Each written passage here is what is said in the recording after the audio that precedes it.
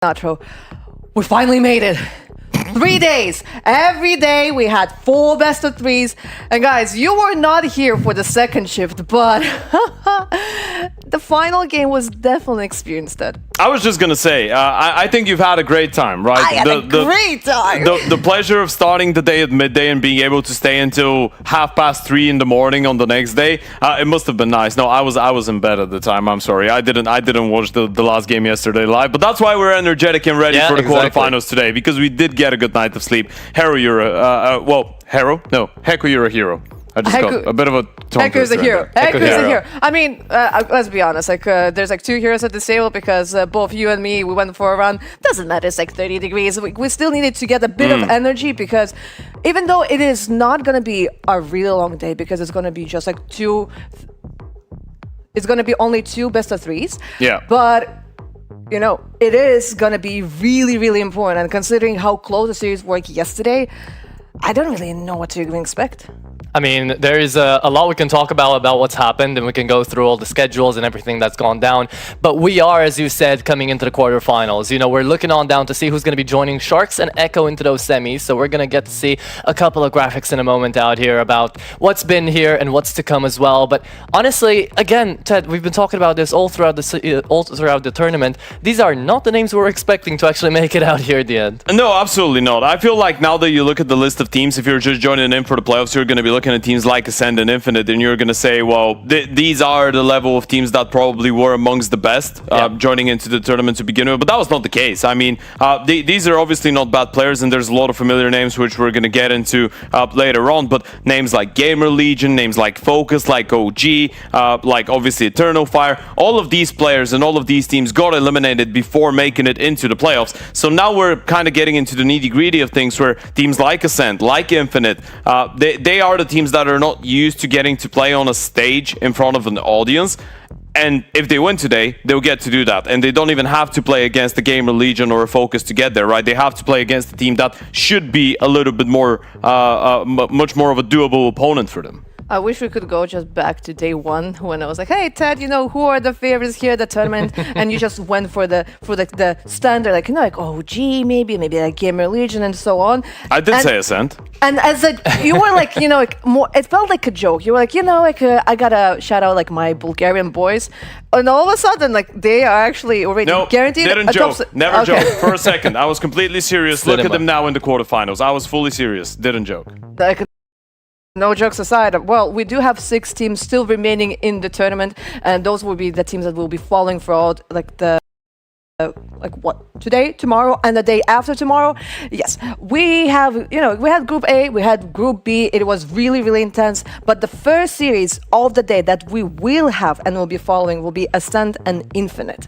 And I mean, probably, Ted, you are the one who is the most excited to follow this series. Yeah, I think Group A was just a banger, right? The fact that Gamer Legion started things off from the lower bracket and they couldn't win a single series, that was a bit of a shocker. I think none of us expected that. 9 putting up a respectful fight, but then in the end of the day, Inner Circle, shout out to them for keeping Heku and Santa and Pop in the studio until 4 in the morning yesterday. They were able to make it into the playoffs, and I feel like for Ascent and for Inner Circle and for the Sharks, this has been a very good run so far. Of course, I feel like the moment that we reach playoffs, all 3 of these teams are just going to be saying, well, we survived the group with Gamer Legion, so at this point, we are expecting ourselves to even win the tournament, maybe. Yeah, and in the end of the series, I got to talk to Hedrick, and even before the camera went live, he was like saying, it almost felt like we were playing a major because, again, like all 3 maps, it was going to OTs, and like both sides are just yelling.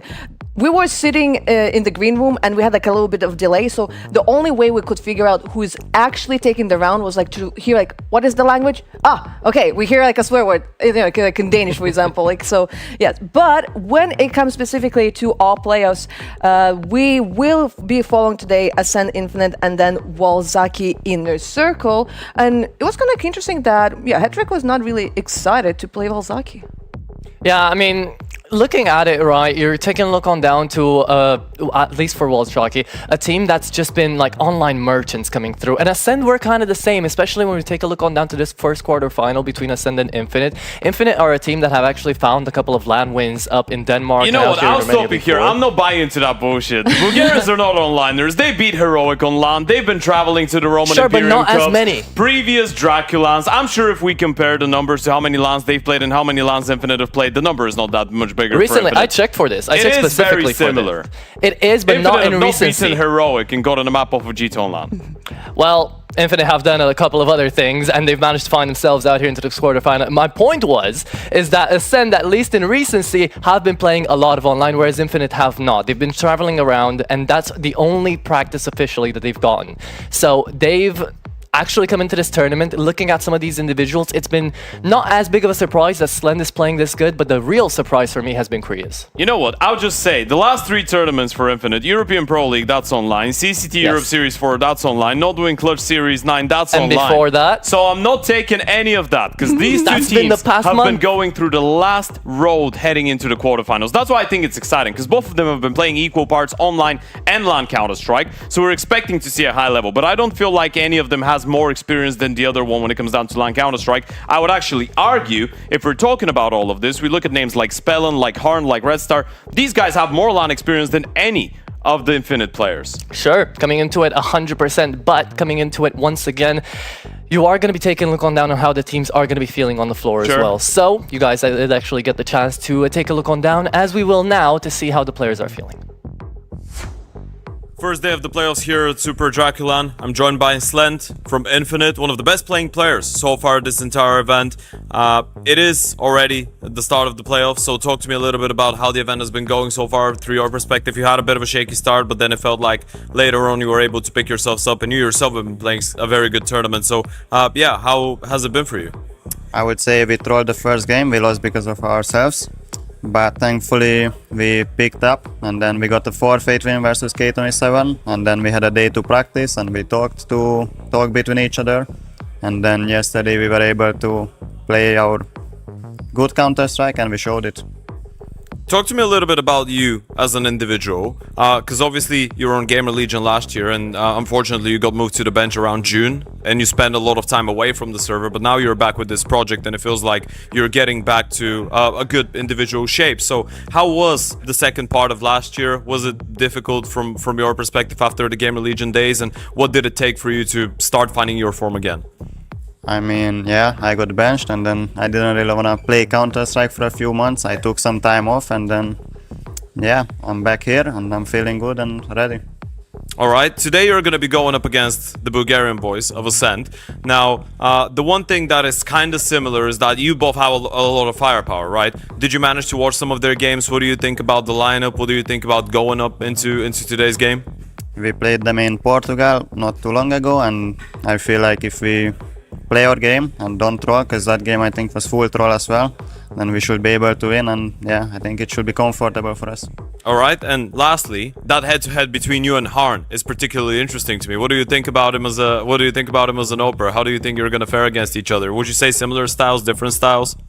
Yeah, I think he's a great opera. He's been playing for a long time, and I think he's actually very good. But yeah, I think I'm gonna come out on top. Alright, well, wish you the best of luck. I really like how Slend said, you know, they benched me. I was sad, but now I'm happy. Obviously, he's happy. Gamer Legion was participating in this tournament. They finished dead last. And right now, Slend already guaranteed a top 6 finish. Yeah, it's been incredible to see the journey that have been going on for a lot of these teams. Again, the upsets, we're always expecting at least one to come through from Draculan, but I feel like this one, now that it's the biggest one we've had, has also been having some of the bigger upsets coming through, even though we've had huge upsets before. And also for him, it's been a big comeback story, right? Because towards the end of his tenure on Gamer Legion, a lot of people are looking at him and saying he was not really suited to showcase his skill in a consistent fashion, right? And just be reliable with the AWP. And this event so far has been excellent for him. And he's been the highest rated player of this this team for the last couple of months. So I think for the entirety of this Infinite project, you look at guys like Slend, you look at guys like Krias, like Detour, even Blitz. I feel like for a lot of these people, it is a bit of a redemption arc to be on this team. It is very refreshing to see them do well, because let's not forget, Slend a couple of years ago, when he was going out of Endpoint, he was considered one of the brightest talents of the European Tier 2 circuit as an oper. Yes, and even though like maybe like Slend maybe let's say had a hard time like when playing against like tier 1, obviously when you don't have like a lot of experience and like Gamer Legion, maybe at that moment they were still like trying to figure out a few things here and there. Right now, he comes in, he brings in a bit of experience, and maybe this pressure is just gone because your opponents technically are easier, but as we know, Tier 2 is actually not that easy. And this is, I feel like, maybe one of the reasons why the teams like OG and Gamer Legion and Eternal Fire may be underestimated this level. They don't actually know how hard it is to grind here. Yeah, but the thing is as well, you saw the interview, Slend was coming in and saying, oh yeah, but it felt like we were trolling a little bit a lot of these rounds. If this was infinite trolling and getting to quarterfinals, how would have their game, looked in theory for them? Yes. How good could they have been reaching ahead to that ceiling, and where is that ceiling currently coming through for a team Also, like I think it's important to bring in the context that he was talking about the first series that they lost, right? So it was more so like a coach hour that we discussed at the end of the first day, Infinite going into the game and thinking it was going to be way easier than it actually was against CAC. But I feel like after that first matchup, they were able to, refocus, correct a lot of the things that they were doing, get a little bit more discipline in. Because if they have discipline, they have an enormous amount of firepower. And I feel like if this is a team that doesn't underestimate, they're definitely a very strong side to be up against. Yes, but they are an international lineup. Now, Tad, this is the Bulgarian pride. You've been holding yourself for 3 days of the groups, but now the playoffs. This is the moment for you to glaze your boys. Tell me about them. Who should we follow here? Well, I feel like just in general, this is a very exciting team to follow in terms of the pure amount of firepower, right? You're looking at the experience as well, and obviously there's going to be someone like Screamo who's a little bit younger, and the coach Moki who's a little bit newer to the role. Everybody else is a seasoned veteran in their role on this team. Spellen's been playing professional Counter-Strike for 10 plus years, maybe more than 10 years. He was teammates with Cirque in his first Bulgarian team in Outlaws more than 11 years ago. You've got Caliber, who is part of teams like Skate and 500 at a certain points, Red Star and Harn that have been around for practically forever. Even Slend said it in the interview. He's like, well, Harn is a more experienced player, and I know he's good on the server, so it's going to be a tough time. So yeah, this is a team that has the firepower and the experience to back it. Now talking about Harn, because you did have a conversation, so let's check it out. All right, I'm here with Harn. A couple of minutes until the start of the first quarterfinal here at Super Draculan, going up against Infinite. Talk to me a little bit about how the event has been going so far. Through your perspective, you started things off with 2 very good wins, but then yesterday things didn't quite work out against the side of Sharks. So yeah, how has it been going for you? I mean, it started pretty well. Right now we're in a risky position. Hopefully we play good CS. We are able to, just hopefully we can actually show it to viewers and everyone. And yeah, I think we are in 50-50 spot. We win, we go to semis, I believe. I don't know. And if we lose, we are just going on vacation, so I don't know. Hopefully we go on vacation, but with trophy. So yeah, that's it pretty much. Talk to me a little bit about that Sharks game yesterday, because on day 1, when you were talking to Heko after you beat Gamer Legion, you said that usually you're your biggest enemies, right? And you believe in yourselves as a team, but sometimes things don't go to plan, and you kind of put it on yourselves, right? In terms of the responsibility. So was that the case yesterday against the Sharks? Why couldn't you guys put up a little bit more of a fight? Well, you did win a map, but why couldn't you get the win in the end? Yeah, for sure, I think we played, I don't know, so bad. It's honestly like we had many situations where people were so scared, I don't know why, and we were just losing timings, losing the idea of what we plan to do. So it was pretty rough to play. I don't know, I felt pretty, I don't know, shocked after the game what we did, I don't know. And yeah, I think today we had a talk that we need to show what CS we can play. Hopefully we show it. This is my 3rd time repeating it. And yeah, yesterday we were just like pussies, I don't know, it was weird. And today I think we learned our lesson yesterday. It was painful, they fully destroyed us on map 3, so yeah, that's pretty much, I think, lesson learned and time to show what we learned. All right, and lastly, a couple of words about your opponents, Infinite. They are going into this one with a bit of a changed lineup to what we're used to seeing out of Infinite, right? It's not the Romanian lineup anymore. You've got Slend, you've got Krias, you've got Detour, a lot of familiar names from the international scene. So how are you personally feeling about that team? How are you personally feeling about your head-to-head against Slend, who's been playing very well? I don't know, I don't feel anything special. I think they're cool guys, Detour, Blitz. I'm just happy they have team and they're playing, and I don't feel anything special, just another game. I don't know, I have 20k games, I cannot feel so much about enemies. All right. I hope we play good CS and people just enjoy watching it at least this time.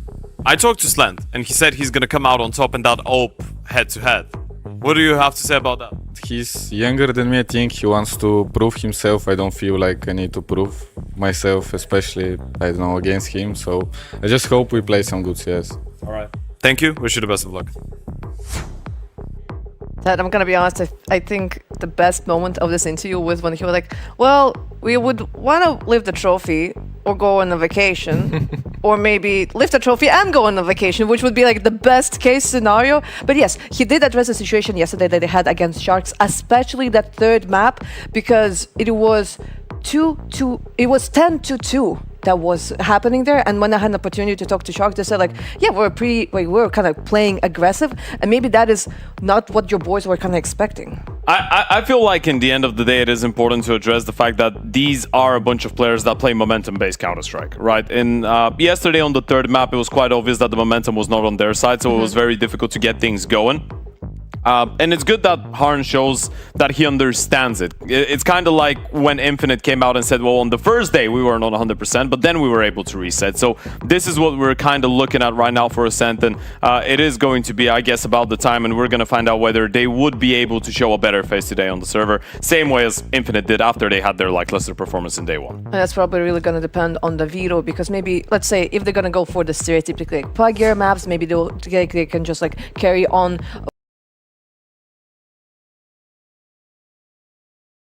with their skill. When it comes to, you know, like being as a team, there's a possibility that Infinite are maybe a bit more tactical when it comes to this particular part. Which maps are we not going to be seeing? So we are not going to be seeing Anubis. It is being banned by Infinite. Ooh, there's not going to be a nuke. Again, it makes quite a lot of sense. I am surprised actually, because Really? Infinite ban overpass in like 90+% of their Exactly. games. So now they've left it open. So I'm actually interested to see if Ascender are gonna take the Try bait to and go for punish. an overpass punish. Yeah, because it No? hasn't been going well, No. but they're not. They're playing into their own strength. So there is already some mind games happening when it comes down to the Veto. Yeah, trying to play chicken with overpass out here is actually pretty smart out of Infinite, because it tells what the priorities for Ascend are going to be. Do we want to be a bit more, you know, actually focused on our own game, or do we want to punish? And it looks like Ascend are looking towards themselves more than they are looking at the opponents. So, you know, Ancient, Mirage, and Inferno certainly is a bit more of leaning on that safer side of the Veto coming through from both teams, but this is again going to be a little bit better, I'd say, for Infinite coming out of all this. Yeah, so Atro, me and Tedwick, we had a conversation today in the morning. He said that when it comes to Ascent, he thinks that when it comes to specifically to the firepower, they are the strongest team out of the remaining 6. Would you agree with that? I mean, it's tough to compare it one-to-one, because you've got a lot of really, really good individuals coming through from all of these teams, but some of them have been a little bit untested and unlimited out here by some of the teams that they've been fighting, like Echo coming through. I haven't really seen enough to say that if the firepower coming in from them is going to be bigger than others. Oh, come on. Come on, bring They're it, a Ted, bring Danish it, Ted. team. They play structured Counter-Strike. It's very good. It makes a lot of sense. These individuals are not better than the individuals on either Infinite or Ascent. These are the two teams with the most firepower left. Maybe you can throw in Sharks in there, but well, Xaki are playing wild Counter-Strike. Inner Circle have firepower, but it's not anything crazy. Again, they're a team that plays good proper Counter-Strike. Ascent and Infinite are two teams that just rely on shooting people in the head. They do, but besides, you know, having those good days coming through onto the server out there, Krias has had to step up a lot for Infinite, right, coming in through these days. Sure. And Krias is a pretty fragging IGL, so if you've got Slend having a really good day, Krias having a good day, Infinite are having a good day. But you look over at that, and I'd still agree coming through for Ascent, but we do have a Veto coming in from yesterday as well, which is going to be a little bit interesting. Production's going to put it up. Gangster trying to play hard. He's not aware. Come on down. Come on. Oh, you got that. Going on there. He's from the other side, dancing around, and 7 kicks on it.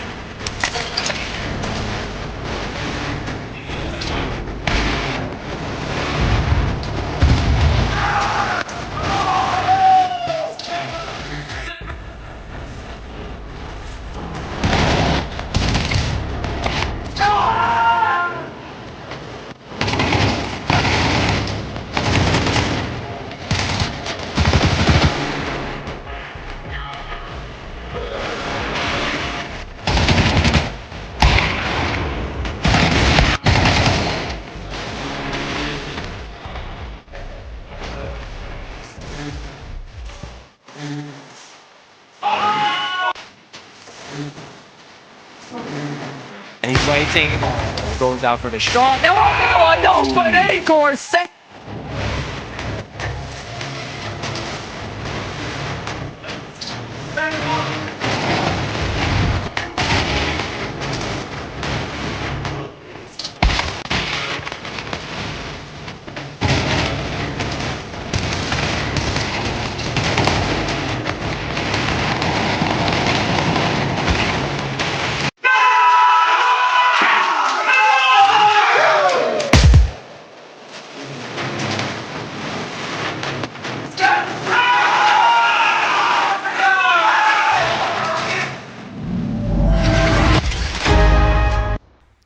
I feel like this is a great video just basically to summarize what was happening in the last 3 days. Because, yes, Ted? I was just indicating. I think the game is starting, Heku. The game is starting. Oh, let's go. Let's not delay this moment any longer. Let's go, Ted. All right. The timer started, and now we're in a bit of a pause. But the players are on the server, so we had to go through a bit of a premature goodbye. But you know what? We're going to do it like yesterday, Atro. And before we go into it, Heku. You've not led the studio left. People cannot hear you. But what is your prediction? We're gonna tell people what Heku thinks is gonna happen. So, is it Ascent? Is it Infinite? We're looking at her. She's trying to make a decision. She's really thinking about it very, very hard. She's got one. Okay, she did say Ascent. So we've got 3 votes for Ascent from the studio. No. I'm kidding. I'm joking. But we are ready to jump right into it, folks. It's the first quarterfinal of Super Draculan. Ascent or Infinite. One of these 2 teams is going to be making it into the arena on Saturday. And it is Ancient to open things up. The one map on which the Bulgarians got severely punished against the Sharks yesterday. Now we'll have to try and show a better face. Coalition between you and Heko coming in on these predictions. I've got to always play devil's advocate, but this time though, I'll stand by that ground. Infinite do have a chance, just like Ascent coming into it, but it will, as you said, come down to the individual. Slend, very nice opener. He's been the one to look out for. Scrimmo trying to stay alive in the site isn't going to be easy. Detour on the trade back, but look at Red Star go. 2 headshots already coming through out of the USP. It's a deep, long smoke coming away, and Red Star's moving into the site. Bomb's going to get planted. There's a flank coming in from T-Spawn though, and that's going to be Harn activating with the first pickup onto MHN. Double peek against him. Harn just playing for his life. Restar finds another in the meantime, and they know exactly where that pistol of Detour resides. It's a 4-piece out of Red Star. A massive start to this map. One of the pieces that, could have been doubted coming in through this Ascent lineup before the entire event really started, and we had to see how he'd feel individually. Red Star, hasn't been having the greatest performances in the past month at the very least, coming through on his individual standing. However, with Ascent, he's fallen in really nicely with the roster. I don't know if you have any particular thoughts on that, because someone always has to be towards the latter side of the scoreboard. You can't be at the top all the time. I mean, he is their second highest rated player after Harn. Yes. So I wouldn't say that he's been struggling individually. I feel like he's one of these guys that have been around for such a long time that he's able to turn some supportive and anchor positions into star spots at times even, right? That's why he was such a nice replacement for Shaik, who was there before that. Yes.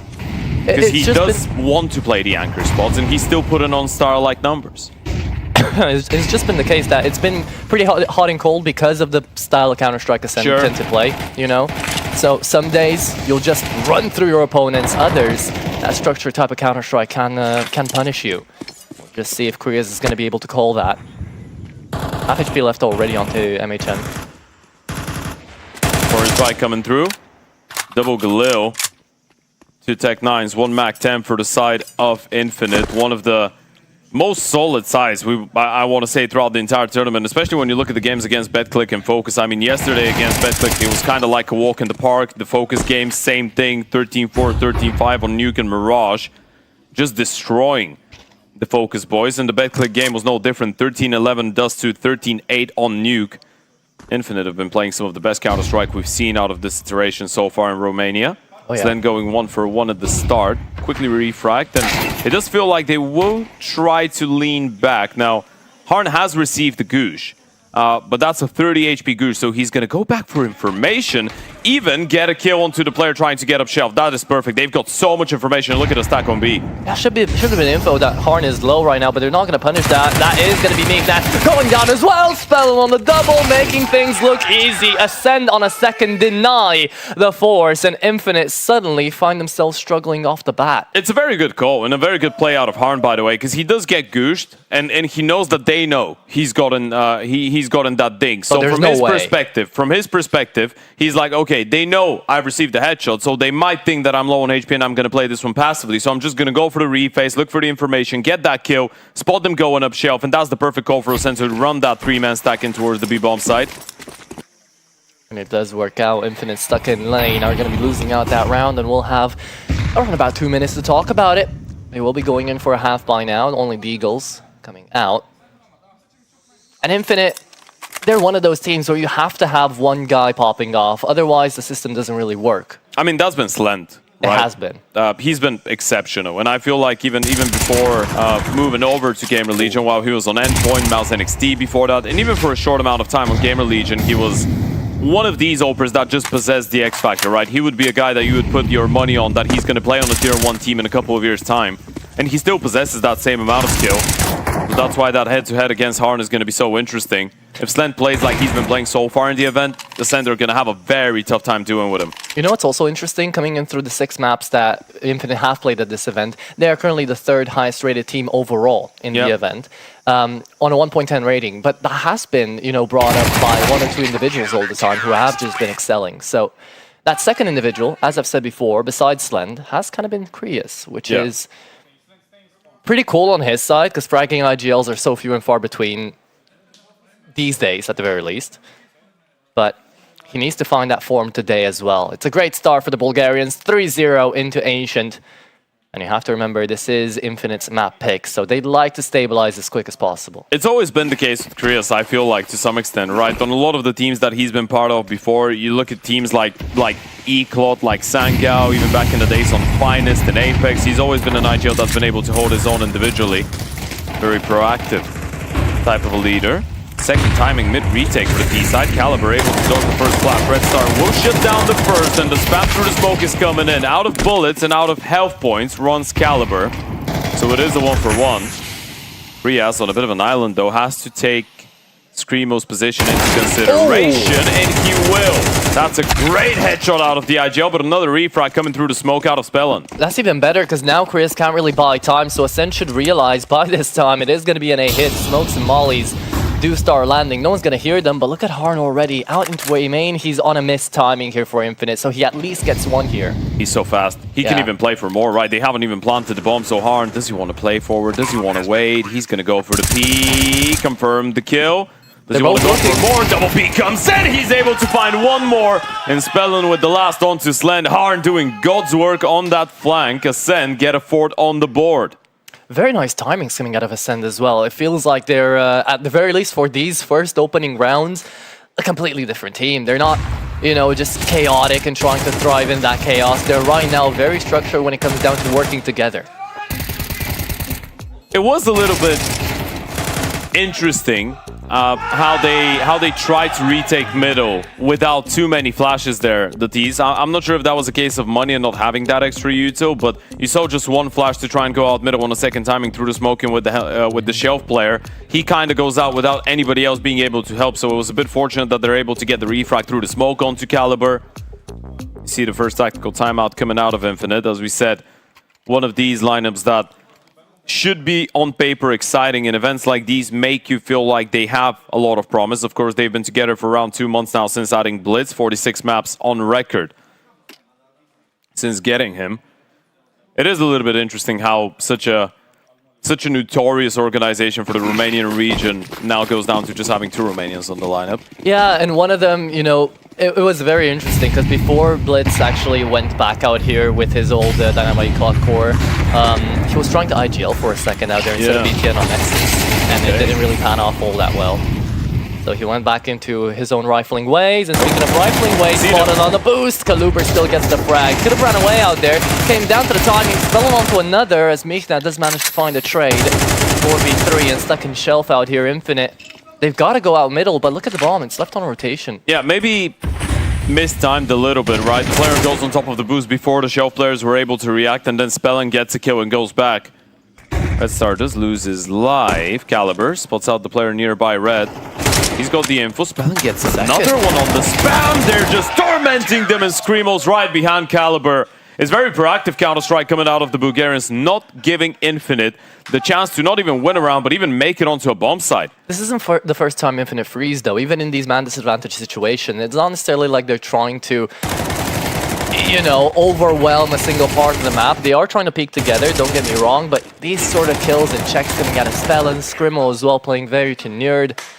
Yeah, it's clear that Infinite have got an idea, but they just can't execute it right now. Ascent are one step forward. Yeah, it's not a great start, right? Especially considering the fact that this is simultaneously Infinite's best map and one of the maps on which Ascent have not been getting too many wins lately. It is they did beat Sashi on it, but yesterday was a 5-13 game against the Sharks, and I'm not doubting that Infinite watched that game and they thought this is a map that we can punish Ascent on, especially after yesterday's result, but so far it's been much better from the Bulgarians. Again, Spellen with the entries, man. He's been having a very fun time so far. Kaluber holding his spray, needing the bullets, is going to connect on another, and it looks like finally Infinite will find themselves on the bomb site, but once again struggling to hold people together. Michna on another headshot coming on down to the 2v3. The Tech 9 and the Deagles are going to try to get out of the tempo. Shadow advantage is always going to be there for Kaluber. Takes down the one and cleans up on the second. Surely, or maybe not. Slend. This is already great damage. He's got a Deagle. Might be even better than having an M4 on that low HP. He might need the double 1D. 50 seconds to work with, bomb drop right in front of him. How do you isolate these fights? How do you work into this? This is already good enough damage considering the investment for Infinite, but does Ascent really, or does Slend really stand a chance? I like how Ascent play it. Yeah, they're not giving him anything. They know he's the one that needs to make the first move, and there it goes. First 1D connects. Harn out of the server. And Slend has definitely made this one doable. 25 seconds though, time is running against him, and Screamo's realized that he needs to get on the bomb and try and get it planted. Screamo can just play the long game. Going for the jiggles, one bullet is probably going to be the opportunity he's got. Can't find the bomb, now he's picked it up. One bullet is what Screamo needed as well though, and that's going to be the body shot, getting him out of a very tough, difficult position. 6-0 Ascent, but that was very good damage for Infinite considering the limited investment. Yeah, that was great damage from Michna and Slend coming in through it, right? A 2v4 effectively down onto that temple. The fact that they get away with 3 is pretty crazy. It goes down to the 1v1. Slend, well played, but still not enough to get that round. It's a bit of a reminder to Ascent as well that even in a round like this, even if you have a 4v2, a 5 versus 3, over-peaking and going for a lot of these individual swings against a team like Infinite will get punished. Yeah, so cool your horses out there. Confidence is great, but not too much. Second timing mid-fight again. I don't think Infinite are retaking that elbow, or though they are burning Util through it, and Spellen does it again, man. He's so aggressive down on Cave. It's the 3rd or 4th round. He finds an entry out here. Just locks that part of the map. And he's just tormenting them. Again. And he gets another one on the wall back. He's absolutely unstoppable. Spellen's going for more, finally. Put to bed. But he's just gotten away with way too much. And they know there's one more player, at least on middle. Harn's got his sights set on Red Room. And down goes Blitz. Detour, the last one standing. Infinite getting completely shut down so far. Blitz on 1 kill, Krias on 1 and 7 as well, MHN on 2, Detour and Slend top fragging with 4 and 5 respectively. And this is going to be no different. Red Star puts him to bed for alive. Money looking good for the CT side. Infinite yet to post a round, and this is their map pick. Second tactical timeout coming out. They need help, and they need it now. They do. Spellen's laughing all the way to heaven because he should be. This is like, what, the 3rd or 4th round coming through where the round's over before it really even began, just because Spellen is all that aggressive down on Cave. And he's not doing anything all too crazy, besides one round where he just pushes like a maniac. But he's spamming the smokes, he's spamming through walls, he's connecting kills and damage found. It's one of these things. You need to, when you are playing against that type of a cave player, there's certain people that are just going to feel like they can get away with anything, right? And when you are playing against that type of a cave player, you need to put extra resources to try and calm him down, right? Kill him a bunch of times, show him that he cannot just go for these spams and these peaks all the time and keep on getting away with it. Because if he is, I mean, as you pointed out, the round just ends before it's even started. You're automatically playing a 4v5, a 3v5 even. And who would have thought at our quarterfinals, the first one of Super Dracula, and we start off 7-0, Super Advantage triggered, and Kaluber finds a doozy, 2k down in mid, it's a half buy, but it's still gonna hurt Infinite out here. Great flash indeed, coming about, Screamo hoped for a second, yet delved in too deep. Spellin out of cave, looking for some extra frags, because might as well go for him, right? Bump up that KD while you're at it, and Kaluber is going to find a 3k in the round. After all, he started it. And they're being very loud and proud about it. This is concerning for Infinite, right? Because we're talking about a playoff game, but this is one best of 3, and this is your map pick. This is your best map that you're starting on, and you're just not able to get into it. Now, don't get fooled by it. Infinite is a team that is completely capable of bringing a game like this back, right? But the most difficult thing is just getting one round on the board. It doesn't really matter how you take it right now. It just feels like you need a miracle. It's very difficult as well because you have to activate individual pieces of Infinite right now to start getting that confidence back. Blitz needs to find some doozies. Koreas and Meek now need to work together to find something as well. It feels like for Detour and Slend, their roles are going to let you actually find some good rounds, whatever the case is going to be, but you need those 3 pieces to gain that confidence. And as you said, until you get that first round, it just feels impossible. A bit of a change of approach. Not fighting middle this time around, putting extra pressure in towards Cave, as we pointed out, but you see Spellin being a little bit more passive, anticipating the reaction. Spam connects onto Scrimmel, so he started this round very low on HP. Goes back out here and requests Kaluber's support. This is a very nice stack up coming through from Ascend because they've left Red Star down towards middle. Scrimmel down to 21. And Infinite, they're scared about Cave. It's Triple understandable. Cave? If they do go triple cave, this is going to set up Kaluber and Spellin very nicely. It'll be the first time. Might make it work. They need Uto for this. Late flash coming by. Spellin realizes, is there going to be a second? They need it. Meekness walking in with all the Uto on the back. Out here for Infinite, and he's going to go down. Spellin again wins that duel. The nade doesn't even kill the IGL. He's continuing to decoy out here for Kaluber. It's a great frag onto Koreas, but you're left down to the 3v3. And that B-bomb site's still secure for us. Yeah, they want to keep going forward because it's unconfirmed damage on Scrimmel and they know he's the B-anchor and he's still alive. So slowing things down, going back Donut Harn has not moved a muscle. So he's got that part of the map covered, but Screamo's rotating. No, he was thinking about it. Decides to stay nearby. Steps are being made. 15 seconds. They need to make a move on. They will. Detour on one more flash. The final one of Infinite. 10 seconds left to go. And if you just deny the bomb, you've won the round. Checking out boost. There you go, Slend. Trading it back. Spray will go down, but Slend finds another. This is the moment that Infinite kind of need. But picking with the knife out is just insanity, Detour. Have they thrown the round? 1v1. Harn versus Slend. Of the op. But they're both on AKs. Oh, he's going to spam him. He's going back. No. Making noise, going down ramp. What is Harn doing? Trying to take up time. And he's making steps now. Slend is just in his head. Free firing away, hasn't seen him. That's the round. Surely for Slend. Infinite take a clutch away, and that's the first on the board they needed. It might be, maybe that's what they needed. Maybe this is what is going to put Infinite right back on the winning track. And of course, it's Slend to go huge with a 4-piece. One of the best playing players of this entire tournament so far, and he delivers in one of the most crucial moments. Infinite could still get 4 rounds out of that T-side. It all has to start here and now.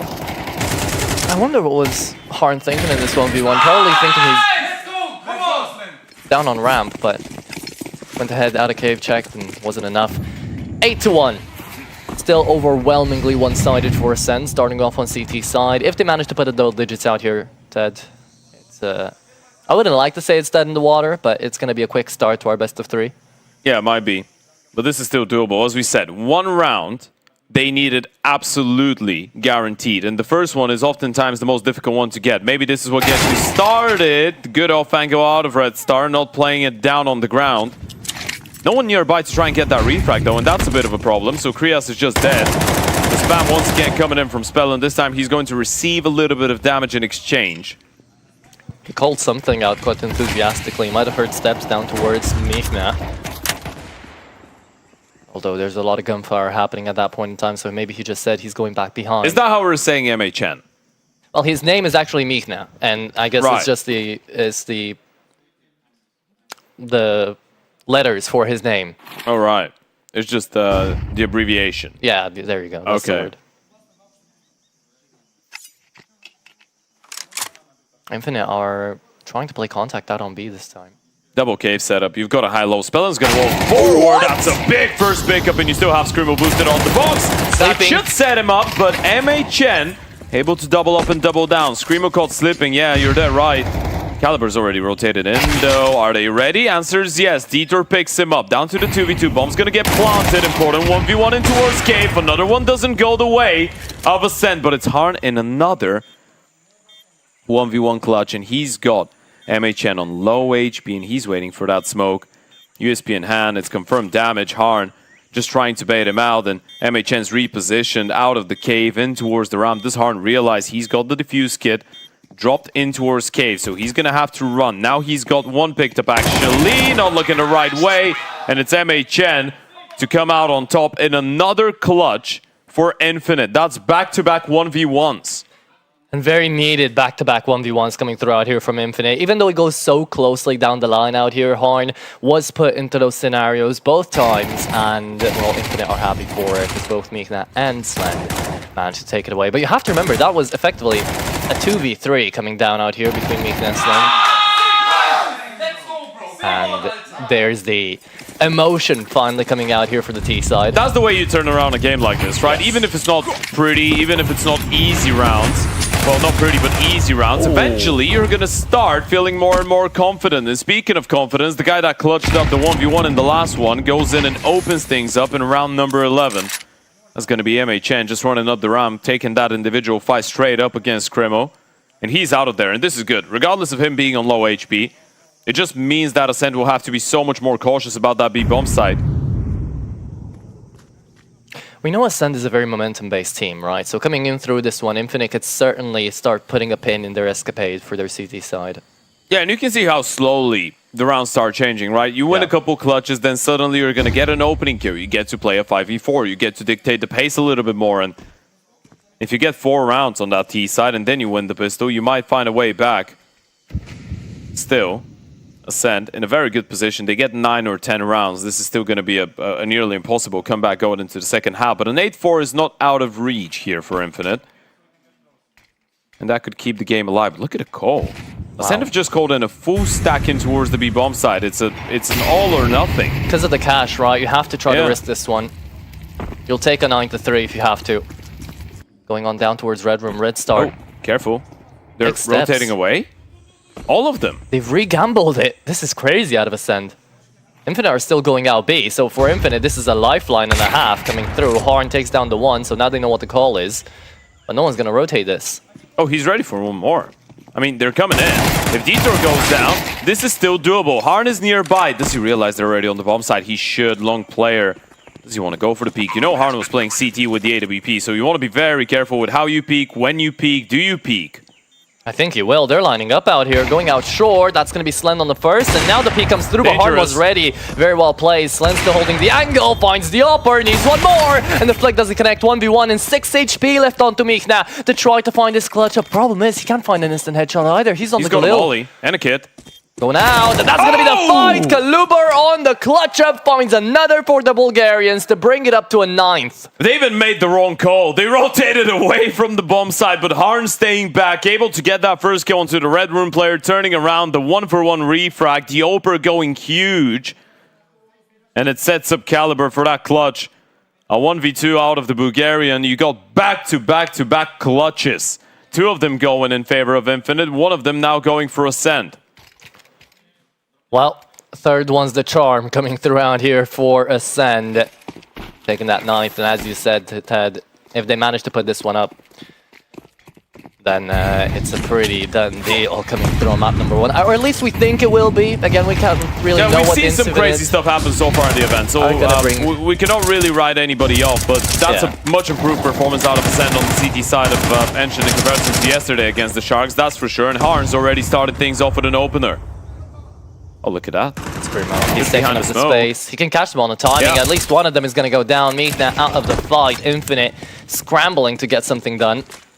But a 3v5 is never easy to get through, especially in the final round of play in the first half. No, that's a shutdown. They had their opportunity because of the clutches, but you get left on 2 rounds on that T side. This is still going to be a nearly impossible comeback that you're hoping for, and you can see the legs shaking for the coach in the background. He's definitely not happy with how things have been going. Coming out towards A. Korea's trying to have the last laugh in the first half. Well, he's not going to be laughing a lot, but he'd love at least a round.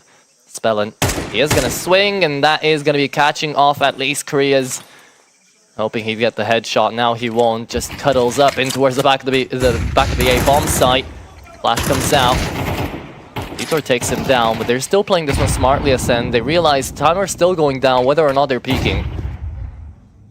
Infinite going outside, and that's going to be hard, messing out the shot. Red Star still bringing it back for the Bulgarians. Korea's on 2 HP, could have gone down from full damage, but instead is going to be Ascend taking it away. Double digits off the back of the first half is going to be instilling so much confidence into these guys.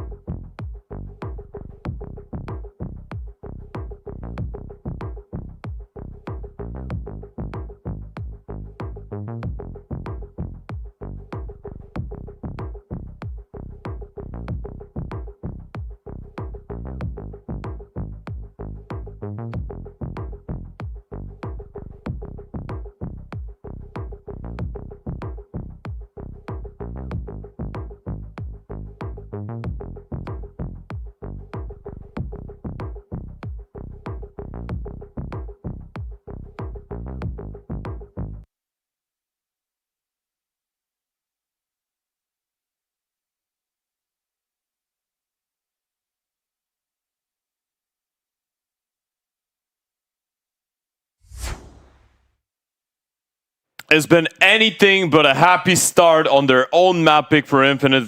Folks, welcome back to the quarterfinals of Super Draculan. Map number 1. It is the map pick of the Romanian organization, and things have not been going well for Krias and the boys. 2 rounds only on that T side.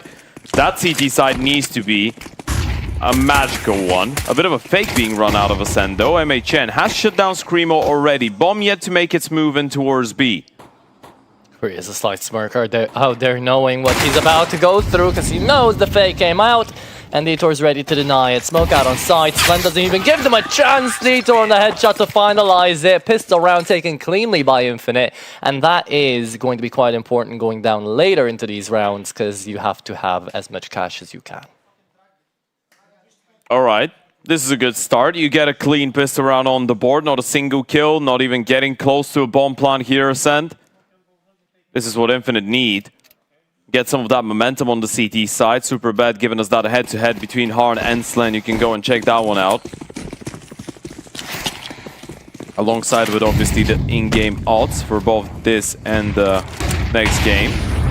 We've got 2 best-of-3s today. These are going to be the quarterfinals, as we said at the start. But in case you're just joining in, this is quarterfinal number 1 of Super Draculan, and the reason it's Super in its Season 1 is because we've got a 150k prize pool, and the quarterfinals are the last games that are going to be played in our usual studio, our usual setup. Semifinals and the Grand Final going to be happening from a venue with live audience. We're going to have a BO3 Grand Final. The winner of this game obviously is going to be playing against the Danes of Echo tomorrow, or Extract.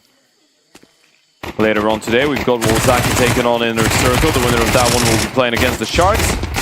Oh, nice sequence coming out of Blitz. Does manage to stay alive, get that 3-piece. And he was on 1 kill before this round. So he's one of these guys that have impeccable mechanical skill, but definitely needs to up that confidence a little bit. These are the rounds that could make you feel like the game is a bit more responsive. Indeed so. 10-4, still the case coming through, but the AKs are going to be coming out here for the Bulgarian squad. So this is where that reactionary counter-strike is going to be very, very welcomed by the side of Infinite. Trying to push out middle, it's going to be aggressive, but you are working on the bonus. So you're trying to put the SMGs to work, and Michna is going to be able to find 2. Well done on the denial out mid, and now you know out of 1 dead in a main, Infinite, they're going to try to deal with this. Both seen with nothing in hand. Red Star, another headshot, 2v2. Does he realize there's no one else on the right-hand side? They've spotted the player deep in towards CT. That's going to be Detour. Red Star still waiting. He spotted him out. 1 bullet doesn't connect. Low HP on both him and Scrimmo. No comfortable positions really for a bomb plant, and Detour is going to take advantage of it. Taking Red Star out. It's just Screamo. 2 bullets. All that's needed. In a 1 versus 2. He's got the time. A little bit over, 55 seconds. Now double peek comes in. He could isolate the fights, but Krias is going to be a little bit too quick for his liking. First buy round going on the board for Infinite. And now we can start talking about a potential comeback. First tactical timeout out of Ascend. Milky realizing there might be a threat on Ancient. You know the good old saying, Ted, out there that we had back in Go, is Onyx Law coming about. Used to be for CS2 out here, usually 9-3, but for this tournament, it's really been 10-2. We've seen comeback after comeback. Yeah, I feel like especially the last couple of months, the game has been so CT-sided on some maps, and the major showcased a lot of examples for that, but we've seen so many 10-2 comebacks over the course of the last 2 months in professional Counter-Strike. It's been crazy. It's almost terrifying how you could be 3 rounds away from closing a game, but just don't feel like it, and so many of these games are just going out of your control. It's not something that you can even have an easy way of trying to get back into, because it's not something that you can individually, influence. It has to be a whole round that's gimmicky or something changes that just gets you back on the board. Tech 9's coming out now for Ascend. Fighting away. Now towards a mid-push out here. Well, that is going to be quite the step up being brought in by Harn. He takes a lot of space. 1v1 up against Blitz in the smoke. Spellin, look at the timing. He might be able to catch off the AK for Krias. And that's going to be the kill and a rifle pickup. Suddenly, the round has legs. Yeah, that's a little bit terrifying now. You need a multi-kill out of the M4, and that's exactly what Blitz will deliver. Looking for more, making a triple! Blitz Make is it going more. absolutely nuclear from 1 kill a couple of rounds ago at the start of the half to now being the difference makers. Scrimmel still got a rifle, Red Star pretty much alive, but they both are still stuck in towards bottom mid, and Scrimmel doesn't even have the armor. Yeah, surely give the AK away to Red Star here, right? No, he's going up with the bomb as well. Oh, and finds another Hold headshot. on. Blitz out, and Red No Star another. way. Hold your horses, because Slend has got to 1v2 his way out of this one as well. They have a smoke. They can isolate him. Plan down. Smoke comes in. Slend, do you want to play through this? Does he want to risk Oh my it God. for the timing? Scrimmel's holding. He's going to get spotted out. And Red Star's got his number written down. Ascent. Make it work with the pistols. And this is painful for Infinite. This is going to be one of those moments where all 5 players of Infinite, maybe besides Blitz, he had a 3k in the round, he was doing pretty well, are going to get scolded right now by TNX in the timeout. That is a round you're not allowed to lose. Yeah, this is very frustrating. That's exactly the reaction. You just find a triple kill. You feel like you've put the round to bed, and then a couple individual fights just go against you.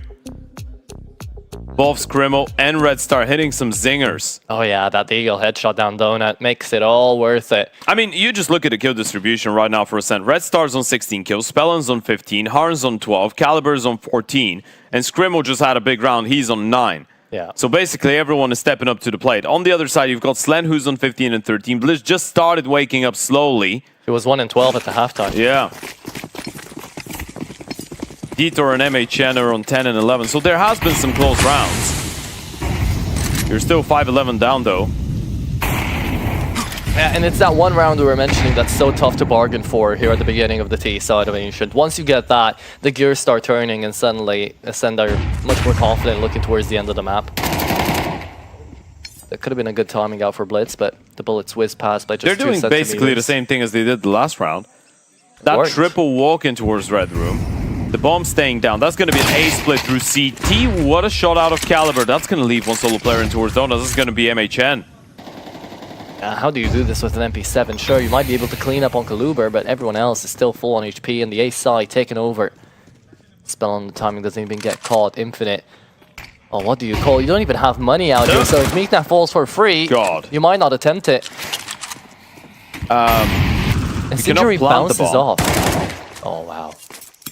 That's a big kill on Korea's. You've caught off the rotation effectively. Getting kills around the map, yeah. That incendiary did slow down the bomb plant, but if you're Infinite, the only reason you're probably thinking about going for this is because you're down 5-11. That should be a save. A 3v5 retake. You don't even have a defuse kit. You're just you're relying going on a back. big misplay out of Ascent right now, but they're not giving you anything. No one's speaking, no one's jiggling.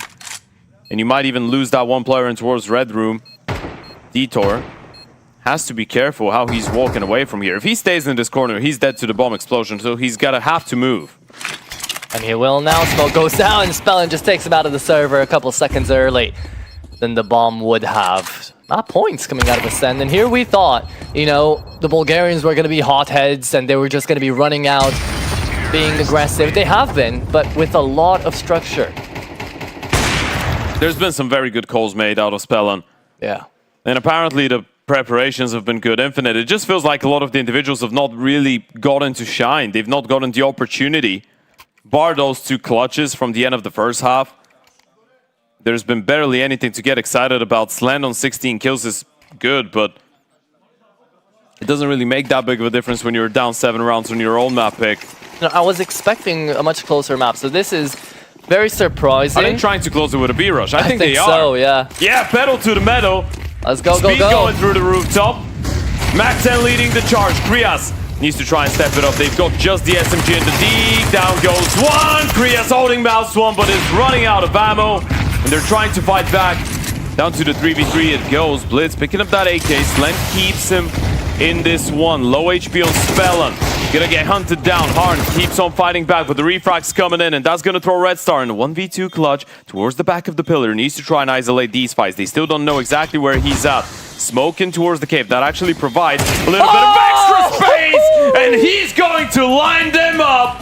13-5 Ascend. strike first in the quarterfinals. That is such a telling way to end the map off, a lineup for the AK, and it's just felt like a good conundrum there for Infinite, because every single time they get close, it's still not enough. Somehow, some way, Ascend take the day. I'm not even sure who you give the MVP of the map to.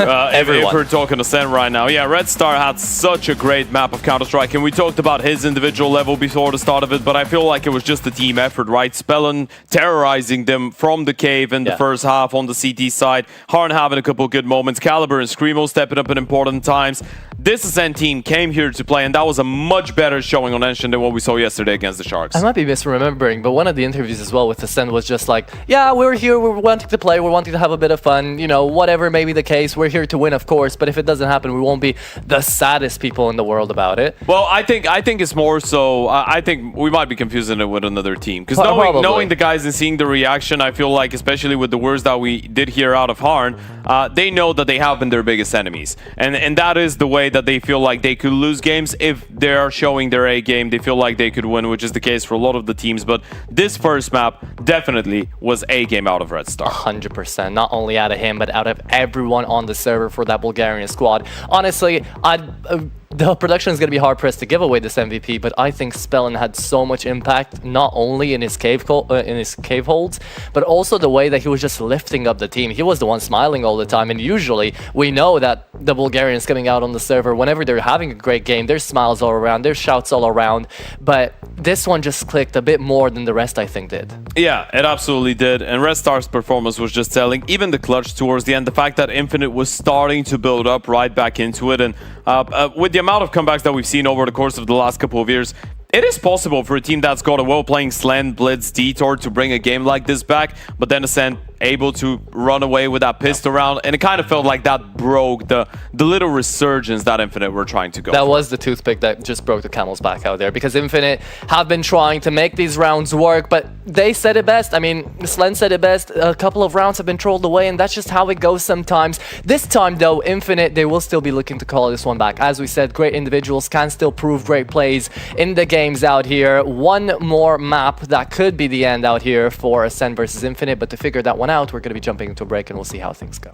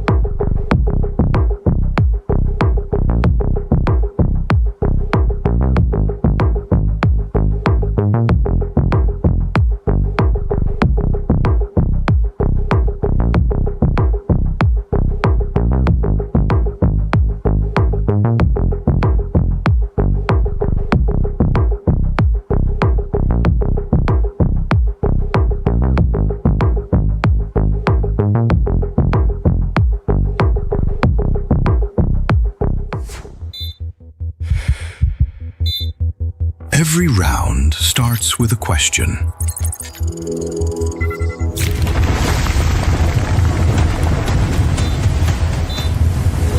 A ticking clock. 5 opponents. Thousands watching. The odds aren't numbers, they're pressure. And when the moment finally comes, everything becomes clear.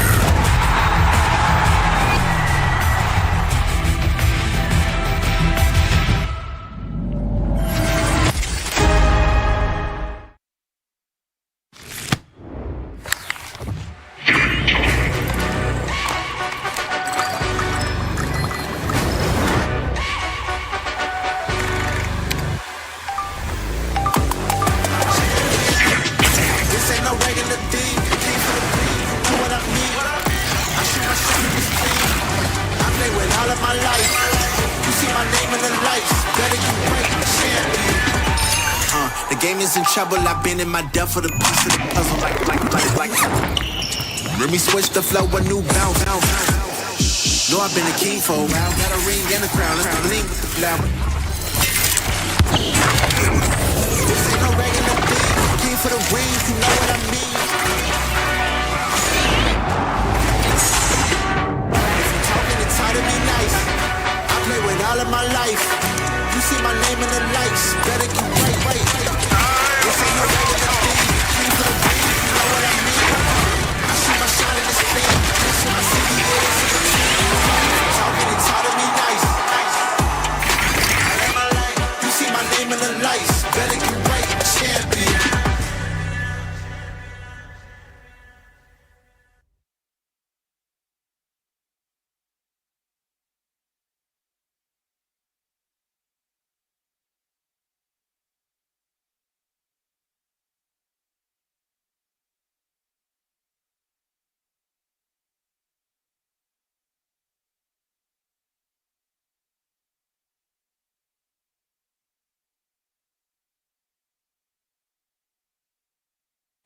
Lenovo. Lenovo.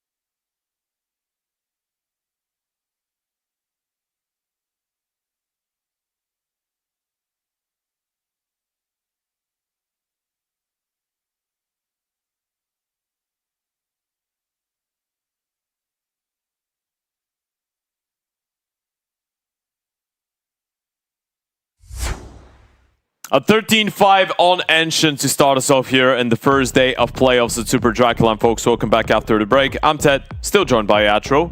Well, unpleasantly for all of you, we're going to be here for at least one more map, depending on how things go on Mirage. Ascend find themselves one map away from a semi-final spot, meaning they get to play in front of a crowd in the arena tomorrow on Saturday here in Bucharest. But they still need to close this one out against Infinite. Map number 1, it didn't really feel like we got to see the real face, the true face of Infinite. It kind of felt like we went back to the first game that they played in the tournament again, EAC Atro. So yeah, talk us through that. What happened? Do we still believe that Ascend are going to take it down in 2-0, or we have a little bit of hope left for Infinite going into that Mirage? See, everyone would make sure to say right now, like, yeah, of course, it's common knowledge that it's like, it makes a lot of sense that Slend would come into this one and have an easy 2-0 after what we just got to see. But as the odds just popped up there from our partners over Superbet, that's not the whole story painted out here. Okay. It feels like the first map coming in through this one was another cold shower, and Infinite have had a couple of these, so maybe you're thinking, you know, this might be the last one. But when it comes down to Mirage, when it comes down to Ancient and Infinite in general having a tough time, it feels like once you put Infinite down, they're going to stay down.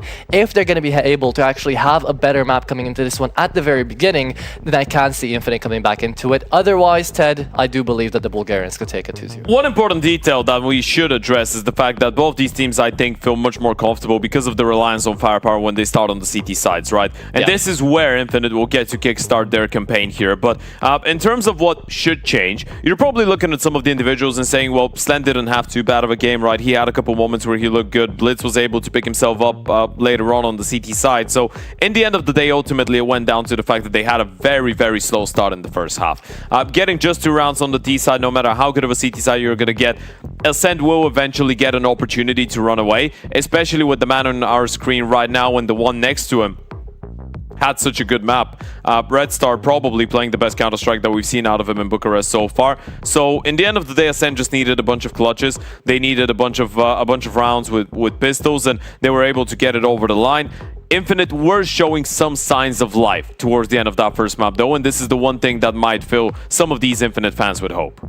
100% coming into it as well. You have to try to draw a couple of parallels between Ancient and Mirage coming into this one. And for Infinite, a lot of those retakes, they had to go for them because they were forced to, not because they wanted to. So now coming into a map like Mirage, they might still have the same mentality of not trying as many things and just trying to play their economy and playing the correct type of Counter-Strike instead of the risky one, which, if that happens once again, Ted, I think Ascend just thrive because they've been able to actually just play their own rhythm of Counter-Strike, and Infinite, it just feels like they're the ones reacting all the time. Yeah, I feel like we've had that conversation time and time again, but it's also been a very CT-sided tournament in general. Yeah. Very, very few teams have been able to show the same level of consistency going into the offense, so this is the opportunity Infinite are getting. Get that initial pistol round, maybe get a conversion, start the map with a 3-0, 4-0, 5-0 lead, and maybe from that point on, as some of the individuals are going to get unlocked, you could get an opportunity to get right back into the game. With that being said, though, it is time to jump into Mirage. Any moment now, we should be proceeding. A bit of a technical pause. Yeah, it's going to get fixed in a moment. Again, we've been blessed this time around in Super Dracula to not have very long technical pauses and only, you know, quick fixes coming in from the admin team and production team. Again, another shout out to the boys out here in the back. Don't really get to see them onto the stream itself, but they're doing all the magic and keeping us all into it. Ladies and gents, back to the second map we go. It's Ascend's map pick of Mirage coming into it. Infinite would be bumping up to the 33rd position in VRS. If they win this game, Ascend would stay at 51st, but would get closer to promotion. See how this pistol round is going to go as Ascend. They might just be calling a pop into A, straight up. Yeah, picking up the pace. It's not going to be an instant rush, though. They still have the double smoke, molly, double flash, so it might be a good old molly stare, smoke jungle type of situation. That's where it does. An early smoke right in front of Ram, though, to try and block them off. You've got that player in towards underneath Palace. That's going to be Krias, opening things up on the Julies. Refrax coming in. Ascend starting to cut a little bit of that defense, and MHN's been left all alone. What a round out of Red Star once again. Ascend able to fight back, and that's going to leave Detour in a 1v3 clutch, and everyone's just walked away from the bomb side. He's got no free fights. Finally spots the player in towards the back of default, but quick reposition out of Red Star in towards Ninja. He's just trying to buy time right now, stay alive for as long as possible. Wall bang through the box. Is going to find the kill, but time is of the essence. No defuse kit available for the CT side, so Dieter will have to try and bait these T's out. There goes the first one. Now they know he's not on the bomb. He knows exactly where they are. Double P comes through. Tried the drive-by past Caliber, but it doesn't quite work out. Ascend start things off on Mirage with a successful T-side pistol. Another one of those rounds that we got to see quite a lot of on Ancient is, you know, Ascend shouldn't have been able to win that one. At least theoretically speaking, you see the 4v5 happening into that A-bomb side. No matter what the round is, the call is good coming through from Infinite. Yeah. They just can't hit the shots. Yeah, it was a stack. And then the U2 comes through, the fact that some of the Glocks isolate the fights in quick succession. Well, you are probably right. This is one of these scenarios where you know you made the right call, you know you had the right pieces at the right places, but you still couldn't make it tick. And that's really going to get under the skin of Infinite. If Ancient hasn't already, which it probably did, you know, losing situations like these is going to be just putting you down, and that's not what Infinite need right now. So I'm hoping, and we'll probably get to see it, that T-Onyx is going to be vocal enough to get the team back on track. It's going to be interesting to see for how long Ascend keep it going with these off of spawn executes and towards the bomb sites. We had that conversation a couple of days ago when we watched them play Mirage T-side, right? That was one of the main things that we kind of identified as something that they could have done in a bit of a different way, and one of the questions, but they were playing a lot out of spawn, right? Yeah. There wasn't too many defaults happening. Obviously, they had different ways that they wanted to approach the rounds, but it felt like there was a clear idea onto where the team is going to end from the very beginning. And that idea was not really changing with some mid-late round calls most of the time. It was more so, even if it is going to be some kind of an A split or a B split, the setup from the beginning, the paths that the players would take out of spawn would already automatically give away what type of round we're gonna see. So there wasn't a lot of on-the-fly adapting from Ascend. And if you want to play... They might not need it, though. Yeah, they might not need it. Again, if you want to play a little bit detective into this one and get a little bit of insight to what Ascend is calling mid-round, I don't know if there's a lot of calling going in on these type of rounds and off the spawn plays coming through from Ascend. They just say, okay, we're going to try to do this, and everybody just locks in individually. You know what's does the their own worst thing. part about it? We've been here for so many days. I understand the language these guys speak, and I've not had the time to stand behind them and actually listen to answer that question. Yeah, yeah. For a couple of teams, I have had the opportunity, but Yeah. every single time it just felt like, well, it depends on the team, of course, but it just kind of felt like everyone was already going from the things that they prepared from beforehand. Sure. Inner Circle was very interesting for me to listen to, even though I don't understand a word. Right. Well, some words I do, but Swear words. there's a lot of talking on that team, a lot of vivid communication. Which is great. It's very entertaining to listen to. Very cool to see. Don't want to spoil the arena days, but back in the previous Dragonlance, we did have listen-ins. Maybe we're going to get that again. Oh, Blitz. Blitz is going in. There is the player leg spotted. That's perfect out of Blitz. Spellin going down. You can see the feed. It's not an AK, it's a glue, and Blitz might have exposed himself a little bit, actually. That incendiary is not going to do anything, so Blitz cannot really go back. Karn is in a good spot, Yes, he can. unless Blitz just gets the kill on the way out. Yeah, just straight up going out, taking fights and winning them Infinite. You'd be surprised, but this is really what they need. They don't need smart calls, big plays being made out here for Infinite. They just need individuals to win their duels. And if Blitz is going to pull off that, it kind of gives the hope to the rest of the team as well that they can just take a couple of fights and win them. Yeah, that's confidence. That's what that is. Failed molly in towards the stairs. That's a little bit unfortunate. You don't really have a lot of util, so failing even the small amount you've got is not really going to help. And that's a lovely multi-kill coming out of Slend as well. Another double, keeping 3 alive. This is good, this is nice, this is easy. Much better in comparison to how Ancient started, already posting around on the board. And this was very important for Infinite. You need to get your foot in the door early. First animated movement we finally get to see out of TNX, so I'm sure he's going to be very happy that it starts now for Infinite 2 rounds down the line and not 7. But with that being the case, you got to support what's been going up until now. Ascend down to the EWP on Harn and fighting out middle with no smoke on window. This is actually great for the side of Ascend because they can keep taking the fight. It's going to be Infinite that have to burn through util to get out of this one. Fighting down on middle, aggressive. Krias just wants to push through, and instead he's going to go back. So smart out of Krias because he realizes no one's behind him to help. Blitz was mollied off, window was being held, so as Infinite can just peek on a second timing. Yeah, also it's a right-click flash that he's given for himself, right? So if there is someone nearby, as Spellin was, he's just going to hear that, turn around, dodge the flash, and then be ready for the fight. Like he did. He was spamming away in that smoke. Spellin actually checking to make sure his feet can't be seen this time. Yeah, he's not staying in the same corner anymore, now that he knows Blitz is... And also he's got Red Star staying nearby. So is this going to be the split out to A? It looks like it. Yeah, Bomb's taking contact. It's only Mikna here in stairs. They don't really have util on the Ascend side of things. It's just the double smoke on Spellin and Caliber, and Spellin cannot really use that to help the A players. He can potentially re-smoke window, I guess. Blitz has not seen anything. But they are contacting out, playing the A-bomb side on a bit of a retake setup, and that could be good for them. Spellin, this decides to smoke out short, even though he could have smoked away top con. And now Meek, as he left away down from jungle, Big kill. connects Slend onto one. Meek now on the trade back. That's spelling out of mid, but now you know about Red Star too, so only Harn is an unknown, and he's already making steps out towards ramp on the bomb to his back. Red on. Star holds the round down. Look at the flank coming in from Krios. Should have been a free kill, but instead he jumps into connector with a good timing. Detour swings and connects the frag onto the planter. That's the round for Infinite, even though in a 2v4 it goes close. Yeah, Harn had to go for the safe bomb plant, right? He was too afraid that there could be someone swinging out short, and there was no way for Red Star to protect him both from CT and from short, so he was trying to kind of watch the left-hand side. It's still a good effort coming out of Red Star, an important round for Infinite to pick up, though. And now that's reset the Bulgarians' economy. So this is Infinite, for the first time since the start of the game, able to actually get into the lead and build up somewhat of a streak going on, both financially and round-wise. Let's see if you jinxed him. We've seen lock rounds before. There's a Deagle in the mix. Who knows? Believe in every round. I'm sure that's what the players tell themselves. An underpass push coming out from Ascend. All they need is one kill, because they get the rifle then. And there's the kill without a single frag back.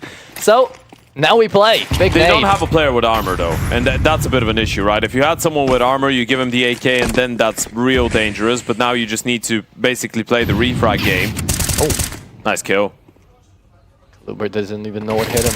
And neither does Harn. Well done, Detour. Playing that smoke very well.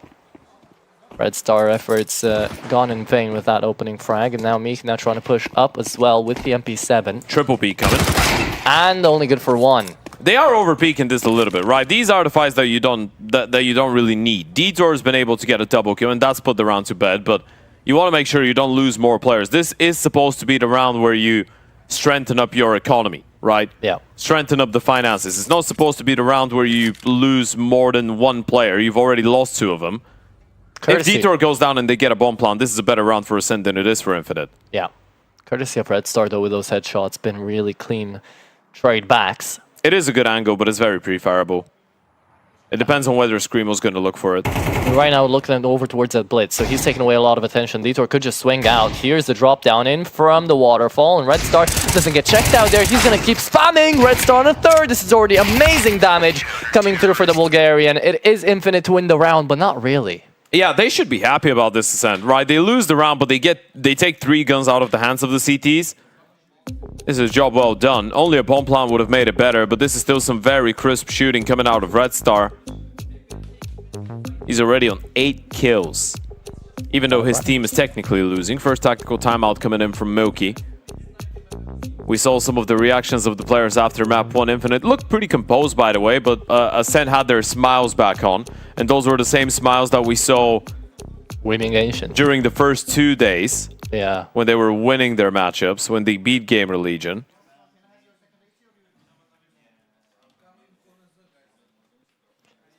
Let's see, because the AWP is back on Slend, but Harn isn't going to have anything to really match up. Khalil in his hands, utility is going to be limited. That's what the tackle timeout was called out for. What type of round do Ascend call? Doesn't look like anything off the spawn. Could be the default.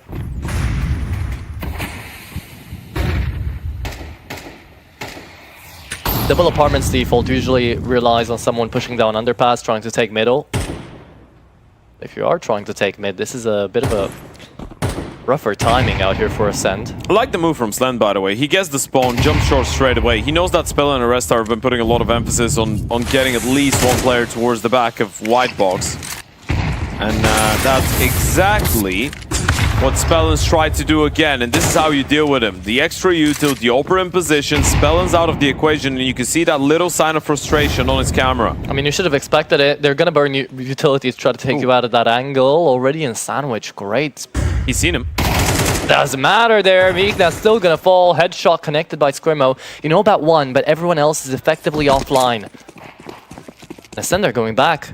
Kaluber called them early. Screamo's gone out. This is a very good call, because he gets the kill from Sandwich, and now the rotations have abated in. They've got an empty bomb site to work with, and Infinite have not realized it yet. Surely they will, though. Next 4 seconds, they're gonna see no one's pushing on side. They're taking out a swing into ramp, and there's no one here. This is so weird for Caliber, by the way. He doesn't believe it. That's why he's being so cautious. He doesn't believe they've just left the bomb site, but that is the case. And the center are going to be able to get into very comfortable post plant positions before Infinite rotate back B. They're going to play a retake onto this one. They do have the kits, a single smoke on Krias though.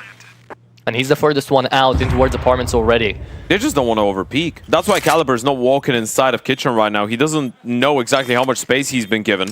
He believes that this is a retake setup that's already been set up earlier into the round.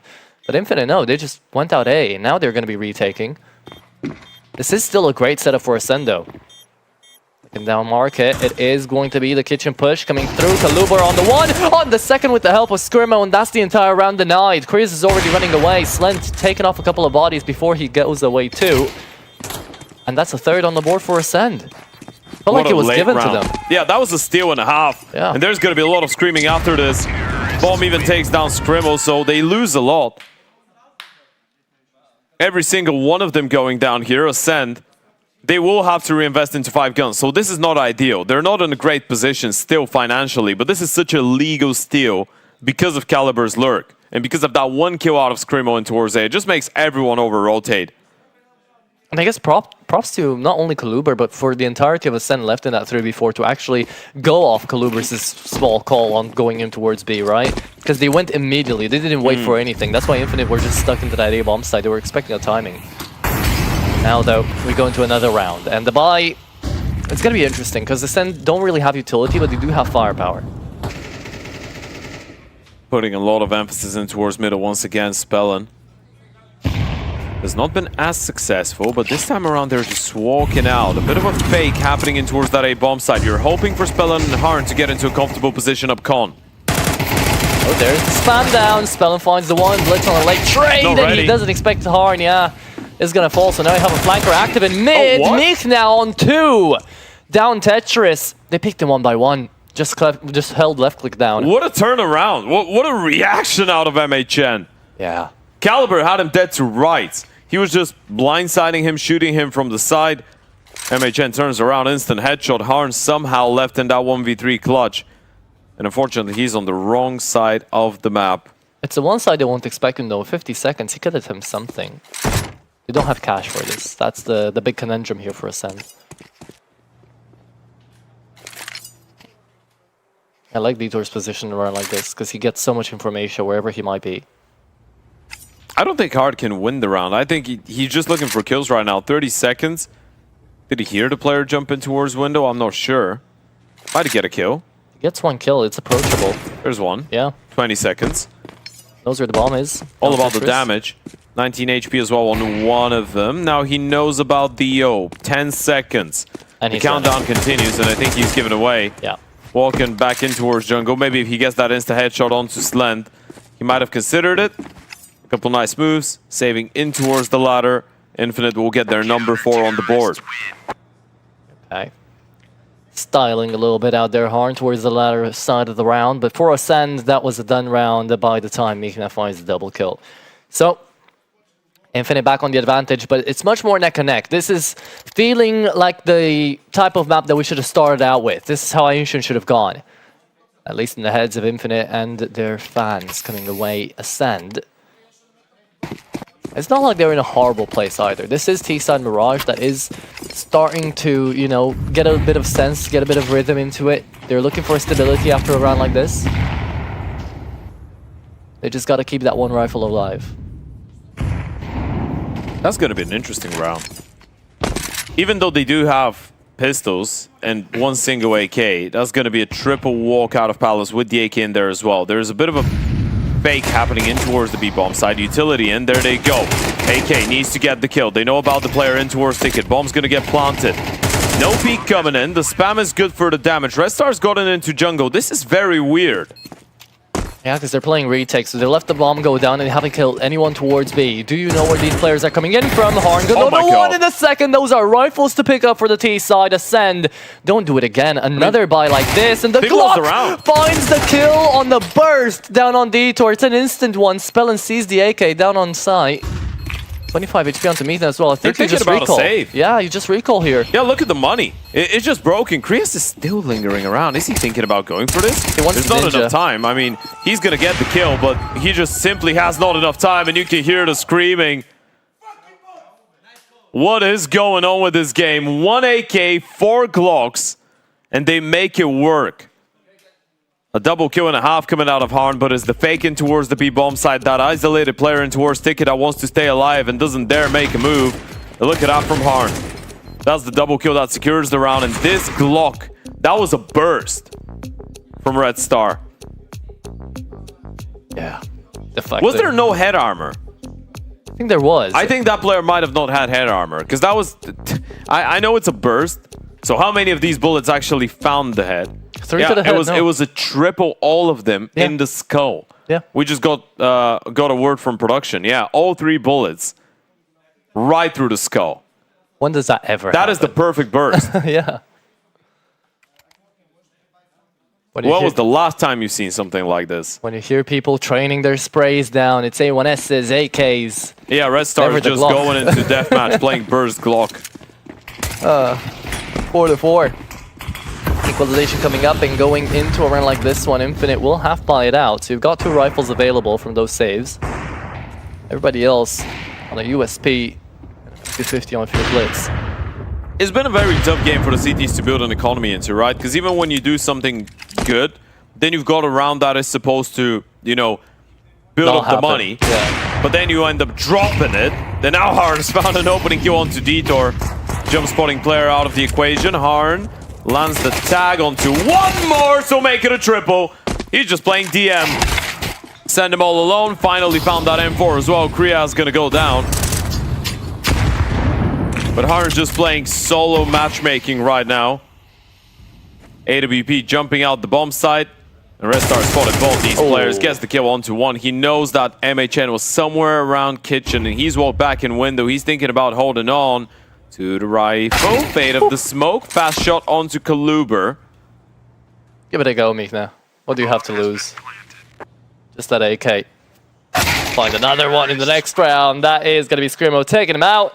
And Slend, they're the ones coming out on top of all of this. Because even if it is neck and neck, you have to remember this is Infinite CT side. Yeah, exactly. So much more difficult to build up that money, right? And every single time it feels like they've been able to win an important buy round and put Ascend into financial disarray, they either lose the round after, or Ascend just with the pistols are able to get 3 kills, right? So Infinite have not really been allowed to strengthen up their economy.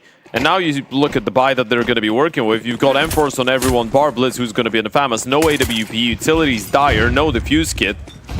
Yeah, it's a dire situation. That's the way to put it, but at this point in time, Infinite are willing to get desperate just to be able to have that slight advantage going to the next half. Which, by the way, is starting to lose its grasp, the possibility of it. Sen just need one more. Good freeze coming through out here from the T side. I wonder what the call is, because they've got 2 players in towards Palace. It kind of feels like the bomb's going to end on A, but you kind of want Harn to get into a fight, show that AWP on the B-bomb side. No, they're prodding and peeking out on A. The Palace player is going to go ahead, see if there's anyone jungle or stairs. If they find the kill, they go A. If not, they go B. That's how it's looking like it, at least. Harn, yeah, he doesn't get to see, or he doesn't get to find the connection. So the AWP now spotted. This is actually a bait, believe it or not, because you know the AWP is down on apartments now. You go ahead and swing out apartments. But it is going to be Kriya's on the opener. Trade on back. Should have been made by Spellin, and it will be. 4v4. Scrimo already found himself deep Palace. Has a free frag on Mikna. He's not going to check. Looking out now. Slend connects. Never expect a second. That's the whole play. There you go. Kaluber on one, and Kaluber on the second. Opens up aim. The bomb's moving that way as well. 2v2 left. Bomb's coming.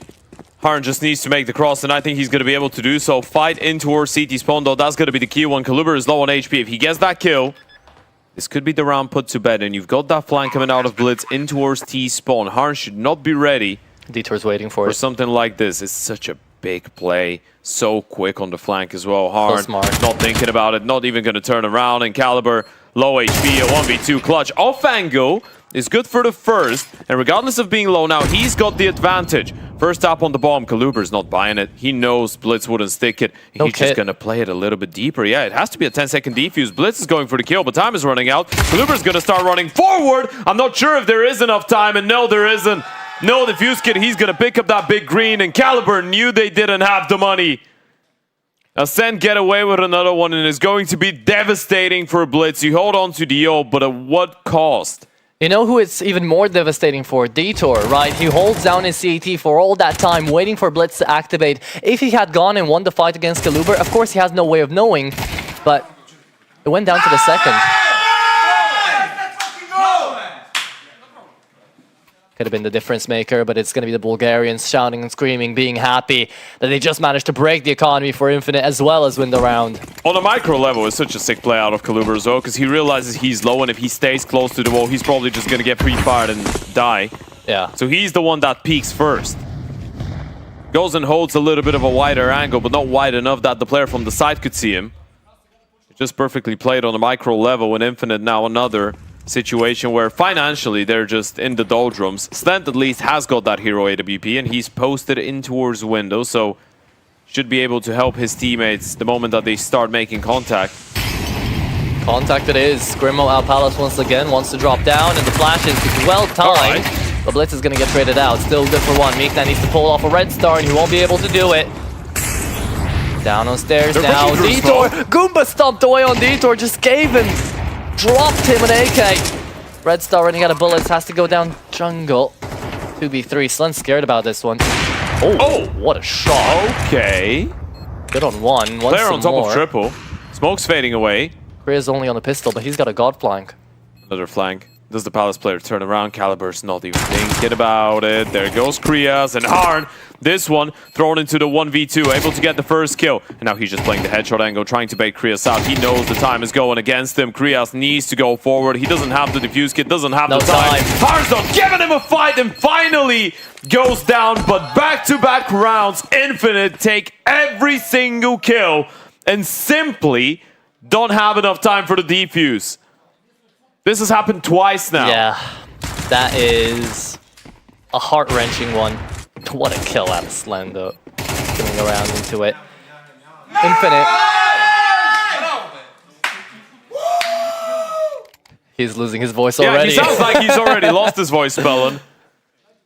The game's still going. It's a reserve policy out here, Infinite. Just buy up one kit every single round. I know it was a half buy. I know you don't think about that, but this opens up. Now the they've got two of them. Yeah, they're gonna learn from their mistakes, but it might be a bit too late. Slend already on 7, looking for that 8. And they're gonna be doing it out on B. Contact play though. Oh, early flash. No, they're going through. They're trying to catch Detour on the timing out here. Let's see how many he gets away with. A goal coming through out here from Detour. Finds the headshot onto Scrimmo. Trying to get down from apartments. Blitz is not even looking because Detour's got it under control. Takes down the 2. Blitz finds another. And finally, I think this is the first clean round coming out from Infinite. Yeah, this is looking much better. And they needed a round like this. Needed to put an end to that streak of Ascend. Lovely hold out of Blitz, out of Detour. Harn left alone to try and spam away in desperation, try and get a bunch of kills. But that doesn't really change anything, does it? Detour. Oh God! Alright, Harn. That was a 6-spray transfer. But he does go down in the end, so it's 5 rounds to the good. Infinite keeping the distance very, very short going into the second half. They still have a lot of work to do on that T side if they want to stay alive. Ascend putting themselves in a prime position for a potential semi-final.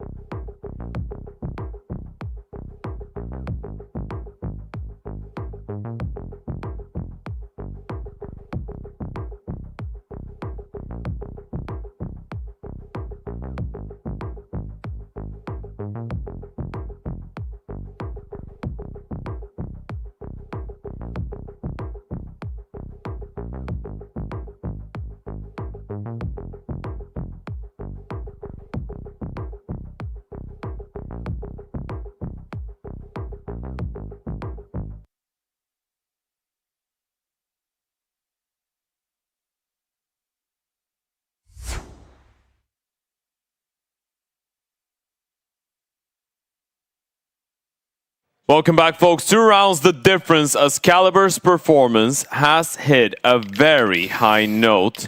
Maybe one of the better maps we've seen out of him in a while, especially since the start of that Mirage, especially here on the T side. A bit of a switcheroo going on. Ascend 2 rounds in the lead.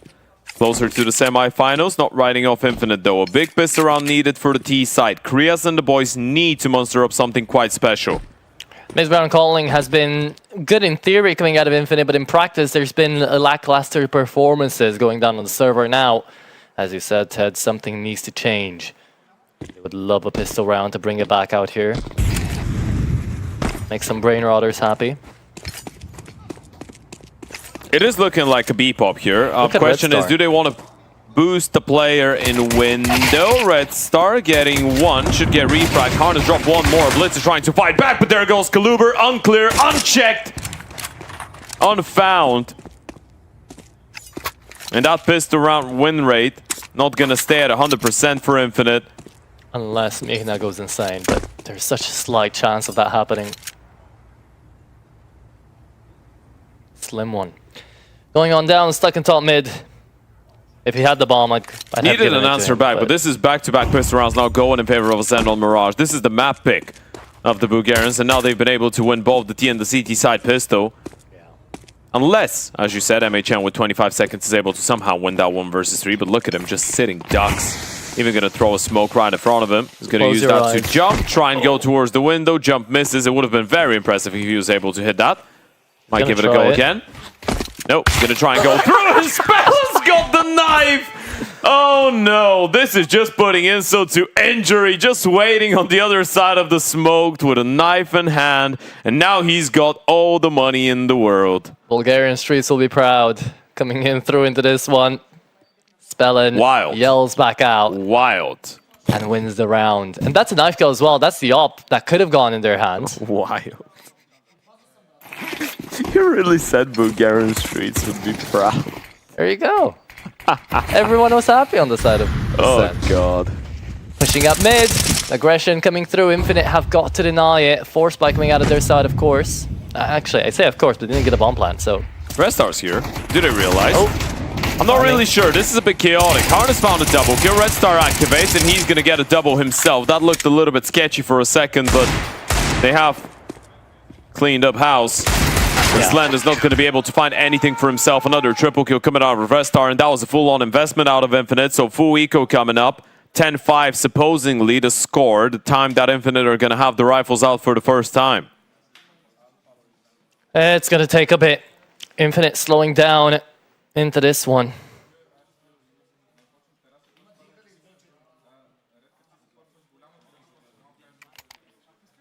Round 15. A couple of Eagles going on out into round.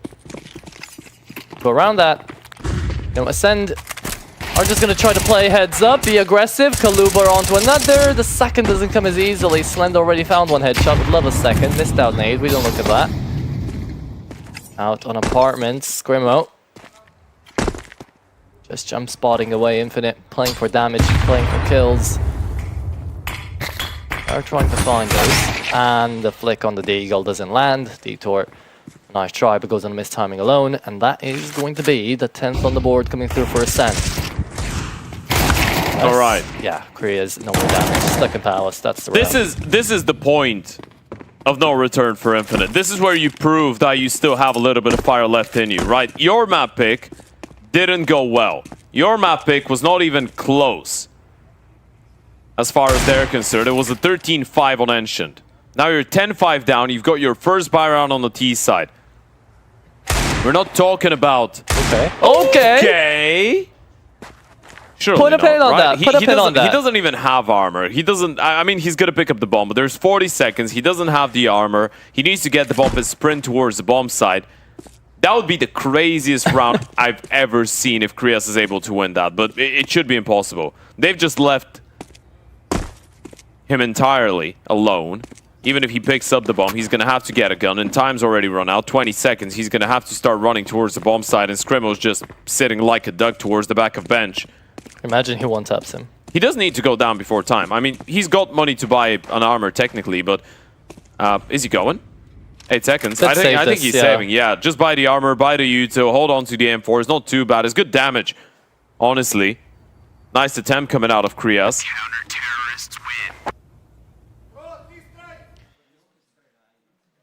Big damage, as you said, going down on the Ascent side. They'll have to reinvest into the upcoming round, but overall, it's still 10 to 5 indeed. So, going around to this one, Infinite, this is kind of their final chance going on through the map.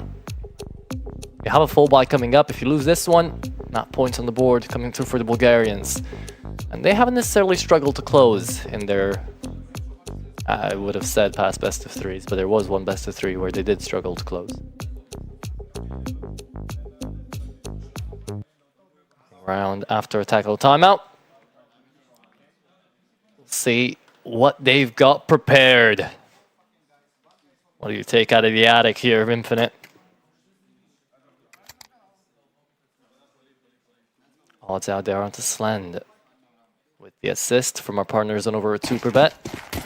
If you guys are into that, remember to be responsible. Of course, it only applies to people over 18. If you're under, don't worry about it. Hard. Gonna go through the molly for the peak. Shot goes off, no one to connect on.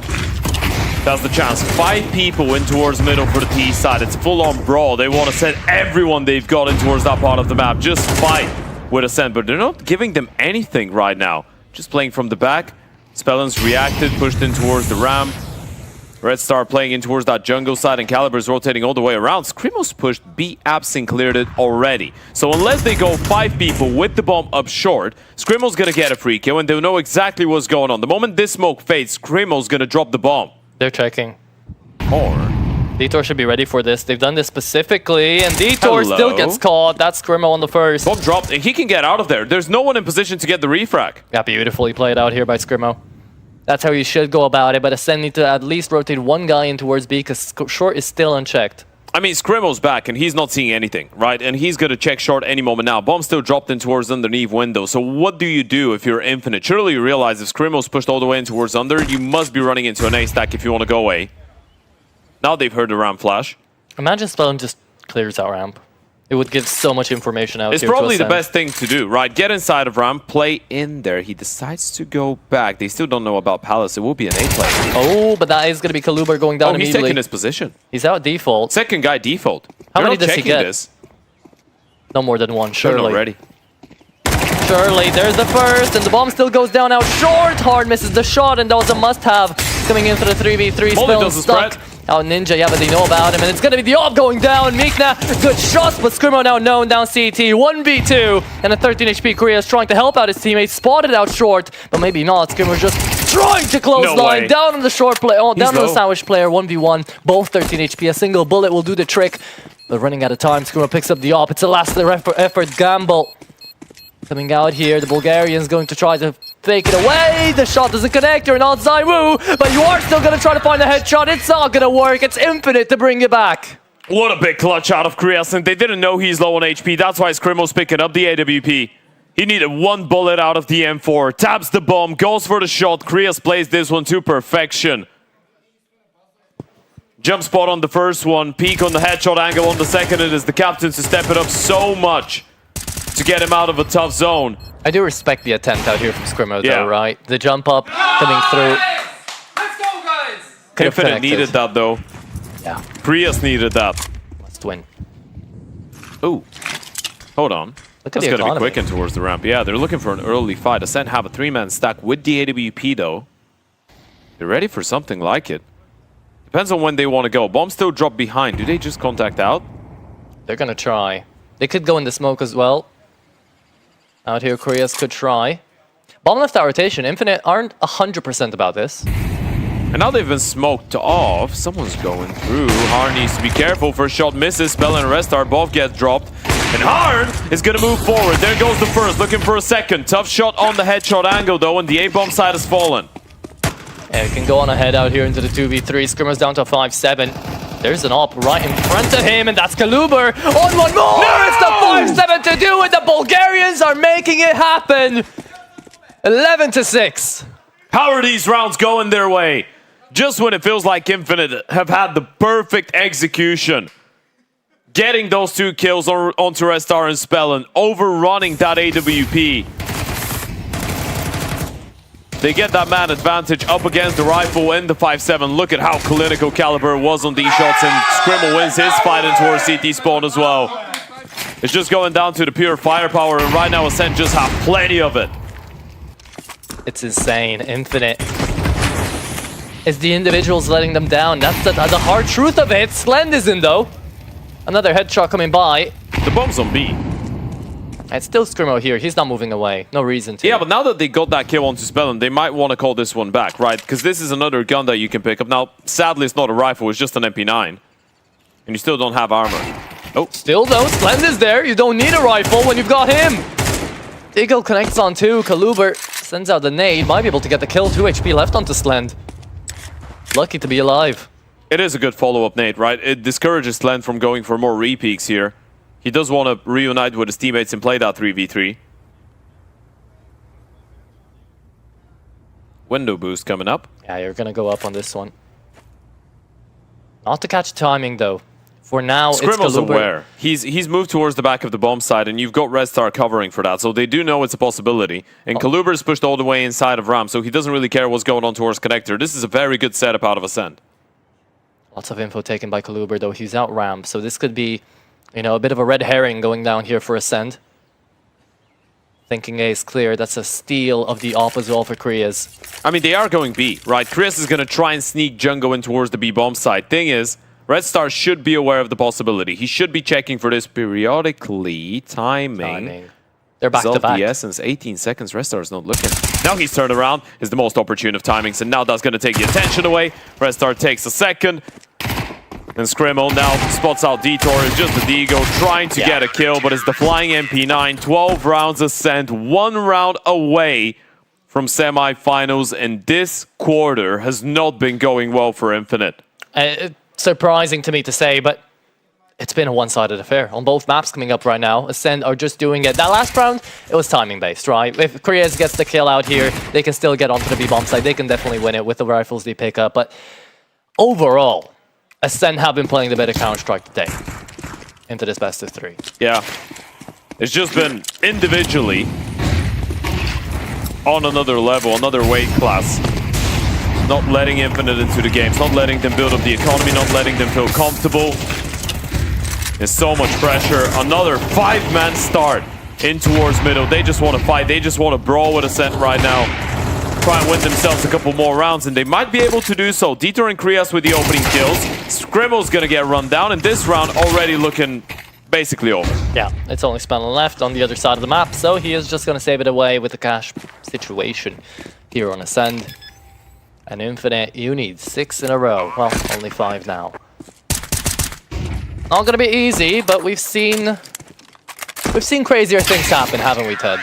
I mean, 5 of them have died, and they don't really have all the money in the world, right? So, technically, this is not going to be a full buy coming out of Ascent. It's probably just going to be a half buy. Harn leaving himself with enough cash for an AWP, or... I'm not sure I like this. Spellin's got... So, you guys cannot see what's going on right now, but they have fully purchased Harn and Caliber. Now they've refunded. Yeah. But their initial reaction was we're full buying. Now they've realized. Someone said, okay, calm down a little bit. I think it was the tactical timeout coming out. Saying, hey, boys, actually, 3 of us cannot really afford to purchase, so might as well call this one off.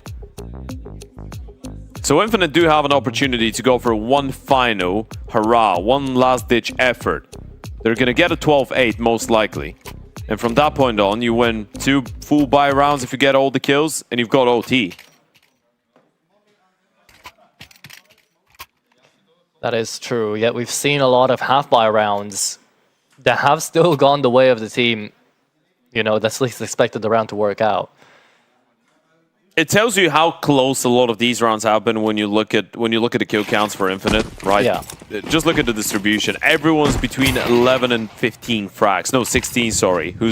That's Blitz. Then you look at the kills for Ascent. It is a pretty similar story. So Ascent have been winning a lot of close rounds, losing a lot of players. This one shouldn't be as close, though. through out of connector. It's Infinite, looking to not give away any rifles. Spellin, you could line them up. 26 HP left onto Blitz, and Scrimmer just wants one kill. He'd be happy with it. Spots out the one, but Detour denies. 12-8. That full buy will come around now for Ascend, so things are going to be looking a bit scarier. Yeah, there's 4 rounds between them now. What can Infinite pull off? Let's not forget, they had one of the most impressive comeback stories of this entire tournament. A team that started with a 0-2 loss to EAC, proceeded to beat both Focus and BetClick without dropping a map. Yeah. And now facing off elimination, the quarterfinals. Remember, this isn't double elim. We've been used to that in the group stage. You lose once, you're out. No, this is do or die. Yeah. You lose, you're leaving with $3,000 and the first place price is 30K. So the difference is quite significant. And that might be the final piece of the domino. Harn with a show-stopping flick, breaking his own wrist, and Red Star follows up, but he's gonna get quickly put down. So they do get that 1 kill in return, at least Infinite. Krias, Blitz, and Slend to try and keep them alive. I love the aggression coming out of Ascend out there. You already got to see Red Star so far pushed up. Man advantage, and Harn does it again. Yeah. That's so much information he's gotten. This is amazing. They just need to be careful about the B play. Screamo's here. He's got the support of Keluber. It's going to be the 2 of them. The Oper is pushed all the way in towards T-spawn, and you know Slend has fired a shot in towards A. So Spellin's going to stay occupied, but they are running that double setup in towards the B-bomb side. Keluber is very important. Through, making steps. Scrimmo still is on an one and done angle. Double He is gonna swing, and Keluber gets the kill as well. This might be the way it ends. Blitz needs to clutch it up 1v4 style. He's got so many things to do, so many angles to think about, and he's lost track of Keluber. He's not really sure where he's gone. There goes the peak, and there goes the kill. And it's Ascend Club to bounce back after yesterday's unfortunate game against the Sharks with a 2-0 win. They are your 3rd semi-finalists and will be playing up against Echo tomorrow in the arena. What a game and what a performance out of Red Star on both maps. Honestly, that was the difference maker coming through out here from Ascend. That he wasn't the only guy, of course, managing to find crazy plays, but just the heads-up Counter-Strike that Ascend showed up into the second map as well as the first one really made a difference. Yeah, absolutely it did. And that is definitely the type of performance that we wanted to see out of this team, as they were so exciting leading into the game.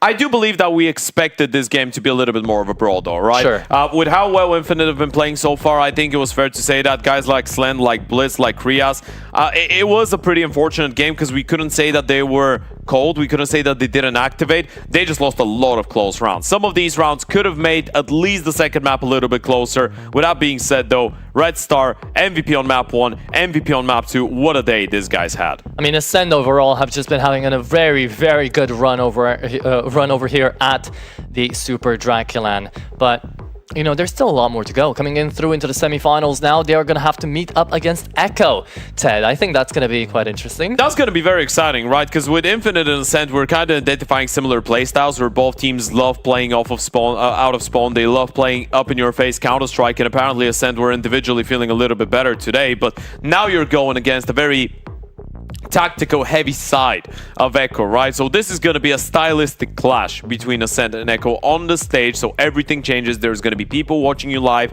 It's going to be a different setup, not our studio that you're so used to. So yeah, this is going to be a very exciting game, and I feel like if you're Ascent, you were definitely a little bit disheartened after the result yesterday. We even heard Harn say that they didn't play like themselves. They were their biggest enemies, and he really hopes they're going to be able to show a different face on the server today. They were able to do that 100%. They were indeed, but coming into the next couple of games that we have lined up for you guys, it is going to be Walchaki and Inner Circle as well. Before we get to talk about that one though, you know, I do want to say a couple words about Infinite. Yeah, exactly. Yeah. I do want to say that Infinite coming into this one had a really good run as well, and it was the kind of run that they keep on getting into those couple of LAN events that they have gone over to. They've won a couple of them, they've managed to get into the playoffs, they've been used to this sort of performance, but they just need something to break through out here, Ted. And I think it's clear that we've been trying to find a couple of, you know, narratives to give away to them to try to change, and I know they have them too, but coming into the server, they've been looking on a upwards path rather than a downwards. I absolutely agree. I think the main outcome for me for this event out of Infinite would be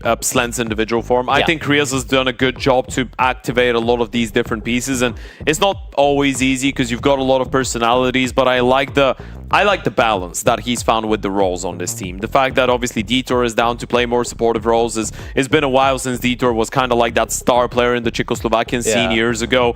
You've got MHN, who's more of a supportive piece, and then you can turn Blitz into a bit more of an active element, and I believe he's got incredible mechanics, and Slend's been playing well. So yeah, props to Infinite. For now though, we're going to be sending it over to Heku, who's down on the sidelines with the Ascend boys. I have none other than Screamo by my side. Screamo, you now guaranteed at least 2 games on the stage. At least 2, because you know there's also just in case a 3rd place decided. But you know, like we're not thinking about that one, right? Yeah, we're not going for this. Exactly. You're going for the best of 5. Yes, of course. All right. But let's you know, like one step at a time, because right now you played against Infinite, and they decided to go for Ancient against you. Do you think it's because like of the yesterday's game against Sharks? Yeah, probably they saw the game versus Sharks that we played really bad, but they picked it. So we knew that on City side, if we go Ancient, it's City side for us, and they were just not ready that we're gonna smash them. So yeah, it could have been 12-0 half, but yeah, we lost some 1v1s, I whiffed some, but yeah, it could have been 12-0. It could have been, but you know, in the end of the day, you did close the series with a confident 2-0. This now means that your next opponent is going to be none other than Echo. And you know, it is going to be a Danish stack. It is also going to be really structured CS. Do you think they're going to be like way harder to beat? I don't know if they're gonna be way harder to beat, but they will give us a fight for sure. But at the end of the day, they're Danish team. They play structured CS. We know what they would do probably, because yeah, it's just Danish CS, and yeah, it's obvious what they do sometimes. So yeah.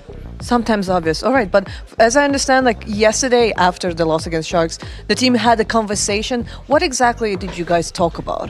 We just we needed to refresh after this game, because yeah, it was kind of bad game from us, because on Mirage we threw a lot, like it was 13-5 it showed in the game that we threw hard.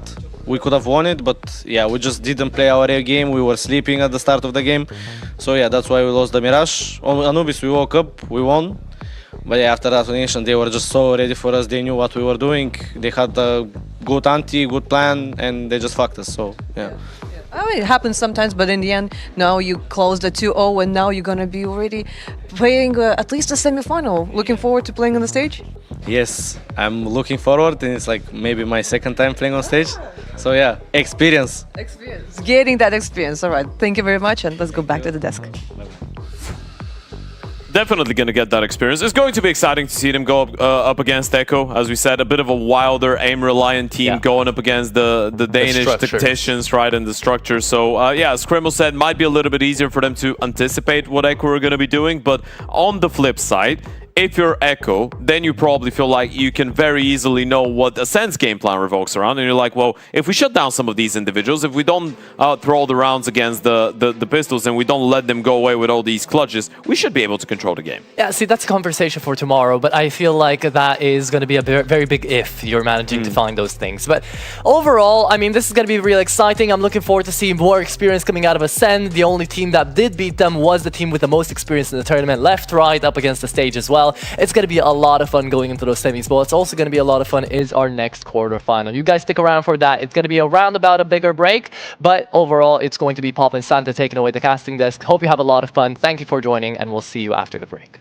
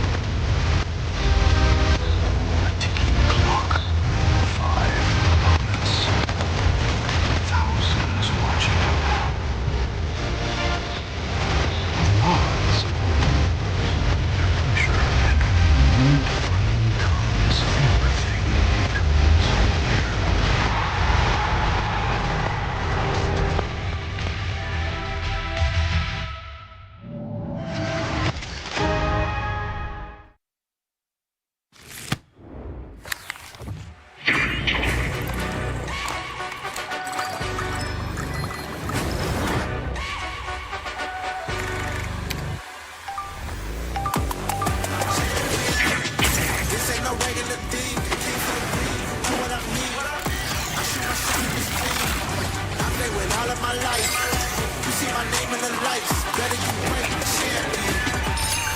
The game is in trouble. I've been in my depth for the piece of the puzzle. Like.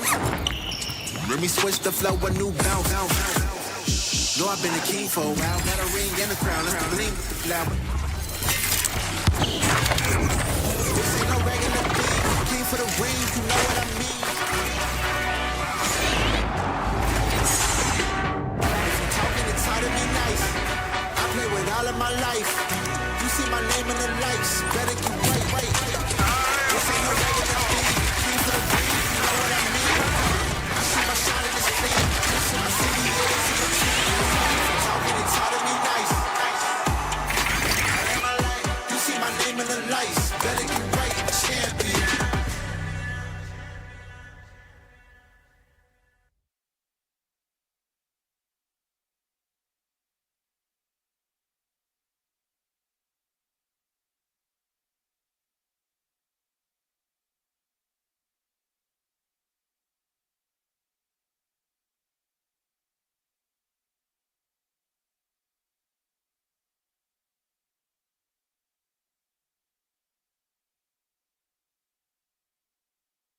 Lenovo. Lenovo.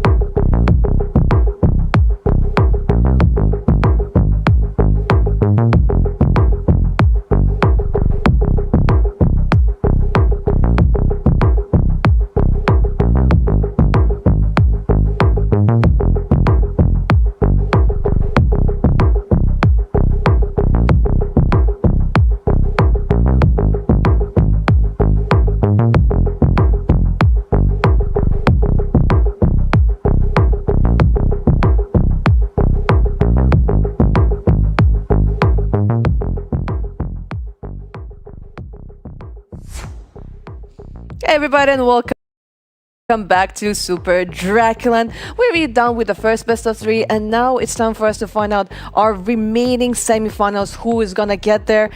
Yesterday we had a pretty long day and the two people that managed to handle it through is Pop and Santa. Santa, how are you feeling today? I'm great. I'm lying. You're How about you guys? Oh, no, I'm feeling good. I got a roughly enough sleep. You know, it's like I had like 6 hours and something, which is, you know, Respectable. usual for early games then to late games then to early games. So it's okay. Yeah. It's been like 6 hours. That's I would have slept more if I was not woken up by a phone call, but. It's not an issue. And that's shade towards the CEO because he's watching. So I just wanted to say that we created a close bond with the people that were still alive at that time, specifically the players as well. But the guys in chat were like, "We're here with the casters. We know what they're going through." Props to you guys. Props to you. We really appreciate for you being here with us yesterday and also right now, because as I mentioned, we need to find out who is going to be taking the remaining semi-final spot. Let's just maybe really quickly just look at the bracket to see how exactly the players are looking right now, because as I just mentioned, we already had one of the quarterfinals. Now we're going to have the second one. The one way we are going to be focusing right now is going to be between Inner Circle and Waki. And we're talking about we had a hard time. Inner Circle are the team who finished at 3 p.m. playing 3 maps and OTs, Bob. Yeah, no, they were giving it their all, and well, towards the end there, it could have been Sashi to go through, right? It was 12-10, if I'm not mistaken, towards the end of the third map. But Inner Circle were able to force out overtime. They were able to win it, and they find themselves here with or against Waki. Quick mention that it has we had it the wrong way around yesterday, where we thought that Ascend, if they win, they're going to play Sharks, they can get the revenge. It's not the case. They're going to be playing Echo, and the winner of this game is going to play against Sharks. And well, I guess I would probably say that that's a little unfortunate for Inner Circle and Waki, because maybe it would have been better to face Echo instead of Sharks. But there's a discussion there. But anyway, should be very interesting to see how those two teams fare against each other. Yeah, let's check out the players that we are going to be following right now on the server, because Inner Circle, there are some very familiar names, especially when it comes to Hetrick. He got to play for Navi Jr. He got to play also for NIP. He is probably the most experienced player in that lineup, which is also interesting because he's kind of the newest on paper in the team, because he's been there only for 3 months, Santa. Yeah, he's been. I just want to highlight his performance yesterday, because it just shows the poise and the determination that he had. He was leading the team in kills, in impact. He was the MVP of that gruesome third mapper. So Hetrick, as Dowie said in the interview with Ted, I mean, he's the most resilient. Coming with this experience is going to weigh a lot in their matchup against Waki. Well, we also had an interview with Captain Kirker, so let's see what Ted managed to get out. All right, I'm here with Captain Kurtka, who's not really the captain of the team. We already clarified that, but just for people at home that might be wondering, right ahead of your quarterfinal game against Waki, talk me through the motions. You guys played until 3:30 a.m. yesterday, so we're going to start it off with that. Run me through that game against the Danes that went up until the early morning. Hetrick said that it kind of felt like you guys were playing a major. How was it for you? Yeah, it was the same for me. It was a very tough game and a good game, I would say. I felt a lot of emotions, both good and bad, but mostly it was a good emotions. And I liked this game very much. Yeah, it was true Counter-Strike that we like, and that's why we are playing this game. Could you let me know about something? Because you just joked about it before we turned on the camera. You called yourselves in Overtime Circle, right? A lot of the maps that you've been playing at this event have been going to OT and going to distance. What is the reason? Why are all these games so close? And how are you able to keep yourselves collected and cool and calm in these moments to close it out? Hard to say how. I mean, because we are just playing, and moment after moment, we are just doing our job, and that's why we are playing. But if we are not losing anti-forces, we would be winning much more easily there. Because we are losing anti-forces, we are playing this additional times. We are losing economy, we are losing guns, and as enemy are gaining the economy. That's why we are playing a lot of overtimes. That's our main problem right now. All right, talk to me a little bit about, because if you win this game, you're making it into the arena tomorrow, right? Talk to me a little bit about your journey to come back to a higher level in Tier 2, because obviously you used to be on bait, Hetrick as well used to be on bait, and now both of you are here in Inner Circle and trying to kind of build up and reach the same level as the bait guys that have been getting a lot of success. So how has that journey been for you over the course of the last couple of months, and would making it into an arena of that type of an event be kind of like a significant, I guess, stepping stone for you, a significant check mark?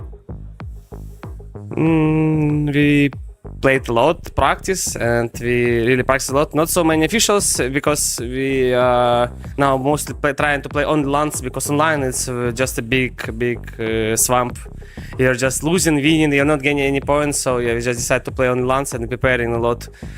Daniel gave us a lot actually when he came to the team because I came before him. He came on the place of Lirax, the previous sniper, and his experience helping us a lot. And because of this, we are stepping up the day after day. And and all other players and our coach, they're helping a lot and progressing the day after day as well. We are doing just a good job and trying to be better version of ourselves every day. All right, and lastly, you're going up against Waki now, and I think yesterday some of your boys were very happy that you're playing Waki here on LAN. There's been a little bit of banter going between the teams, and you're going up against the Poles. They have a very typical wild approach to the game, right? It's very difficult to read them at some points. They love pushing through smokes. They love playing in your face. So how are you approaching this game? What is your take on the team? What's going to be the way for you guys to approach this game so you counter these wild plays from them? Actually, we will see because we're not thinking about their playstyle. If we watch about this game, we're watching about more of the past, I would say, about the captains that we are not like at all, the Lim guy. And it would be very emotional game for sure. About the game style, we just need to play our game and try to focus on ourselves and not like let them play their game. That's all. All right. Well, wish you the best of luck. Thank you very much. Have fun. Captain Kirk has said that he has no idea how are they capable, continue playing the game after the OTs, being like cold-headed. Since I do have an opportunity, like while you guys are casting, to hang out with the players, with the managers and so on, I would say that Inner Circle is the team that came here the most prepared because besides, someone who's doing the vlogs or someone who's like managing them, they actually, I believe they are the only ones who brought in a performance coach. So they came in approximately like 2 hours, if not like 3 hours in advance. They go in a circle, they do different exercises like for their focus with tennis balls and so on. And I believe they are the only ones. Also like different breathing exercise. So maybe Captain Kirk doesn't like really full on register, but when I'm sitting from a side, I'm like, okay, no one else here is doing this, and this is, the attitude that we usually see only from tier 1 teams. Well, if I'm going to go to the mentality of this part of Europe, right, I'm wondering how much is that going to help coming into a duel with, as Ted put it, a wild card. Yeah. Valchaki, right? Maybe once you get into those rounds and you start losing a lot and difference start increasing, then we'll see if that comes into play. But I love that kind of thing. I love the discipline behind it, and I love the fact that they're investing so many resources, as the plan was within a circle from the beginning.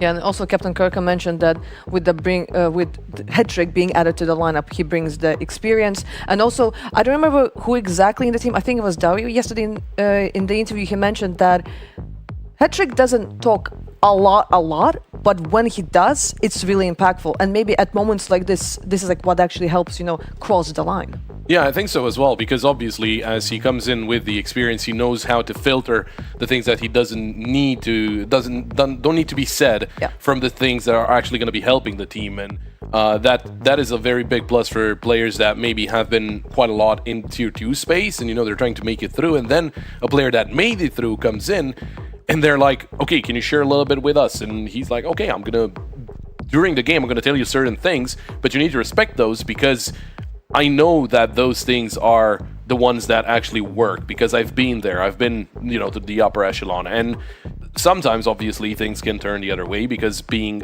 against tier 2 teams or even tier 3, they might be the same in terms of aim, but then in the play style, they might be surprising because you might not expect what's going to go on. Yeah, but probably now our audience has an idea what we should expect from Inner Circle. Now their opponents is going to be Waki, a fully polished team that they've been showing amazing, just absolutely incredible results online, and right now everybody is just looking at them. It's like, can you replicate the same thing on a LAN? Santa, do you think they are capable of doing that?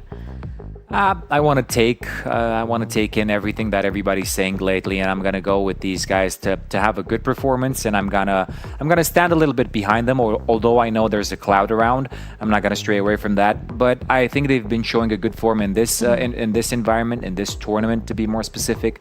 They have been at Draculands in the past as well. How they're gonna fare now with Skid in the team, and I've seen that he does very well within this structure. I think they're gonna have a good showing, but it's tough to come against an inner circle that has fought through the fire. And I think when it comes to Ozaki, most of the times they were playing on the B stream, so we didn't really get to hear a lot from them.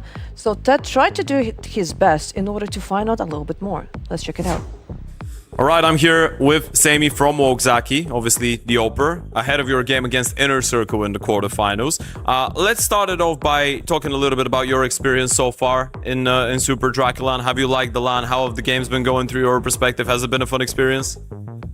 Yeah, like so far it was good. Like actually we got a bit lucky with seeding. Like we got our first match against one of the strongest opponents of this LAN. We got they just didn't come, so you know we got only one match to go to quarterfinals.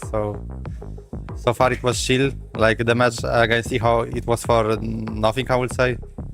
So we'll see how this game will go now.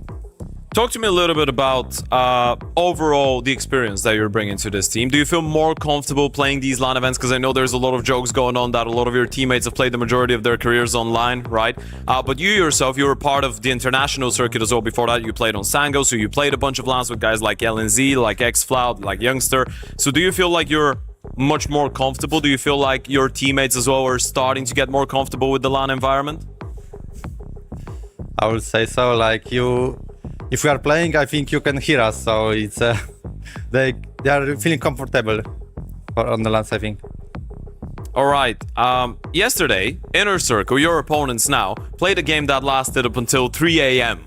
or 3:30 a.m. even. So do you feel like that's going to give you a little bit of an edge, a bit of an advantage because you're fresher, you were able to rest a little bit more? And what do you think about these guys in general? They are more warmed up, I would say. I think it's really bad for them, I would say. Like, I don't know if they fall asleep instant after a game. For me, it would be impossible to fall asleep instant after a game, so maybe it's the same for some of them. So, yeah.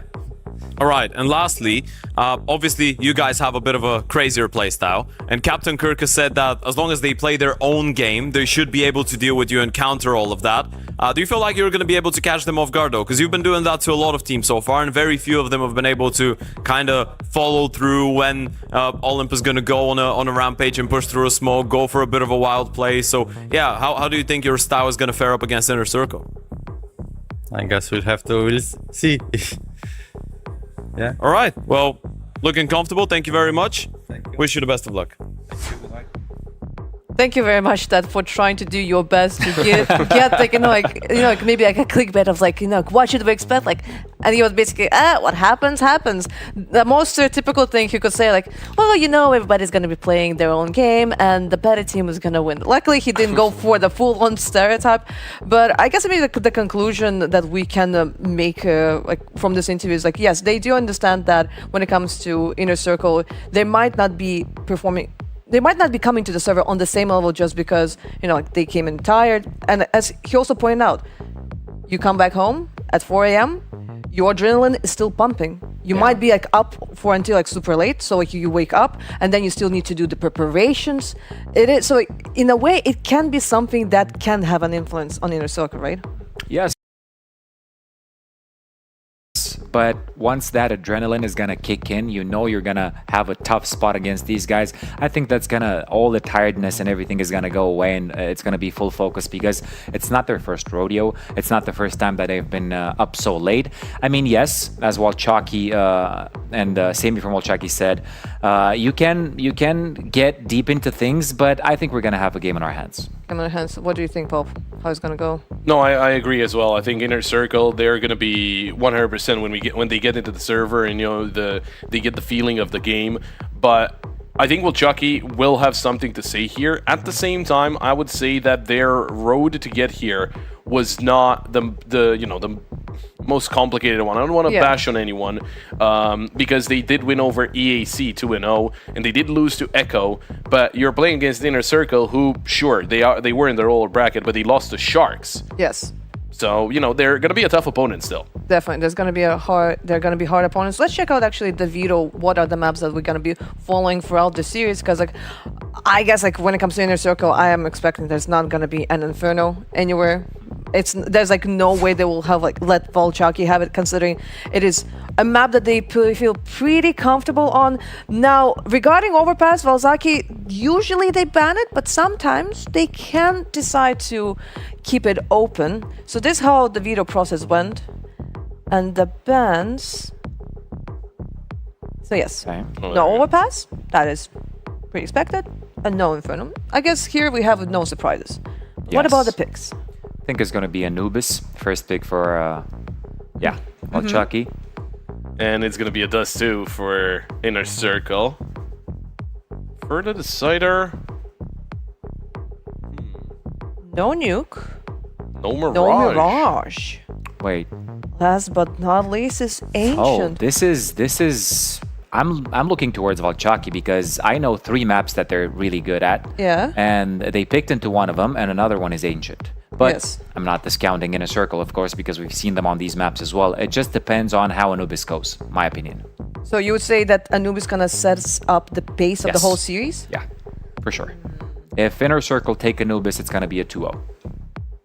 Okay, so you're saying, but if I would have to ask you to predict actually who's gonna win, besides thinking about Anubis specifically, who would you go for? Inner Circle. Inner Circle. How about you, Pop? Inner Circle, Vasaki? I mean, I'm a numbers guy, and it feels pretty... It's not that complicated to make a case for Inner Circle, because Walzaki, sure, they have a 73% win rate. It's a very good win rate for them. It's technically their best map. Inner Circle, they only won once, but that win was against Sharks, and they won 13-4. So, the odds are actually in favor of Inner Circle, courtesy of our partner Superbet here. So Statman? I'm just for the sake of going against you, I'm gonna go Walzaki. I was certain about that. But I'm not too trusting in my decision. Not too trusting. Bad cup. But okay, if you are going for Walzaki, would you expect it to be a 2-1? I'm going for Walzaki on Anubis, but I'm expecting Inner Circle to show up on Dust 2 and the Ancient. I'm expecting a 2-1 from Inner Circle. Yes, but when it comes to Inner Circle, they're really now known for multiple OTs, multiple maps. Is that something that also Walzaki might bring us today? I don't know. I don't know, to be honest, but if what Captain Kirka is real and is still happening, the fact that they are bad at managing economy when they're losing against Ecos and so forth, I think that's going to be the case, because Valchaki, they're going to fight with everything they have, with Digas, with anything. They can surprise at any time. So, yeah, OTs might be a thing, but Anubis is still under the question mark. Question mark. Well, then let's just go into Anubis and start the match. Let's go. Let's go. We can go into the game. We're going. The timer is running. There we go. Thank you very much, Heku. And we'll hear more after that, after the best of these over. Sure, but we are underway. It is Walchaki taking on Inner Circle to decide who is going to be the team that makes it, the last team make it to the event where we do have players or people in attendance looking at the game. Counter-Strike. What am I going for? Counter-Strike. Let's go. Starting off pretty strong here. A lot of aggression coming out of Inner Circle, and it pays off. Dowie together with Onyx will take 2 kills. Only managing 2. I mean, not only Olymp, just doing a lot of heavy lifting. Man advantage for IC Esports, and are they going to close this first round?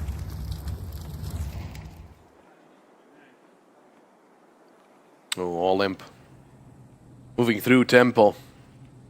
Out of the B site. And Inner Circle, they're gonna get themselves onto said site, but Olymp just wraps around. That smoke will confirm it. It is a bomb plant right here in front of Olymp. Needs to wait for Bajmi. Coming in through water. Oh, but look at Onyx. Got Prime. himself into that smoke. He's in a very good position to secure this round. Olim doesn't get a headshot. Zero Fix is there, and oh, Zero Fix. Quick little double. Get inner circle the pistol round here on Anubis. And you were saying, I don't think I went a little bit too deep into conversation. You were saying that inner circle, if they win Anubis, they win 2-0? Yeah. And you think they can win Anubis? Yes. Okay, so you're saying inner circle 2-0. Oh, so we're on the same page, just not on Anubis, because I said inner circle 2-1. Well, you said for the sake of it, you're going to go against me and pick Valchaki. No, I'll pick Chucky for this map, because they have very for good this winners, map, but yeah. No, I think in its entirety, I think inner circle have got it.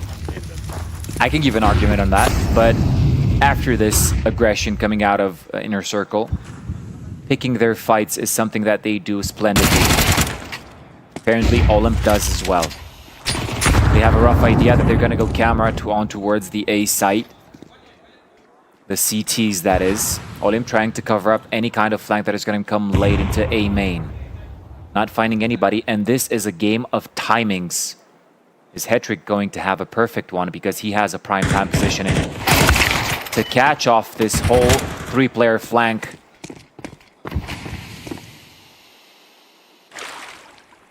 It's just Dowie and Zero Fix, the heavy hitters of ICE Sports.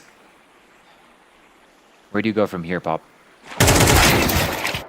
Well, that would have been a plan if Dowie would have been able to take down the two players on site. It would have made life a whole lot easier.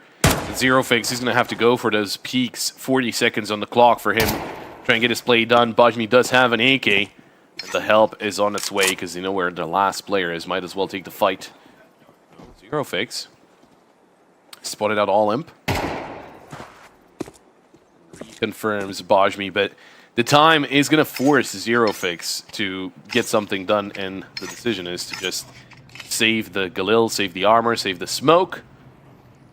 That is going to be Walchaki with a very quick answer. I mean, you know, they started off losing that pistol round, but the force buy works out. Courtesy of the double from Olymp. See, forcing into these second rounds is something that Anubis provides pretty well because you have those tight corners where close proximity battles have to be fought, and MP9s are the kings of that, right? And so just forcing into those paid dividends for Valchaki here. Now, this does provide a lot of evidence to what Captain Kirka said, right? They're losing these most of the time, but not necessarily these, the 4-subs and the ecos. However, you could consider them into that bracket.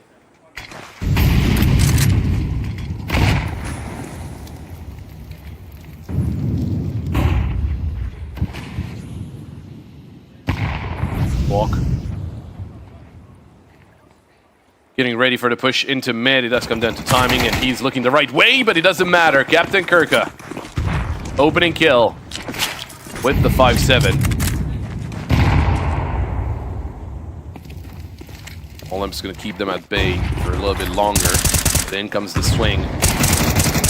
Olymp looking for those headshots. He's not going to find more than one. Sami, good for only one as well, but Bajmi's around the corner. It doesn't matter. Dowie, that B250 works out. Smoke into sewers. Sket will have to push through this. And he's not, well, he might be going in the right direction. Takes down Zero Fix and Dowie, now into the 1v1. Onyx with only 15 HP. But he does have the right timing. Sket went towards heaven. Onyx, he's not moving. He was not spotted. Skid will drop into the site.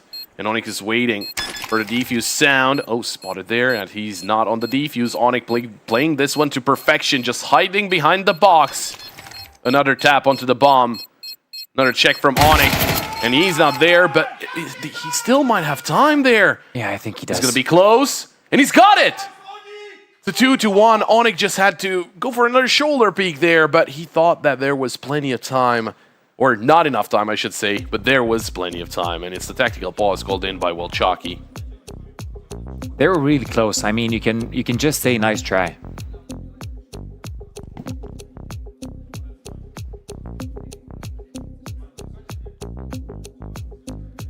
very interesting here. You know, they're calling for a tactical pause, but they do not have a coach here, so they will just be talking amongst each other, you know, and figuring it out with the 5 players on the server.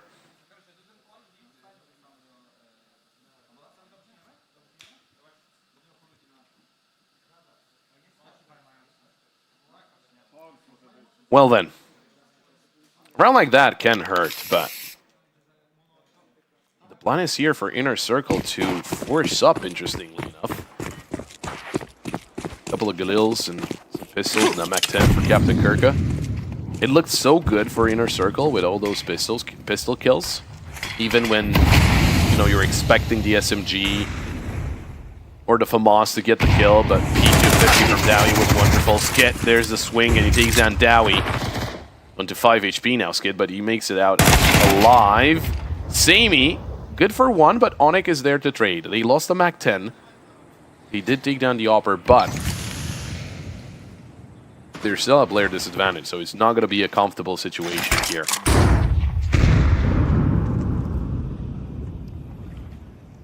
Onyx trying to sneak in into connector. They're more than ready for anything coming their way onto the B side. Now, picking up the scraps along the way can actually make a powerful case if you want to attack this B side. They're not overextending Valchaki. Proper use of utility. Onyx is going to be the one testing the waters, and Baimi saw everything. Sending the 2 other players towards A main, and it is the right call to do so. You can see the movement of troops on the Polish side. Only Olymp gonna be here to receive all of this. Ooh. Still alive, hanging by a thread. Bomb has been planted. Bomb planted. Olymp took that opportunity to get himself a little closer, but it will be Onyx to get the kill. The swing for Bajmi. There's the bait on Zero Fix, and now he needs to clutch it up, and he will! Sprays 3 down, and it is Inner Circle to get a second round on the board, and now they're getting loud. They're getting activated, and you know, yesterday, Sashi, where it was actually Hunden that was very, very loud here, but for Inner Circle, it's the players. I don't think we've ever seen JR just saying anything outside of technical pauses. He's like a mountain of zen over there in the back. I mean, he has Zero Fix to scream for everybody. And getting back to Heku's argument, I don't think these guys are feeling any kind of tiredness right now. Maybe probably Onyx a little bit. You know, look like he does could look, but use a little bit I mean, more come sleep. on. You're the IGL. You have to think things over. You got all that momentum coming off of that best of 3 that have played all of the rounds. Insane out of Inner Circle, and momentum is building. Again, we're gonna see Valchaki just buying into those SMGs.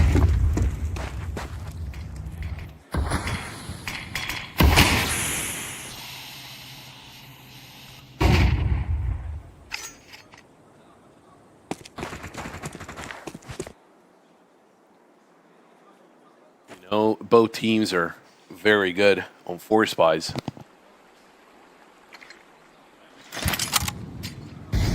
And Wolzaki avoid an eco. Will Inner Circle take the lead here?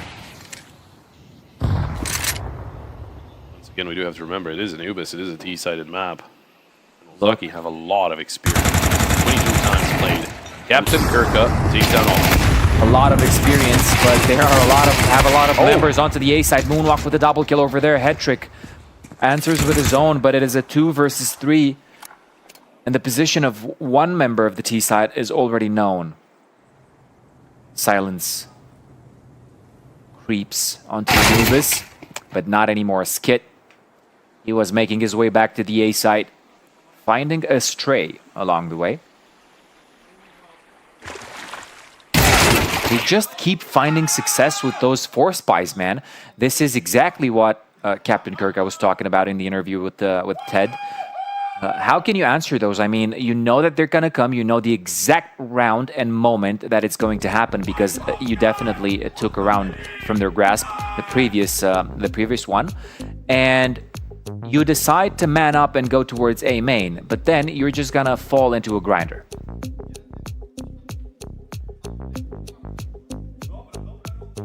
They keep getting it done.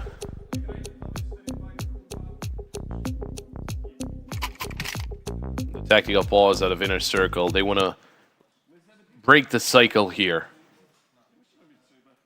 They're going to have to force up once again as well, and it's not as good as in that round that he managed to win. It's only tick 9s. It's a P250 for Captain Kirka for extra util.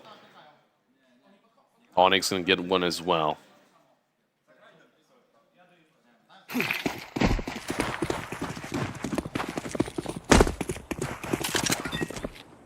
Zaki with the experience that they do have 62% win rate on the T side, with only 50% win rate on CT side.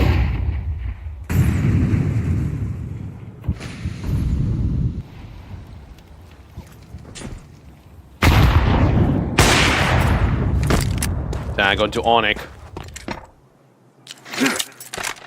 Inner circle, when they played against Sharks, it was an 8-4 on the T side, and then they were able to finish it off 13-4. But it was at the end of May, over a month ago at this point, since they last played this map. Smoke into main to stop the push for now, but they're just going to force their way into the site. And Skid finds a triple with the MP7. Flash was good to blind up Bajmi, but not Skit with that SMG. He will fall to Captain Kirka, but 1v4, nah, that's going to happen. Bajmi takes him down, and they finally are able to get inner circle to eco. A lot of screaming going on, and I love it.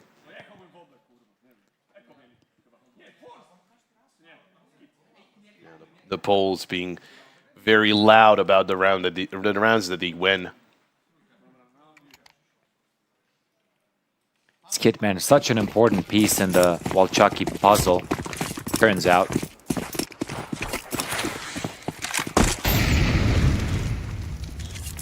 You know, as Captain Kirka was mentioning, Inner Circle trying to play mainly LAN events, while Walchaki, we've seen them a lot in a Tier 2 space online. That's why they have a lot of maps played in the past 8 months. All in, trying to spray down the eco. The triple kill, looking for that quad. He's gonna find it. What about the ace?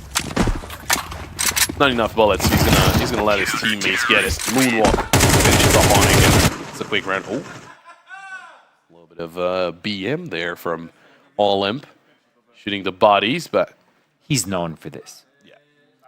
But yeah, as I was saying, I mean, they played Anubis 22 times in the past 3 months. Dust 2, our second map, 19 times. Ancient, they played it 29 times. And their most play map is actually Nuke, 37 times in the past 3 months. That is a lot of Counter-Strike played by Walchaki. They can all culminate to this. And they've been winning, man. They have been winning indeed.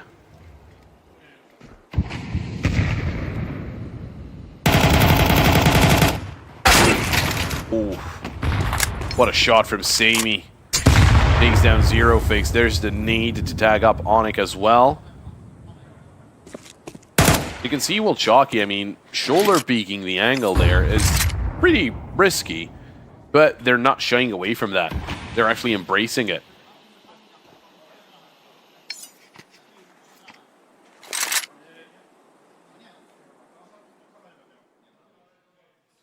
B play. Waiting to regroup, and they're going to hit B together, but I think they need their full team here. Or maybe not, as Onyx great. Headshot Dowie. Takes down Skid. There's Sami to answer back, but that molly will force him to go the other way onto Captain Kirka. Oh, he heard that drop down into water from Olive. He's going to give away that information, and Headtrick gets that headshot. Tap onto the bomb. Flash in. Moonwalk wins the duel. Swaps over to the AK. Onyx. Oh, he is so sneaky. It's an easy kill for Onyx here, but he wants to check out where the last player is as well. Onyx. Patience is rewarded for Onyx as he takes down the last 2 players, and there we go. Zero Fakes back to screaming his lungs out towards the enemy team.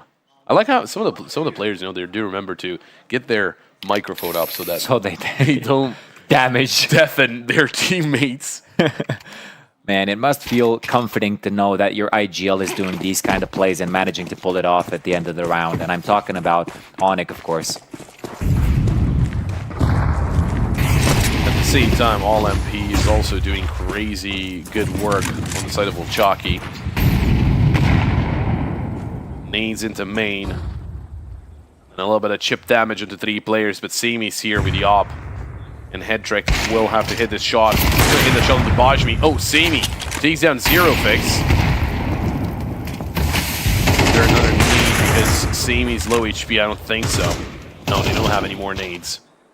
Or HE. They do have other grenades available.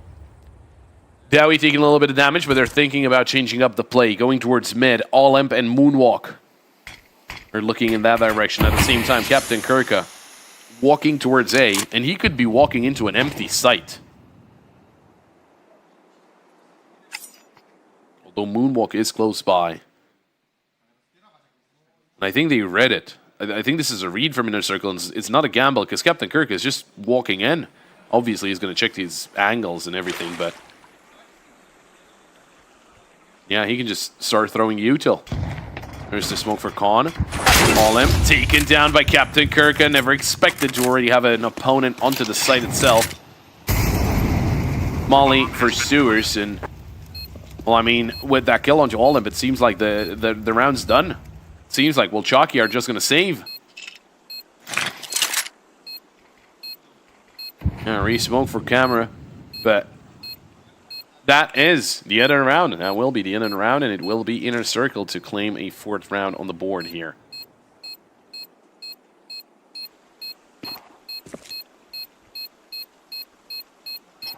Jockey save is going to be pretty important for them, trying to get another buy-in, and they should be able to do so comfortably. Moonwalk can drop a weapon if needed. I think Bajmi might have enough money. Oh, yeah, well, technically, you can just drop it for the sake of the economy, but a good end to the round there from Inner Circle. And they will be looking for the equalizer.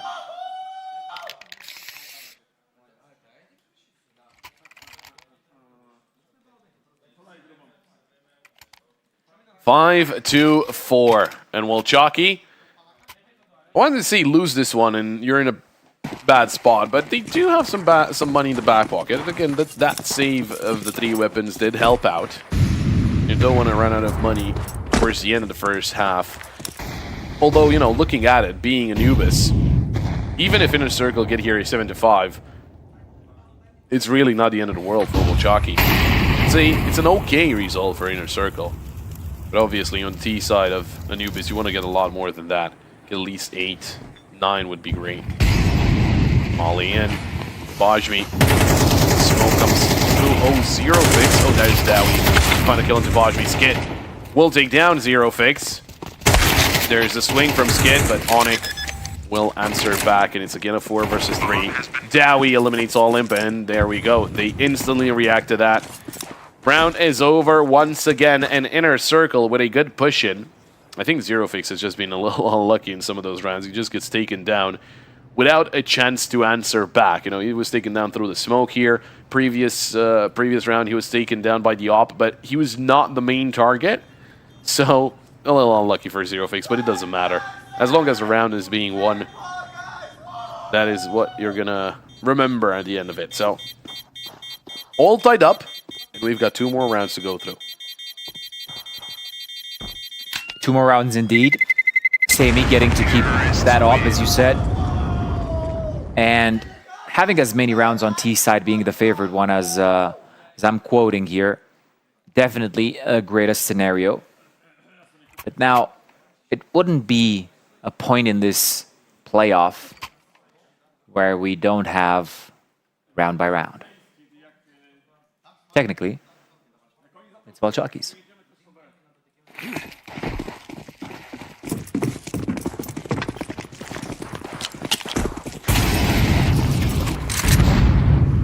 Here we go.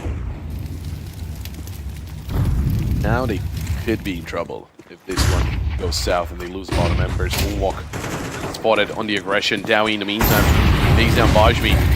Skid around the corner. That Molly is going to force him forward, and he finds one, but gets traded by Captain Kirka. 4 versus 3. Once again with the advantage here in the circle. Well, Chalky. How do you go about this? Sami trying to find a kill through the smoke. It will not happen. Only come through. That forces Dowie out of position. All in Bo Moonwalk finds a kill as well. Sami with a kill into Captain Kirka. It's all down to Headtrick. 1 versus 2. No tap onto the bomb. Oh, there's the swing, but Headtrick hesitated for a second, and that is going to be his undoing. And Wolchaki, a very good retake to come in from them. I mean, Moonwalk going through that smoke there onto platform, Sami hitting the shots. Very nicely done by the Polish side. Yeah, incredible retake out of them, and I thought it was a done deal once Inner Circle got hold of that site. It wasn't the case. Delivering every player of Walchaki there in tough situations.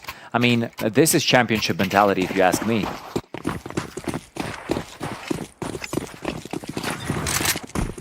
Yep, they certainly do. One of the reasons why they got all the way here. This is an interesting setup coming off of 3 rounds in a row on Inner Circle. Captain Kirka finding success again. Skitch, he knows what to expect.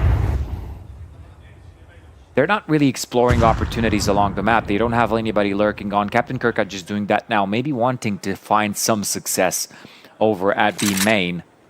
But this only gives the opportunity for players such as Olymp to roam the map and gather information. Maybe this is a trap, ultimately. Well, Olymp, he's going to take down Onyx and Captain Kirka. That is huge. If he goes down there, they could have just ran into the A site. But yeah, that's why, I mean, Olymp, he had a lot of map control. And that's why Wolchaki could afford to send 3 players to defend the B site.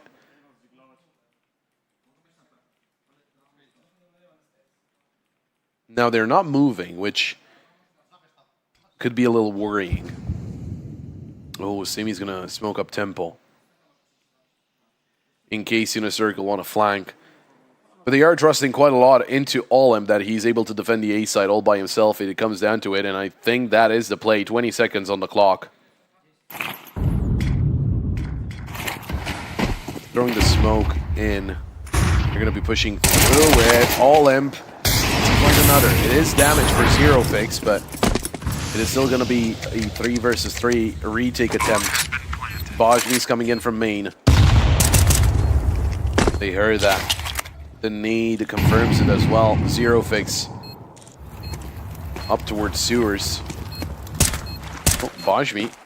Pushed in, and they're coming in from camera. I think both players are in sewers. No, they're not actually in. Dowie will be taken down, and it's on to Zero Fix. A 1 versus 2, only 8 HP, needs instant headshots, and he's not peeking. He thought that it's a fake, but in a 2v1, you might just go for the stick, and that's exactly what will Chalky do. 7-5. And well, it's a good end to the half for Wolchaki. There was a resurgence there from Inner Circle. I mean, look, in both of those last 2 rounds that they played, they had a pretty good chance at doing something in their favor, but it didn't work out. So with that, it will be a 7-5. Let's see what happens in the second half.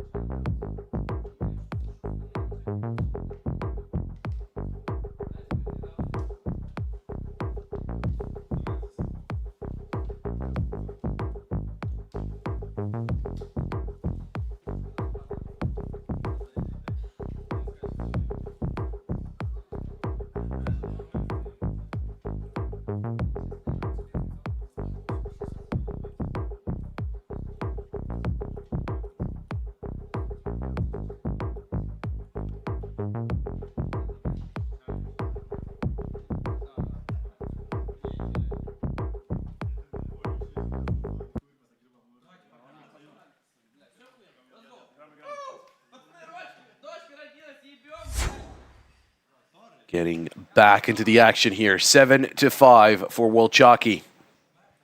Leading at halftime point, but the T side.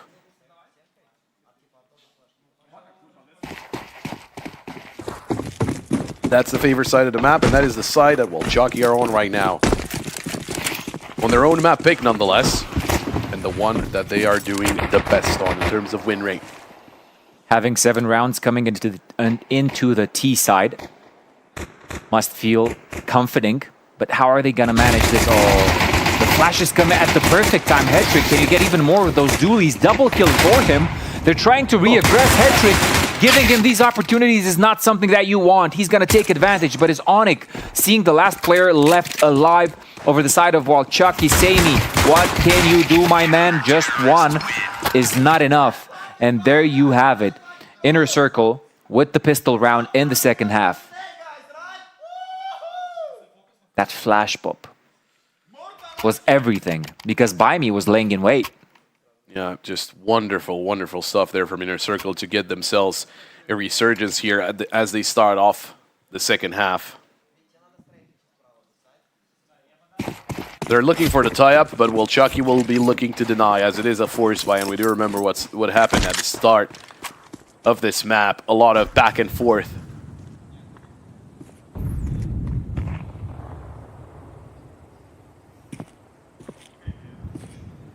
Zerofix and Onyx are ready for any kind of aggression towards B main, but for now, Wolchaki, they are split up across the map. Trying to find an answer here. Trying to find something to work off of. Maybe Inner Circle get a little aggressive, maybe they get a little curious. They poke their head out.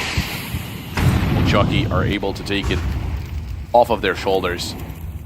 There's a swing into main. Gonna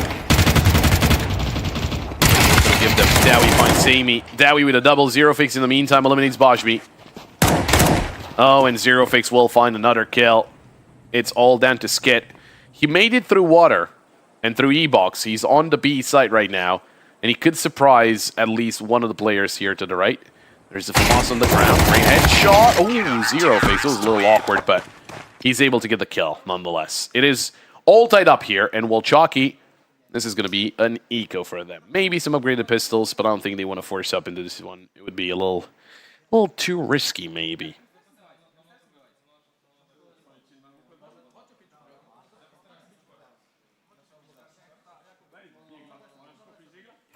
Equalizer, the perfect opportunity to showcase the skills that have gotten you here. Inner Circle, they're providing just that. Wolchaki a little bit silent on that T side, but they didn't have a lot of opportunity to show a full inventory battle. Onyx receiving all of this aggression coming from B main. Triple kill for him. Oh, and the fourth kill with the USP. But hold on a second, Baimi with the double. It wasn't without casualties.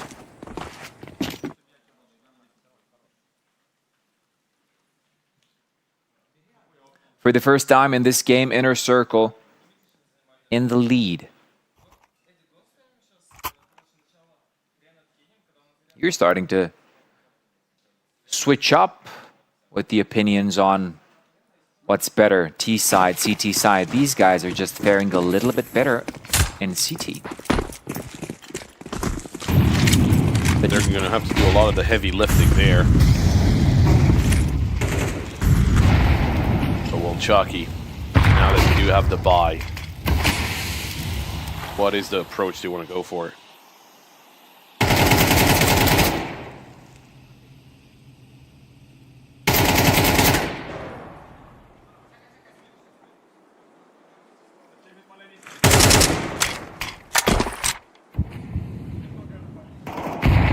Once again taking their time, Wolchaki, but this time they're a little more far forward so that they can take the fight to Inner Circle. Skit is tagged up, but he could surely still be a danger. Helping the charts for his team, 13 and 9, but Allem just tied him up with 13 and 12. As he takes down Zerofix. Like a B plays in order. Sami with the op. He's got the bomb on his back. But Onyx just left the premises and is Dowie to cover by himself. Oh, in mid, Onyx. Oh, hang on. They're changing up the play. Dowie misses his chance. Olem takes him down, but there's a couple of players spotted there, and now they're going to turn it around. Run towards the B site. They understood. It was the stack onto A from Inner Circle. They're going to get this one in the bag. Inner Circle, they're not going to go for the retake. And it will be the equalizer. Dowie and Zerofix also going to be having something to fight with here. They do have some money in the back pocket, so it might be tied up. But there's still a chance in the aftermath of this for Inner Circle to get another round on the board into the next one. Although we don't necessarily agree with a lot of saves,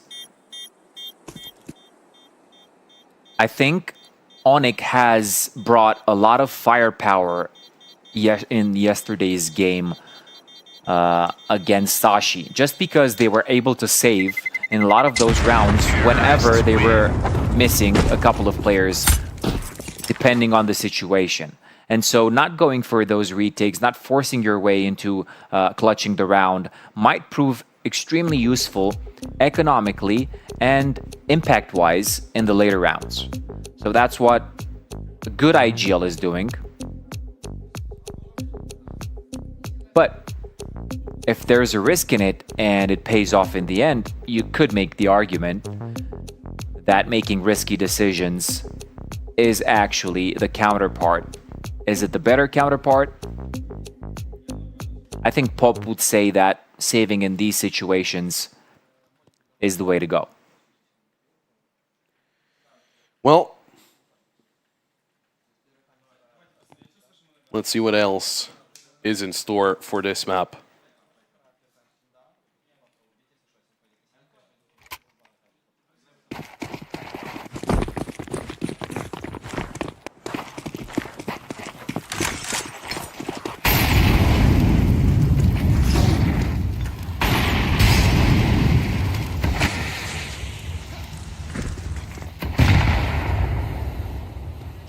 All tied up.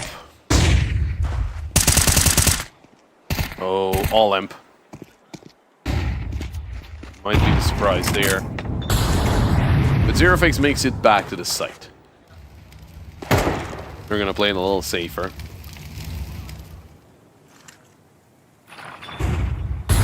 Sami, he's got the angle down, but it won't be any peek there from Inner Circle. It would be way too risky.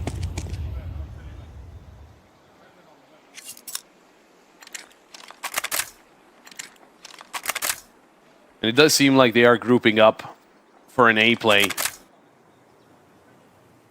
they willing? It seems like they're willing to take the risk here. Flash in, but Sami, he was not blinded up at all. Olem taken down by Dowie. Very good reaction from him, but the push into the side. Captain Kirka, can he find a multi-kill here? Finds one. The nade is enough from Skit.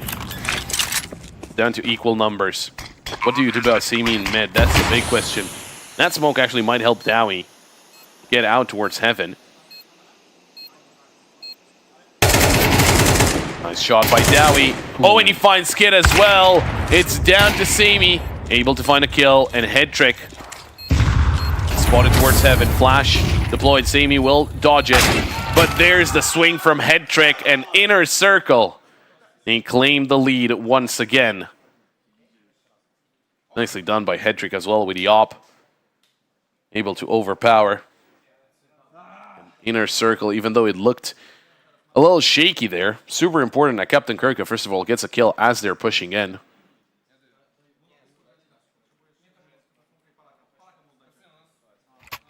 But, you know, we're used to Inner Circle having close matches. You know, Sana, we've seen a lot of tie-ups, but he was against a different team yesterday. Can they break away here? I think this is a trend that we're going to keep seeing, but Inner Circle getting the lead on Valchaki's map is not something that you can take lightly. Let's see what Valchaki can do, because you can already see they're pushing aggressively towards these, through these smokes. They're trying to catch everybody off guard. Moonwalk with the refrag, but the action is going to move over to the B side. All over the place. Dowie, though, will eliminate Bajmi, and there's information there. Moonwalk knows that the A side is empty. Hedrick hasn't rotated over. He was actually on a little bit of an awkward timing. Started moving as Walchaki were walking through main.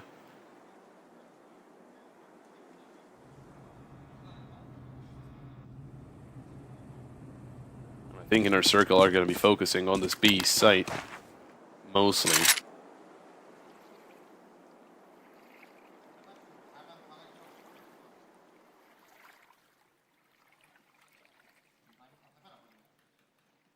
Jockey slowly making their way into the A site.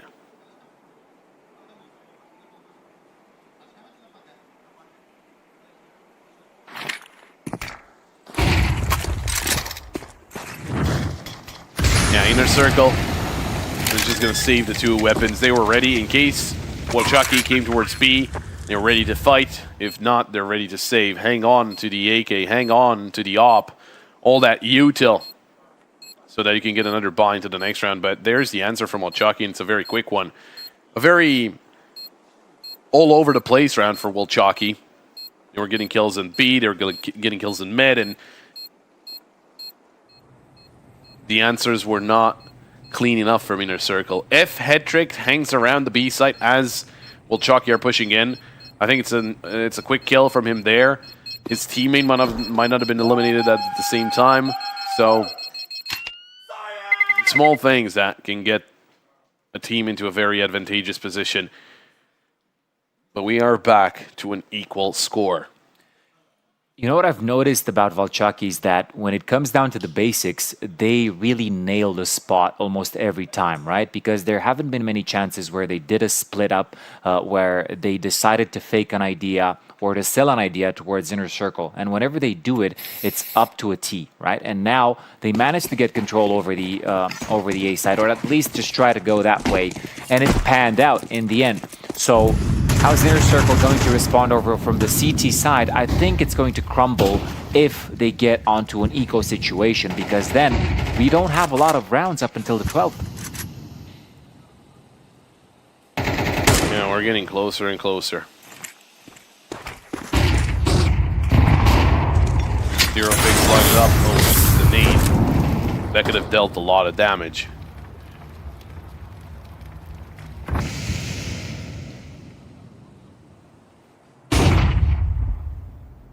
Big shoulder from Zero Fix. Nobody there. Dowie eliminates Bajmi. I say nobody there for Zero Fix, but nobody that he was able to see. Hedrick. Oh, missed the timing. And All-Emp will find a kill. Zero Fix can get a multi. He gets one, but has to back away. He's at 30 HP. We'll swap weapons with Hedrick. Need into sewers. Damages Zero Fix even more. Skit. He's got 4 players right in front of him, but only good for 1 kill. Dowie, another one onto Moonwalk. It's a triple for him. And Sami, oh, he was very disciplined with that peek, but he will beat Dowie to find a quad. An Inner Circle to secure themselves once again the lead, but you know, they need to break the streak somehow.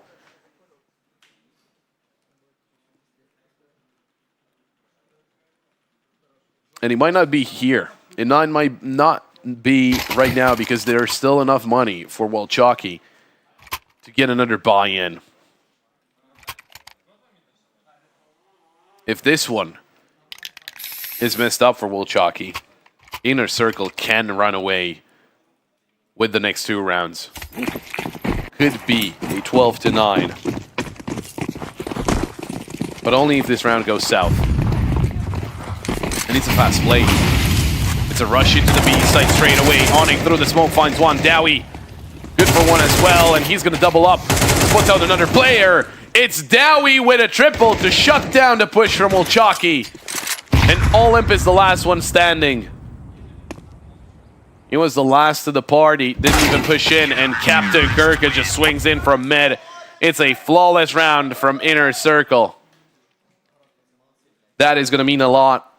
It's not a lot of money in the back pocket. Oh no, we can go over that.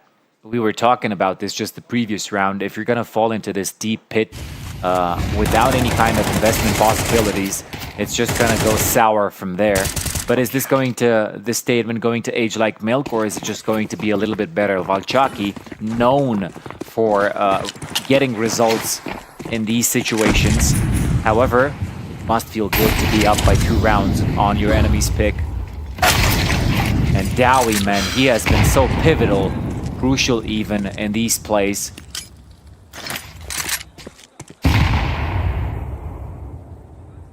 Now, you don't want to give a lot of opportunity to those pistols as well, but you do have the Tech 9s. There's only a Galil, so that means close quarter. Where can you have close quarter other than the B side? Onyx together with Dowie, they're just slaughtering everybody. And they're going to finish them off. A triple for Dowie, a double for Onyx, and it is map point for Inner Circle. And they got 3 chances to close it out here and send us over to Dust 2 to confirm your prediction.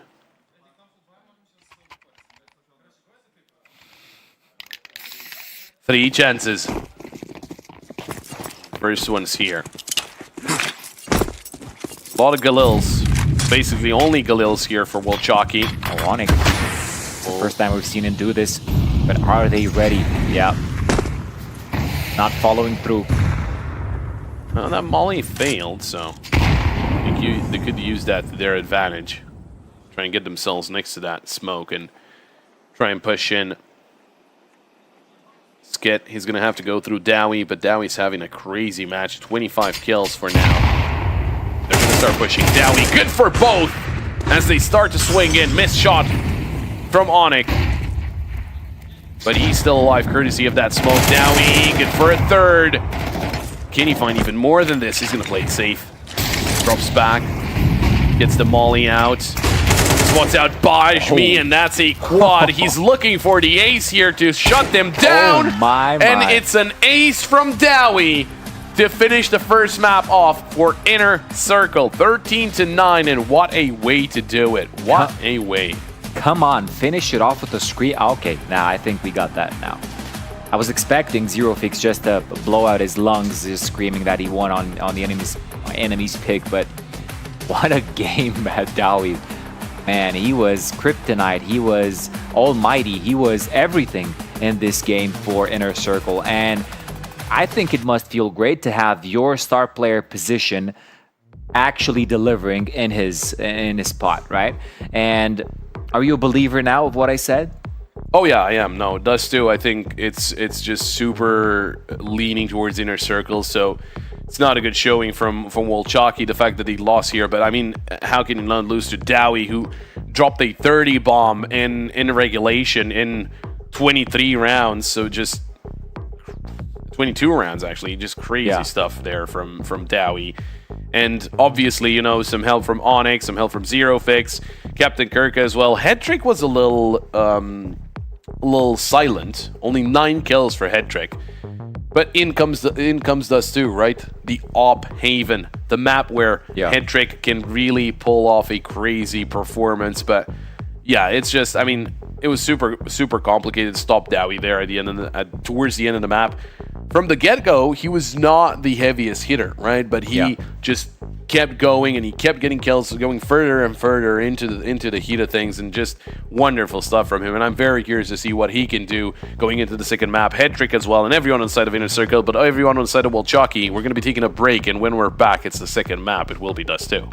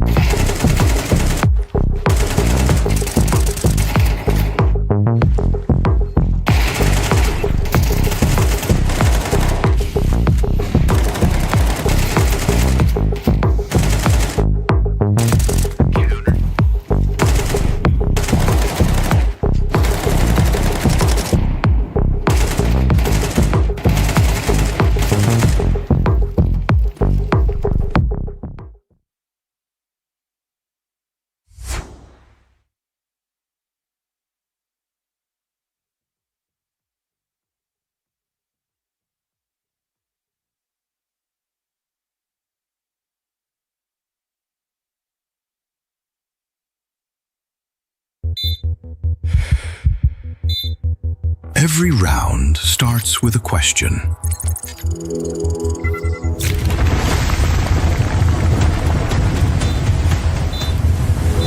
A ticking clock. 5 opponents. Thousands watching. The odds aren't numbers, they're pressure. And when the moment finally comes, everything becomes clear.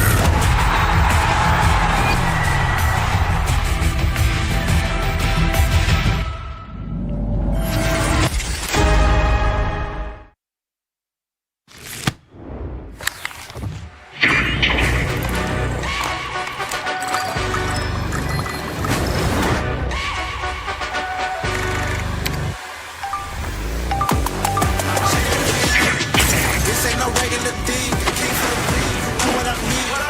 I shoot my shot in the street. I play with all of my life. You see my name in the lights. Better you break the champion. The game is in trouble. I've been in my depth for the piece of the puzzle. Like. Let me switch the flow, a new bounce.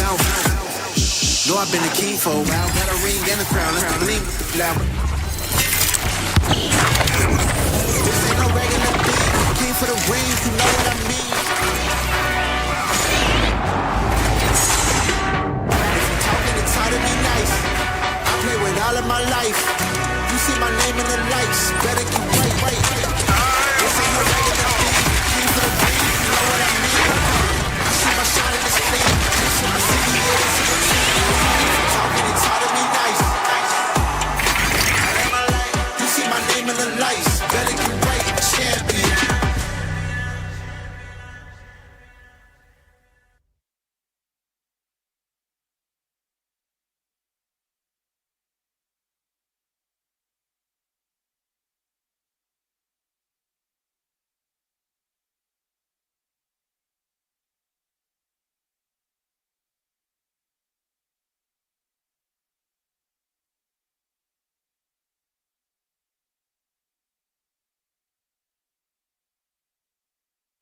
Lenovo.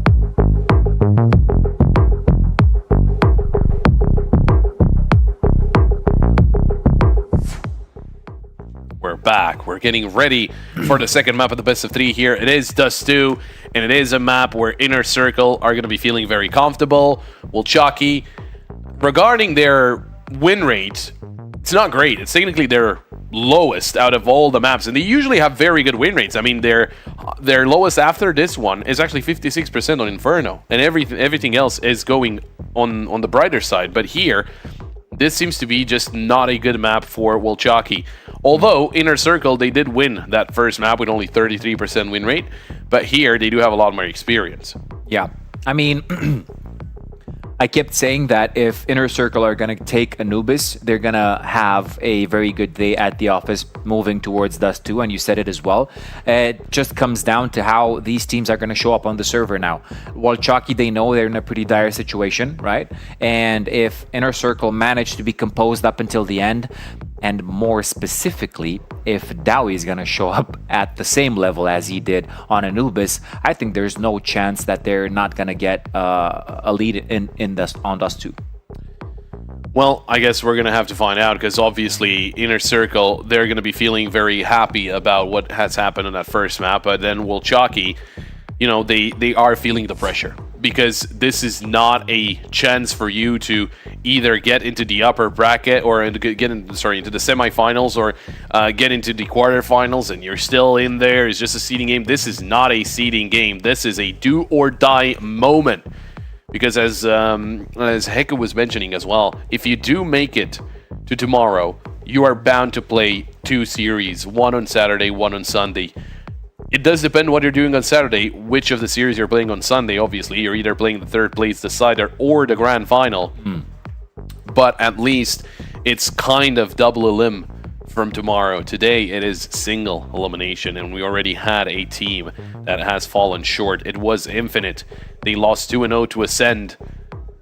Waki, can they bring something to the table here? Because I think, you know, it was a lot of back and forth between the two teams, but Inner Circle, it felt like they were a little more in control than maybe initially we were led to believe, right? I think at first Waki had a very good showing, especially on that CT side, but they did struggle on the T side, which was a little surprising. So with that in mind, on this Dust 2, you were saying from the get-go that if Inner Circle win Anubis, you're believing that Dust 2 is in store for them as well. I did say that Anubis, I was assuming Waki are going to win it, but they did not, and now Inner Circle, I was expecting them to win Dust 2 as well. So we're both kind of expecting a 2-0 here, but is it going to be, you know, just a one-sided affair for Inner Circle regarding their win rate, or will we see something more out of Waki? I'm not trying to upset anybody by saying that Inner Circle have more control over this situation and in this context, especially coming off of a win on Anubis, right? That is not our purpose. That is not our goal here. We are just saying that they're looking more composed, the fact that they have a little bit more experience when it comes to tough situations in LAN environments, right? And you have members such as Hetrick and Zerofix that have been on those big stages before in different lineups. So I'm counting on that to play a major factor. The chillness of Onyx and the fact that his calling is on point most of the times on Dust 2 also brings a factor. But now Waki, they're going to start on CT side. You did bring an argument about which side is favored, and you split it half and half, if I remember correctly. But the focus is going to be in the duel of Sami and Hetrick. Yeah. Right? Because Hetrick, we've seen him on Dust 2 so far. It is a map that they pick into almost every time they have a best of 3. Sami, we haven't really seen him outshine anybody in the roster of Waki. Now, the thing is, for Waki, it is going to be the first time they play Dust 2 here at this tournament, and most recently, they had, you know, a win over Infinite in the last 7 matches, but the other 6 have been losses. They did lose to Kalesi and Phantom, they did lose to TDK a couple of times, to K27, and to Enox Division. Now, again, you know, TDK, K27, Enox Division, I rate those teams very highly. Phantom and Kalesi, I wouldn't, not as high, but still, they were able to best Waki. And Infinite, unfortunately for them, we saw it against Slend. Yesterday they had a great day. Today was not really it. So it feels like it's a little bit of a hit or miss for them. But, you know, if they did struggle against those teams, you're going to be coming in against an Inner Circle who are going to be feeling very confident about it, right? They played it 3 times already at this tournament. This does too. They won against Sashi in overtime. They did lose to 9, but they did win against AM 13-2. They had a win over Spirit Academy 13-1. But enough blabbering about the map itself, because we are ready to jump into the game. Inner Circle taking on Waki. Inner Circle are leading 1-0. And they're going to be looking for the win here to secure their spot into the semi-final against Sharks. What are you cooking, Onyx, for this pistol round? You can see the positioning of troops over the CT side. The Poles are going for an expected B play out of the T side. However, mid control is the name of the game, and short seems so juicy right now.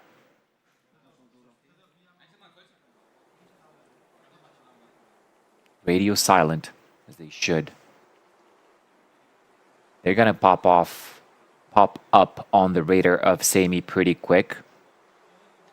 And I'm thinking that this is going to be a retake kind of play from the Polish side.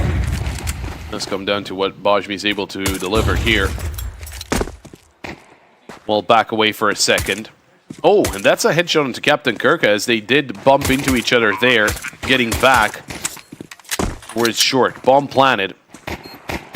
No defuse kit, no util for Waki, just playing the good old armor. Bajmi finds Captain Kirka. There's Sami and Bajmi with another, but Onyx will find one in return. It's a 2v2. Long-range duel from Onyx, but now it's Headtrick in a 1 versus 3. Taken down by Moonwalk. The headshot connects, and that is going to be Waki with the pistol round in the bag. Starting off the second map in their favor, needing a little bit of momentum building here, just to try and feel a little better. Going through this best of 3, going through the motions. But Inner Circle, they did plan a bomb, and it is going to be a force buy. That's no surprise there. They do enjoy themselves a good old force buy. Usually has its results. It did have a lot of results for Waki on Anubis. However, on the other side, Inner Circle, are you going to go for this B play?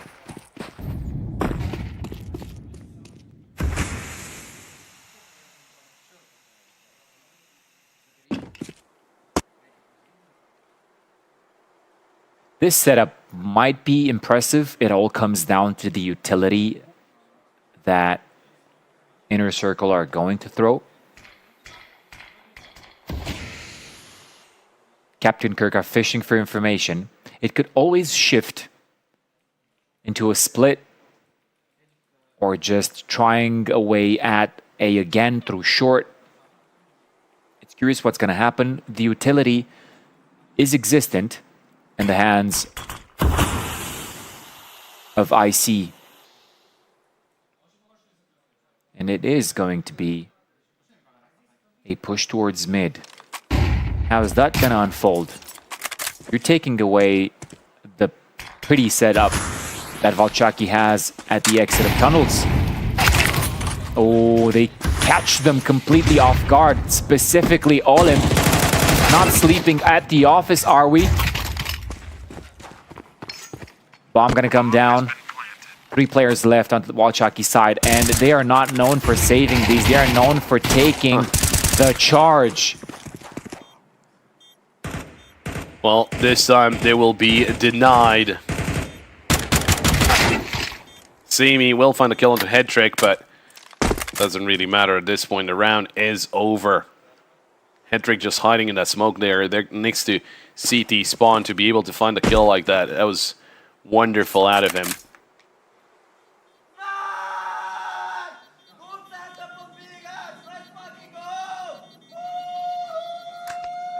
And that will be the answer back from Inner Circle.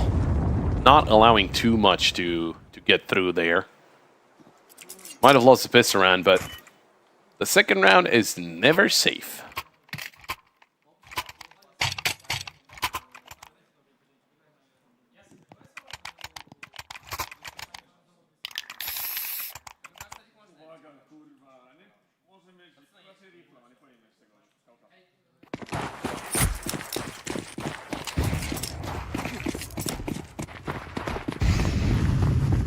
Well, with the save and everything, they are going to be on a force buy of their own here, Chalky. Is it me or is it pretty hard to understand what's going to go on in mid with this kind of setup pop?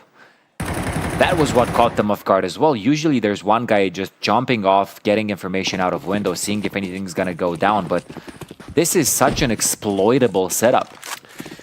Well, it kind of is. That's for sure. I mean, they could go for a mid to B, and then, Chalky, like, with this setup, if anything happens through mid, they're going to push into tunnels and try and take that side of the map, because you're not going to find mid from being very close to tunnels.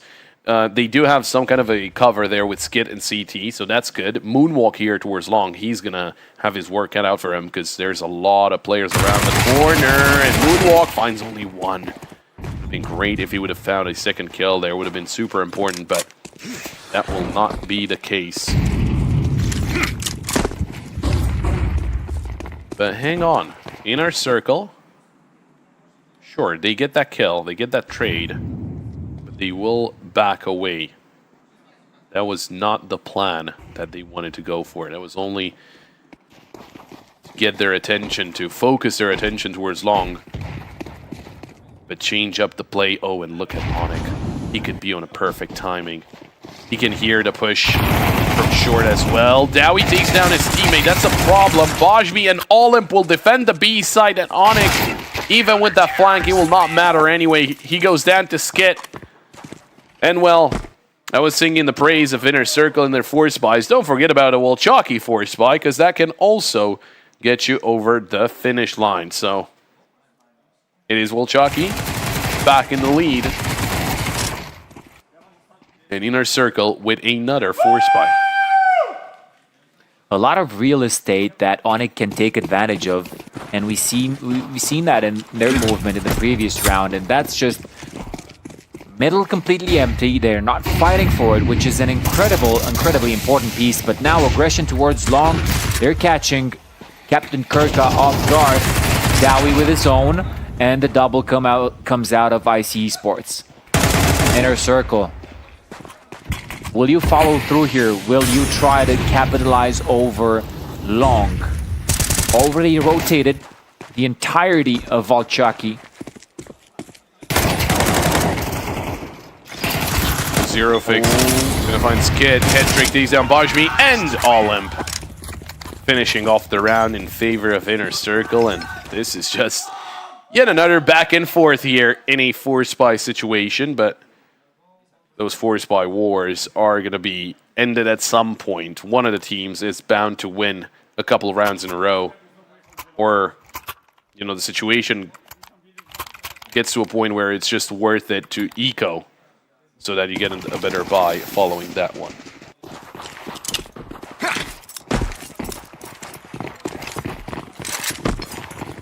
Fast play towards B. Ooh, completely flashed Olymp, but managing to get one kill. Captain Kirka with the double. Kills are flowing pretty fast. And Sami, he's already in sight.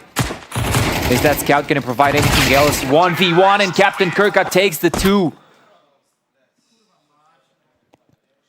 He's delivering impact when you need him most.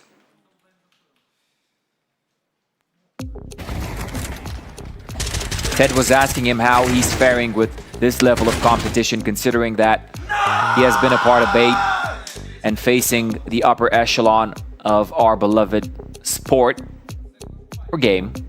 Let's stick with game. I mean, Pop, you would consider esports to be a fully fledged sport, wouldn't you?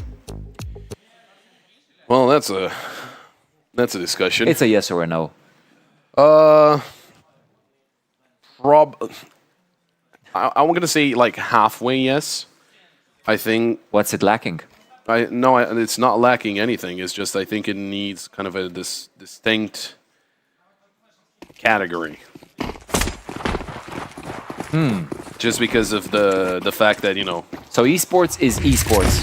Yeah, I think Okay. it's a completely different thing. Just because of how basically nobody owns football, basketball. Oh, I understand where you're going with the argument that somebody owns the game. Yeah, it's a little bit of a distinct thing, but pretty similar. Yeah, I think in terms of competition, and everything. Yeah, that's 100% similar. But You guys can throw some ideas in chat.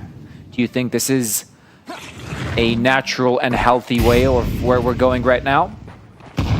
words long. Politics allowed. Words long. Probably for Inner Circle. Could be a good decision. There's MP9s and a new MP.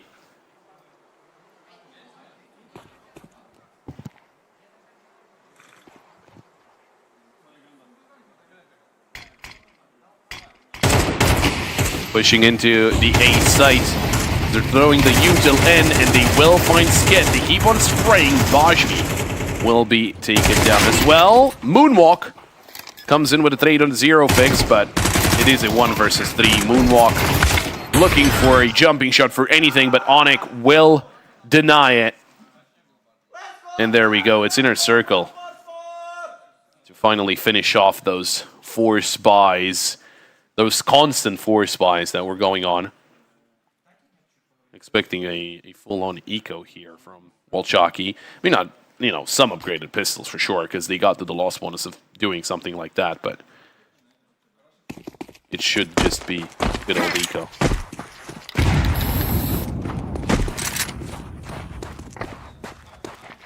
It is a couple of Deagles, a couple of 5.7s. Skit, oh, dangerous. A lot of bullets flying towards him. Head trick takes down Olimp.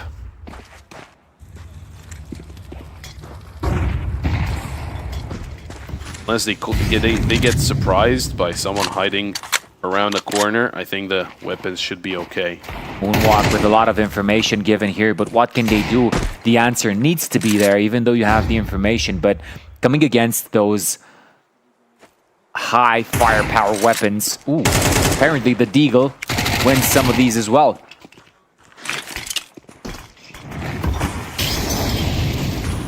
Pistols can be dangerous. They still need to be careful about that. Skit with the Deagle. Close to getting that headshot. Be wary about long as well. That's smart, but it's just a push through short that's going to overwhelm the pistols hanging out on the A site. Onyx will fall to Moonwalk. So there is a chance for Moonwalk here to get himself an AK. Oh, looking for another headshot with the Deagle. He's going to get...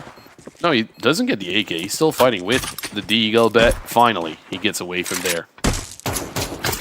Oh, never mind. 0 fix in top mid. Catches him out. And that is the 5th round on the board for Inner Circle. They got themselves a little bit of a streak here, but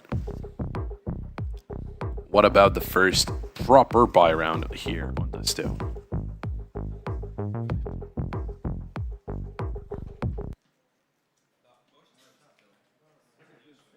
We're going to see the op in the hands of Sami. He needs to find answers of his own. It looked to us as if Moonwalk was in the proper positions and actually capitalizing on these opportunities, but you'd expect more from the opper, especially on a map like Dust. Speaking of oppers, Hetrick. Okay, under the cover of the scope, they're pushing. Sami, not a lot of impact. Just managing to reduce the man advantage. Olymp. Man, these reactions are calculated before they even happen.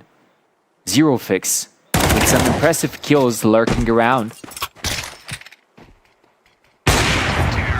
And Hetrick seals the deal. 6-2. It is an outcome that was mostly expected. But the unknown factor was if Waki can adapt to this situation, knowing that they're underdogs coming into this.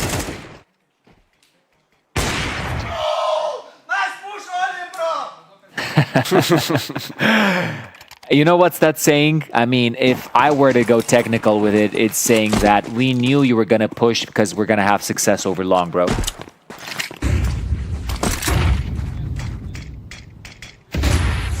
Flashes into long as will Waki. Trying to find something here. Oh, Dowie, that was a little awkward onto Bajmi, but he finds the kill. Not the second. Moonwalk will overpower him. Still a lot of damage, and it's not one of the craziest buys here for Wolchaki. Sami does have the scout, could soften them up as they might be trying to get into the B side, but oh, Sami. He is going the other direction. He is heading towards A. And it's going to be Olem to try and cover the B side all by himself. He is up onto the box next to the entrance to tunnels. There's the swing. Oh, Olem finds one. Repositions in almost a second. Zero Fix will get the trade. Sami, he was not far off of that one.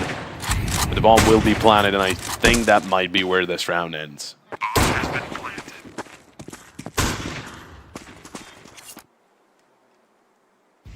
They are getting closer, but I think this is going to be just for the sake of exit kills. It has to, right? There's no way you're going to go for this. Skit is already prepared to cut off that part of the map, and giving an economical blow is a win in itself if you can manage, but if you're taken down before that happens. Let's check Skit. Well, Headtrick has to go in this direction because he is tagged up, and oh, Skit will take down Zero Fix. But Onik and Headtrick, they'll be staying alive at the end of that. A couple of saved weapons from Skit and Moonwalk, an M4 and AK to take forward into this next round. But man, Inner Circle, they are on a roll here, just powering through the defense of Wolchaki.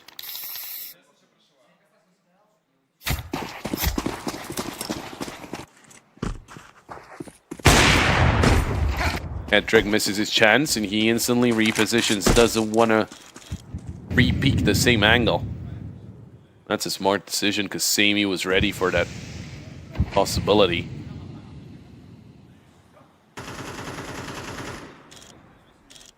Oh.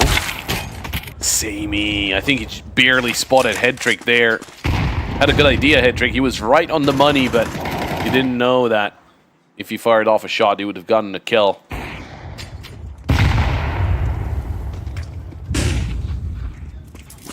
Dowie behind double doors.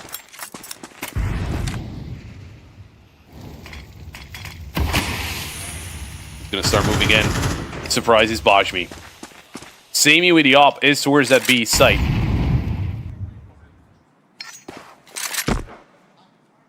What is the play here, though? You want to split B with only one single player through mid, maybe? Not a single reaction out of Olymp. Zero Fix making steps there just to figure out an idea, but there's the reaction that he was hoping for. That's a kind of a mistake there from Olem. Sami forced off of the angle. That's not a kill. There we go. He finally finds the kill onto Captain Kirka, but Dowie will get the trade in return, and it's all onto Onik to try and take down Skit. If he gets past him, then it's a 1v2, and he will. Skit gets the op, but he's not going to go for this retake. I mean, with the op, not the weapon that you want to attempt this with. Another successful round for Inner Circle, and we can already dive into the argument that Wolchaki has no answer whatsoever for this Ukrainian lineup, especially on the T side. I mean, what an impressive play style.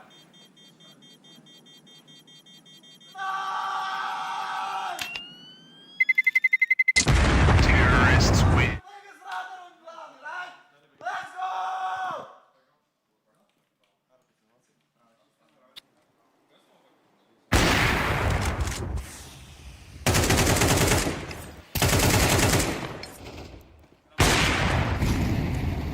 8-2.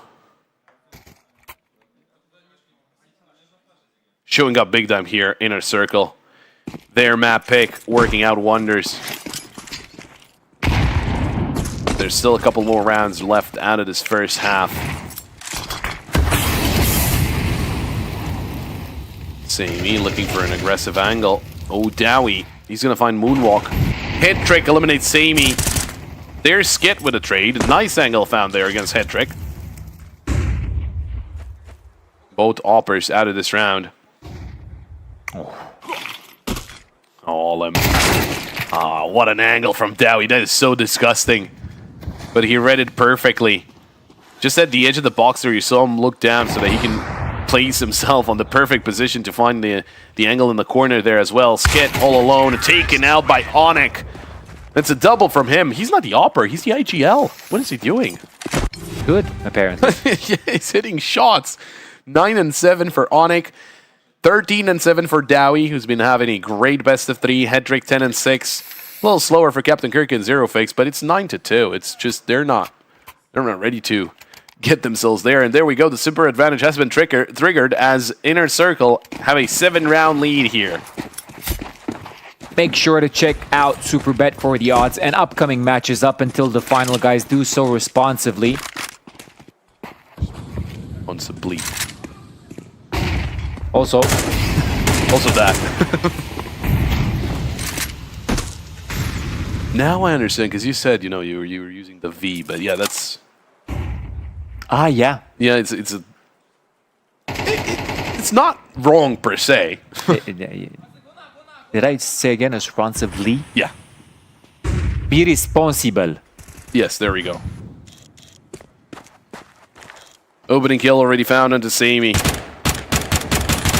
Always hated giving unsolicited advice. But not receiving. I'm good. I'm good at ignoring.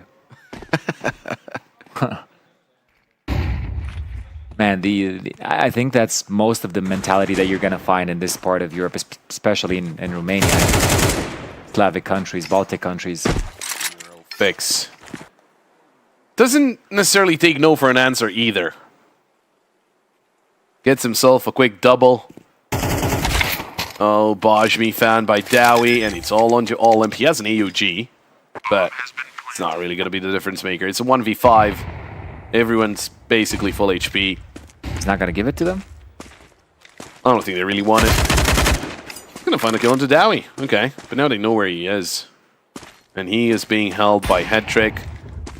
That by Zero Fake, actually, from top mid. Captain Kirka with another op, taking down Olymp, and that is a 10-2 first half. Do remember that Waki did win the pistol round, and then they did win a force spy, but that was all they were able to get in this first half. And Inner Circle, they're feeling comfortable. They're almost in that semifinal. Can they make it through? We'll find out after this.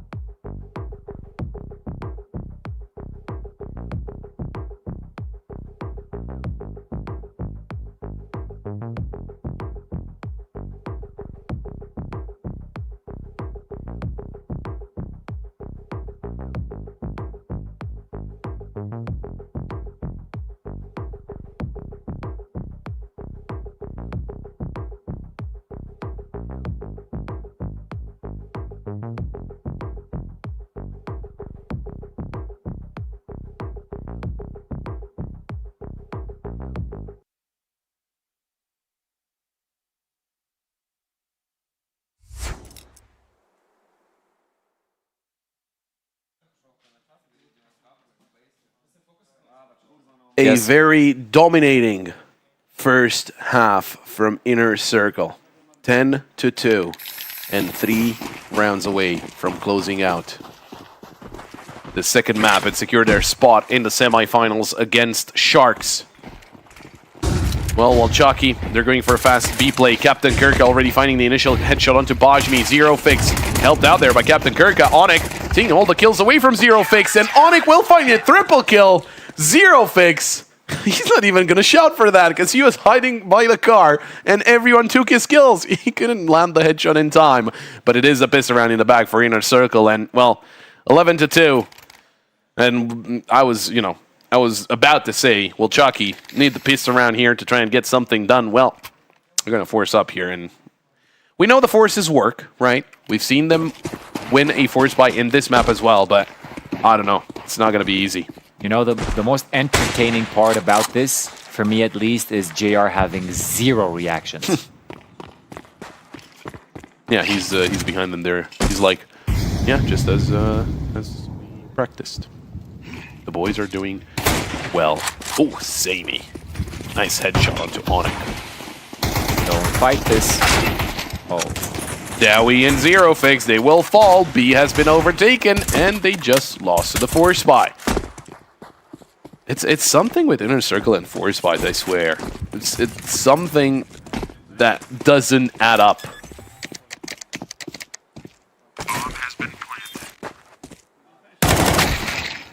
Captain Kirka taking down Olymp.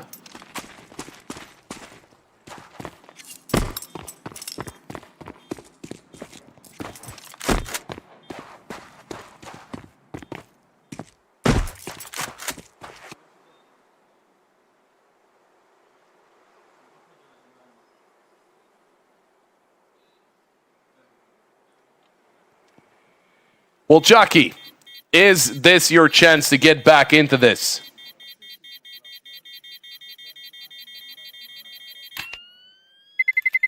Terrorists win. It is 11-3. It is a very long road ahead for Wolchuk if they want to get back into this. 8 rounds in a row they would need only to tie up this game. Inner Circle, they're not going to sit idle. They will be forcing up into this one. And let the Force Spy Wars begin.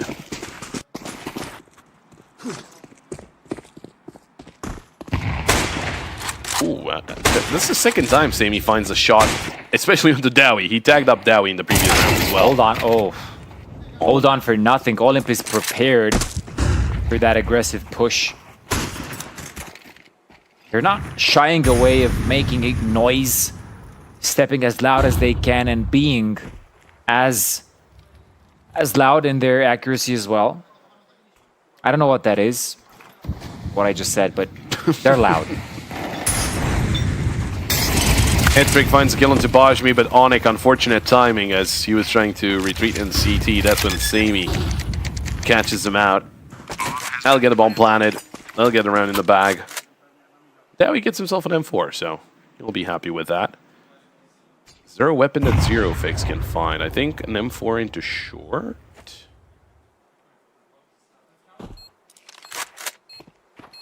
Maybe it was under the body, or maybe it was picked up. I think it was picked up by Sami, potentially. Oh yeah, because the scout was down there, so yeah. Swaps over to the scout.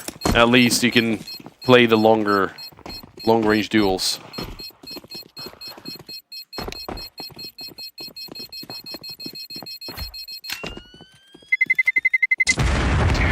And a 4th round is secured here by Wolchaki.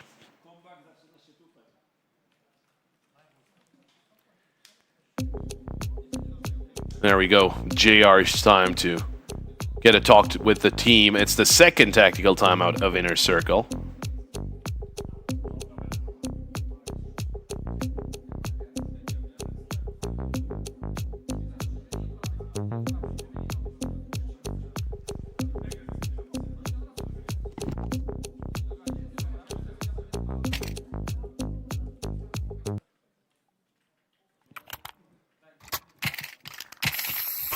(11-4), a change of pace for Valchaki.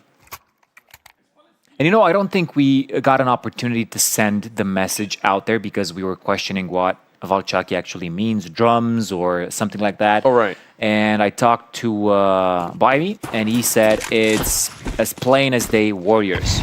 Warriors. Close to warriors in Polish, or that's what they want to send out. Okay. Sami. It is still a tag, but this time it's with the op. Zero Fix down to 9 HP. He's going to need instant headshots towards mid. In the meantime, Onyx push to the tunnels. He knows that no one's there. Zero Fix, he is dead. He is 100% dead. There was nothing that he could have done there. Captain Kirka eliminated as well. Hedrick and Dowie. They're actually defending the A side. Hang on, they do have the weapons, but Moonwalk finds Hedrick. Dowie needs to do it single-handedly. Taken out by Sami. That's going to eliminate any kind of danger. Onyx, even if he goes through short, they just smoked it up, but he only has an USP. No armor for him either.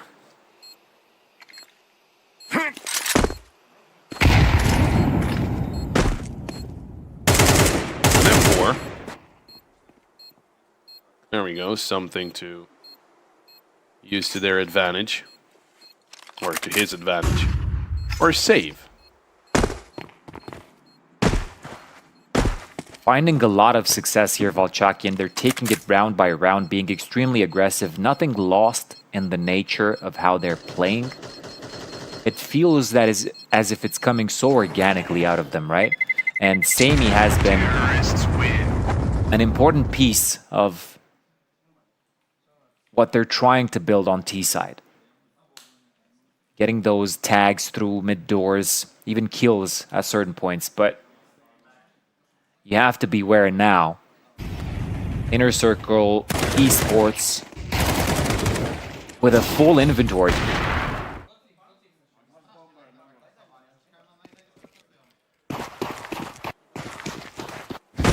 See if Inner Circle are going to allow something more from Valchaki to happen, or will they strike back right here?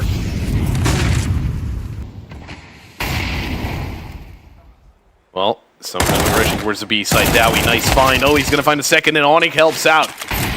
A third for the side of Inner Circle, and it turns into a 4v2 very quickly. Trying to get an opening kill towards the B side really backfires onto Valchaki. Zero Fix finds Moonwalk. Oh, someone's there. It is Kit, and Zero Fix expects it. 12-5, and Inner Circle. They are onto series point, onto semi-final point. And one more round needed.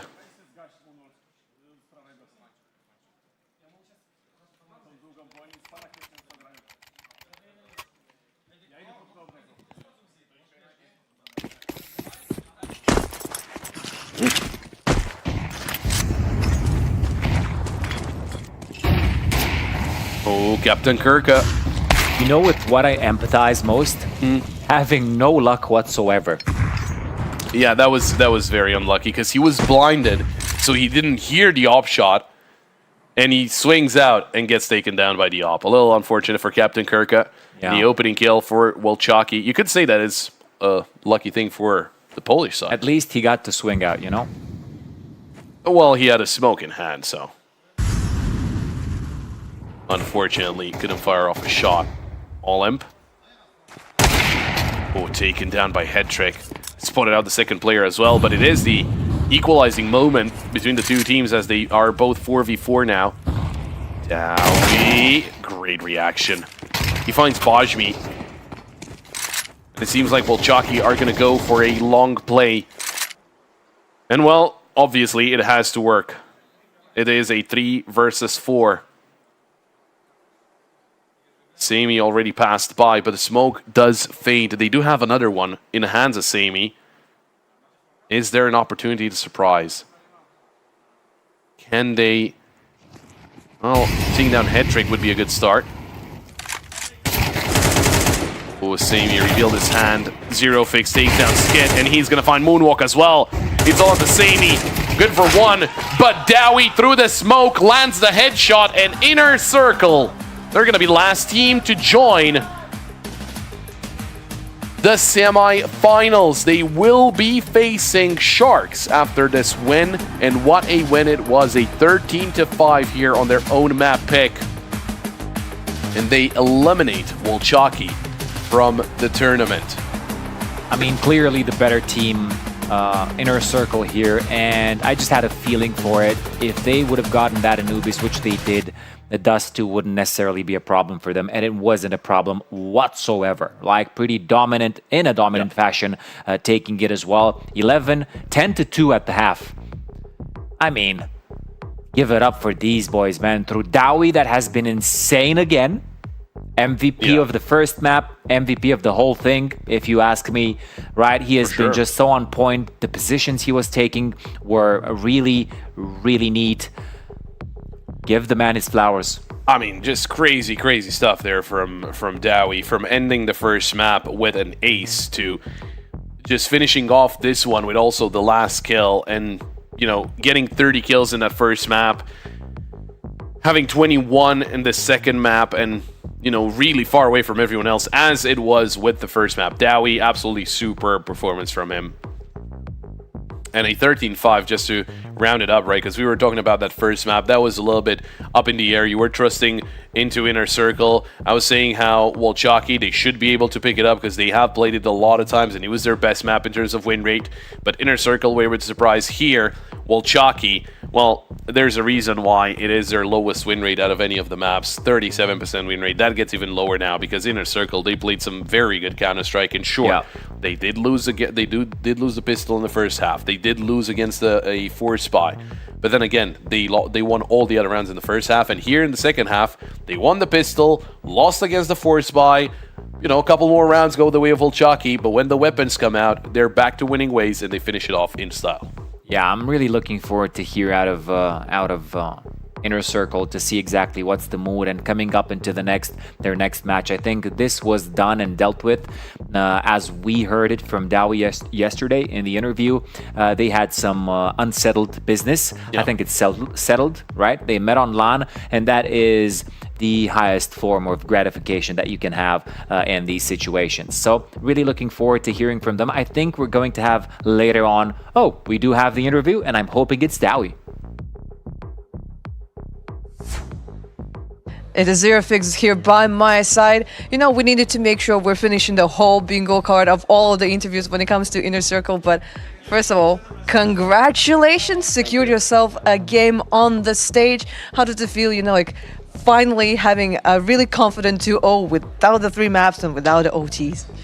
It feels great. Today is nice day, you know, good performance from everyone today. So yeah, like full tournament we were playing, everyone was good as individual. So I think tomorrow will be even better because already, you know, arena. So we'll try to do our best. Yeah, and finally we were not playing fucking OTs because it's really hard. Yeah, like yesterday we went to home like at 4 AM, so it was crazy. Yeah. It was absolutely crazy, but today you managed to make sure it all goes and 2-0. I also noticed that you've been pretty vocal against your opponents. Was this maybe, you know, kind of like mental warfare? It is as well. So like it was like, how to say, an opponents which we didn't like, you know. So like this, yeah. And it was really important for us to win. Like for everything to win them, to go like in the next stage in the semifinals, I think, right? Yes. So, yeah. Yes. You guaranteed yourself a spot in the semifinals, and your next opponent is gonna be Sharks, a team that you actually got to play at this tournament. They won with a 2-0, but both of the maps went to OTs, and also you played against them in Portugal and you won against them. So kind of it's like a 1-1. So basically, this semifinal kind of decides who's the better team.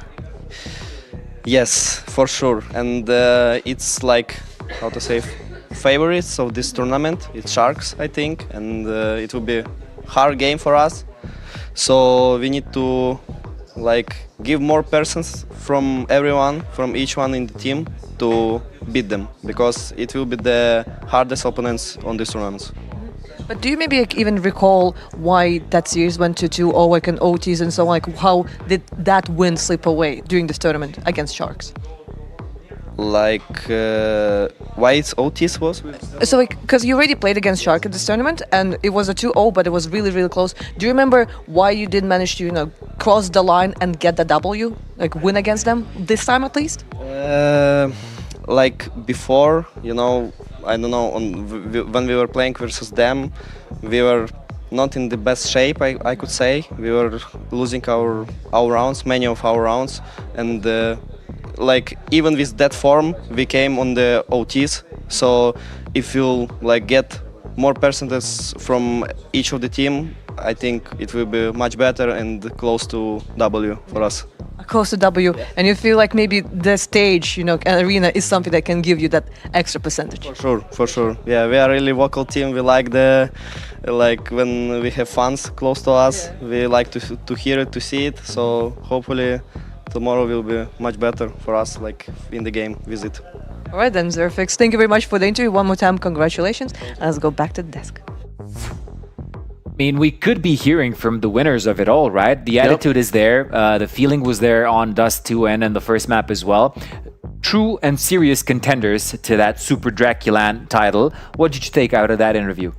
Well, I mean, they feel very comfortable, and as Heko was pointing out, they did play against Sharks previously, and they did have good results and bad results against them, but it's not going to be something super new to them. They're still going to be accustomed to what Sharks tend to do and how they can deal with the situation, and it should be a very interesting one. But they are confident, obviously. It's not, they played well overall throughout the tournament, so there's obviously a reason to be confident about, and winning here against Waki, especially in a 2-0 fashion, is really going to bring that up even more. So as they did make it to the semis and they will be taking on Sharks, we also have Echo against the Slend, which is a very interesting duel as well, because that is basically the winners of the groups playing each other, which is going to be super exciting. But two different countries, two different sides of Europe.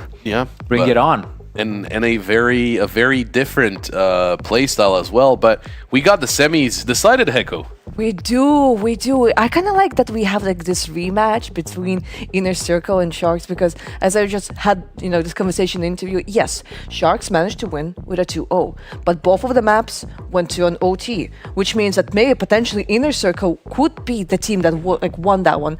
And they also played not so long ago on a LAN and won against Sharks. So I think that can actually be a really, really close series. Yeah, and I'm going to pose a question to you. How to turn the tables?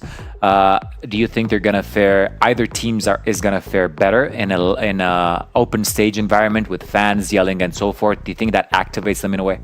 Oh, that's a really, really good question. Well, so when it comes to Sharks, Brazilians are really, really known for coming literally to any kind of LAN.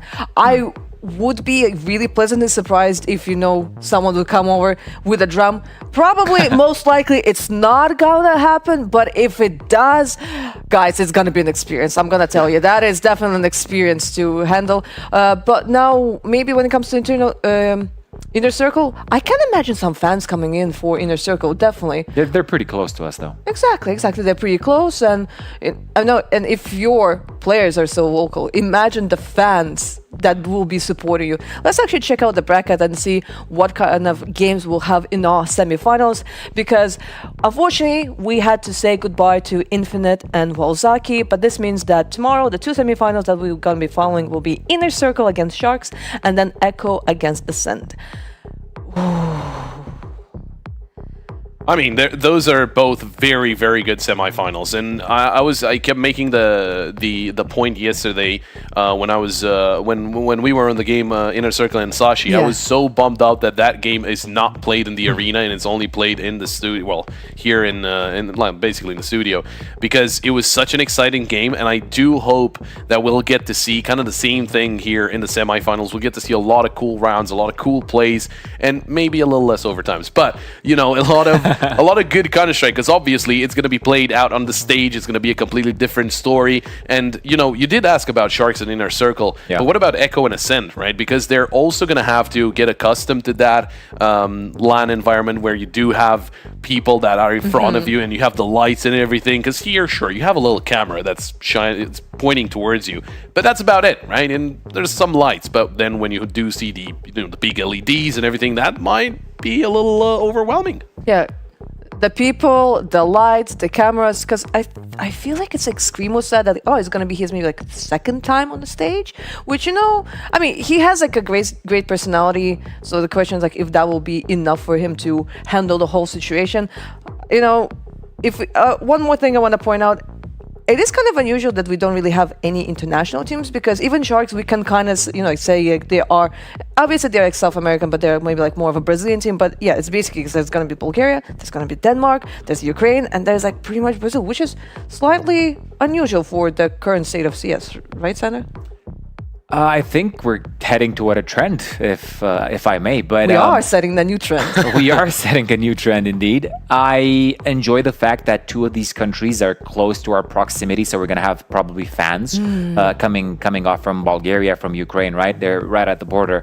But also, I'm not counting out the Danes and the South Americans as well. I know the South Americans are going to have a pretty strong presence online, and they're always there to support their team. But I don't think any of this is going to matter for these guys. Probably for Screamo and new players onto a stage like this, right? But I think they'll get it figured out until Saturday and Sunday. Saturday, Sunday. Yeah, we'll have quite a lot of action happening in the next 2 more days.